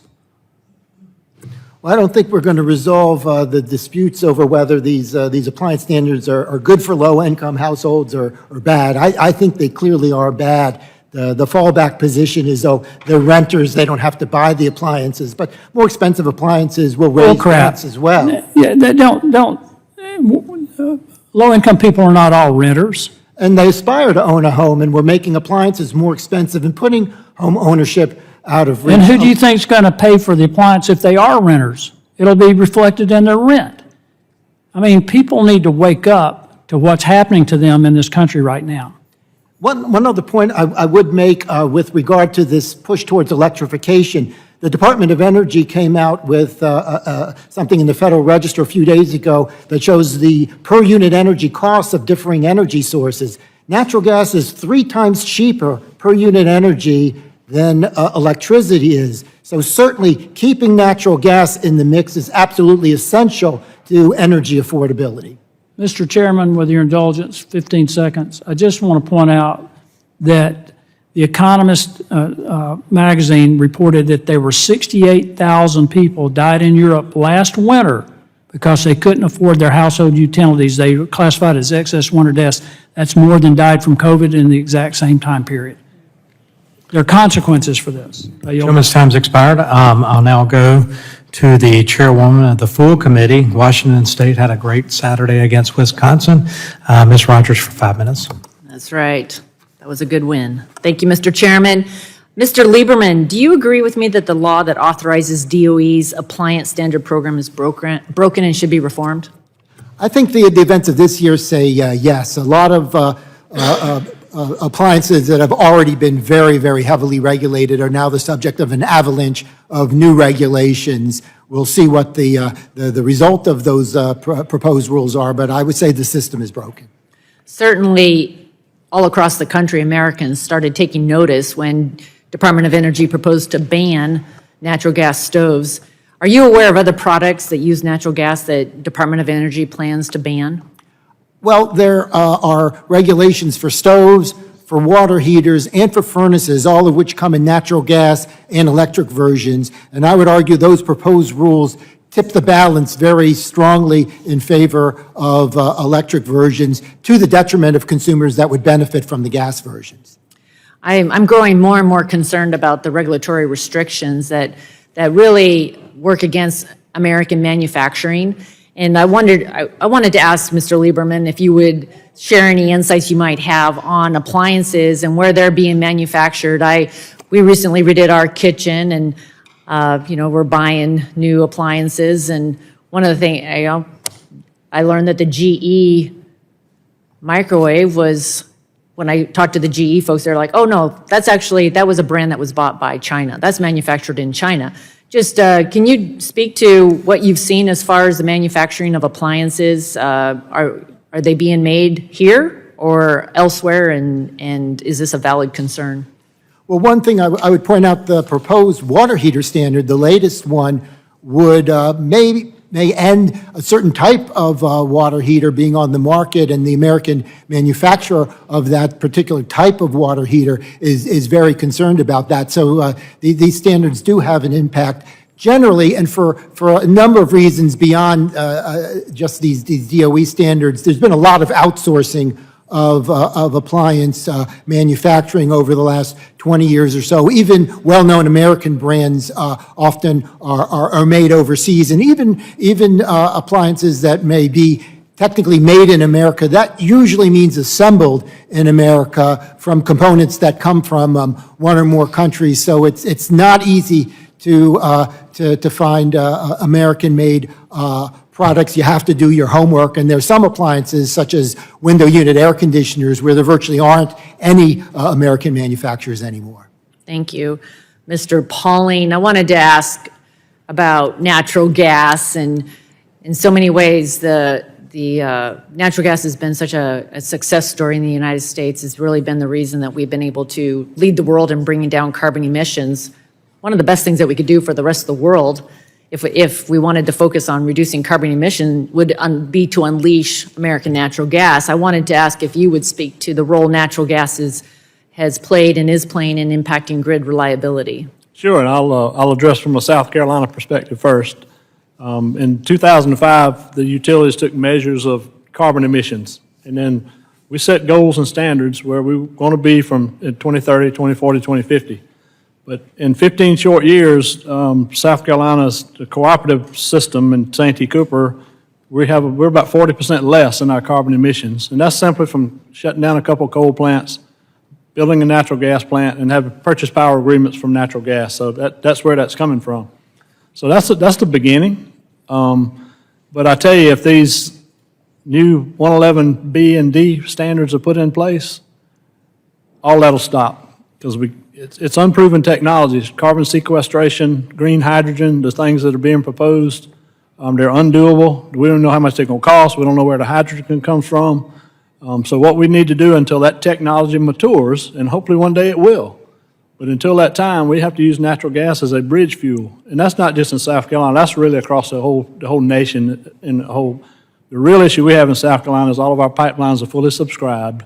So we got to do something about permitting. We got to do something about somebody, and I'll say it from South Carolina, anybody that can fog a mirror can bring a lawsuit against the project. And we got to figure out what to do about that. But natural gas is the bridge fuel that we have to contend with. I mentioned earlier that if you put in, I'm off of solar, but solar can't stand on its own because it comes and goes, it fluctuates. You have to have a spinning generator that can ebb and flow whenever a cloud cover comes over that solar farm or when the lights, when the sun goes down. So you got to have it there. But again, natural gas is going to be a very important portion of our portfolio going forward. Thank you. Thank you all for being here. Sure. I yield back, Mr. Chairman. Jill Lay yields back, and I'll now go. We won't talk about what happens in Blacksburg, but I'll recognize the gentleman from Virginia, Mr. Griffith. It was a sad, wet day. That's all I can say. Sad, wet day. All right, so let me pick up with this appliance thing because I'm sitting here listening, and that's one of the reasons I like to be in here, and I apologize I wasn't in here sooner, juggling all kinds of things. But I heard Mr. Palmer's talking about how his family was poor and that they used coal in a stove. And I'm going to start with you, Mr. Lieberman, but Mr. Mesner might get your input on this too. Here's the concern I have. Representing a coal-producing region where if you're driving down in the mountains of southwest Virginia, there's some coal. It might not be the hottest burning coal, but it's right there on the side of the road. And most everybody in a small community is going to know where there's an old mine that's you can get into if you work at it a little bit. If we keep making the price of these appliances go up and we don't let people use affordable appliances, isn't it only reasonable to expect that poor folks are going to do what they need to do and they're going to find that coal, whether it's on the side of the road or not? And I dare say not a sheriff in Southwest Virginia would stop somebody who's on the side of the road collecting poor quality coal, but if they can burn it, they will. Isn't that what we're pushing these people towards? Well, certainly when appliances become more expensive, that's very, very difficult for low-income households. And it's not just the higher cost, they have higher financing to pay for them. So this is a hardship for low-income households. Yeah, and I don't see, it seems very uncaring to make this stuff cost so much when we've done tremendous amount to clean up the air and the water of our country already. I'm not saying we can't do more, but we do need to take into account the cost. Would you not agree with that, Mr. Mesner? I agree with 100%. So one example, clothes washers, the DOE proposed rule, DOE's own data said that it would increase the clothes washer by $150. But it's not just appliance standards where this comes into play. There's also a lot of things. I'll give another example. California is about to enact a bill that will add about $300 to a clothes washer by forcing a filter to go on it. So that would essentially double the cost of an entry point product for a clothes washer that the low income household might rely on in order to buy a new clothes washer into the future. So it's an onslaught of really regulations that proposed regulations and legislation that goes too far across the country, quite honestly, that we have to deal with. Well, and people just aren't going to pay attention to some of these regulations. They're going to find ways to work around it. Now, you're not going to be washing any clothes with coal, but I will tell you, the last round of regulations on washing machines, I had a lady out of Bluefield, Virginia, who told me she was putting a hose into her washing machine to give it the extra water because the machine wouldn't allow it in because of the new regs. So she put a hose in there to redo it. I wrote a column about that. I do a weekly column. Wrote a column about that when these new regulations came out and said, I guess we're going to see more of that. And I got several responses from constituents that said, oh yeah, we're doing that too. So, sometimes you just take these things to the point of absurdity and people, good common sense people, are going to figure a way around it. Or they're going to wash their clothes a lot more, one of the two. That's, or they're not going to be able to afford it and they go to the laundromat when they can afford it and unfortunately are not able to wear clean garments on all occasions. All right, I had never planned to go in that direction. I was originally going to Mr. Pauling just to talk about the fact that there have been more than 220 coal plants that have closed since 2014, and while a lot of that was replaced with natural gas, some of that capacity was replaced with wind and solar. And I think you hit it on the head in your testimony when you said, you know, the problem is our timelines aren't matching up. We're getting rid of the coal-fired power plants. Now they're after the natural gas plants, claiming we're going to bring in all these new ways to create power, and our timelines are not matching up. So in light of that, how has the closure of dispatchable power plants affected your members? Well, we've been fortunate enough to stay just ahead of it, but we're very close to that threshold right now. My contention is it's pretty simple, common sense. Don't shut a generation station down, no matter what the fuel, until you get adequate replacement plus reserves. Then shut it down. But that takes time, that takes effort. We're in the Santee Cooper Balancing Authority. We buy power from Santee Cooper and Duke Energy. Santee Cooper's got a coal generating station that they want to shut down, and we just can't do it yet because every time there's been a large load event, whether it be hot or cold, those 4 coal plants at that generating station are running around the clock. So we can't close them down, but what they have to do is they have to go through some permitting to get the effluent water taken care of. So we need to go to those, go ahead and go through those exercises and get it done so we can continue to burn that coal and keep lights on until, again, adequate replacement generation is up and running plus reserves. Reserves meaning that if a generator goes down, then you got room so you won't have a blackout. The way it all works is all these transmission systems are tied together, and if the frequency drops below, then they're going to automatically disconnect and leave that utility on an island, and it's that blackout for everyone. So yeah, all that's got to be taken care of. That makes common sense to me, but unfortunately the Biden administration doesn't consider all of the consequences when the men and women in the ivory towers come up with some of these rules. I yield back. Jim yields back. This concludes the hearing, both panels. I'd like to thank all the witnesses for being here today. I apologize for the break with the votes, but that's just the way it goes sometimes here in the United States House of Representatives. Members will have additional questions. I'm sure they'll submit those in writing. I'll remind members they have 10 business days to submit additional questions for the record, and I ask the witnesses to do their best to submit responses within 10 business days upon receipt of the question. I ask unanimous consent to insert in the record documents included on the staff hearing documents list, and without objection, that'll be the order. And without objection, seeing no other members, we'll stand adjourned.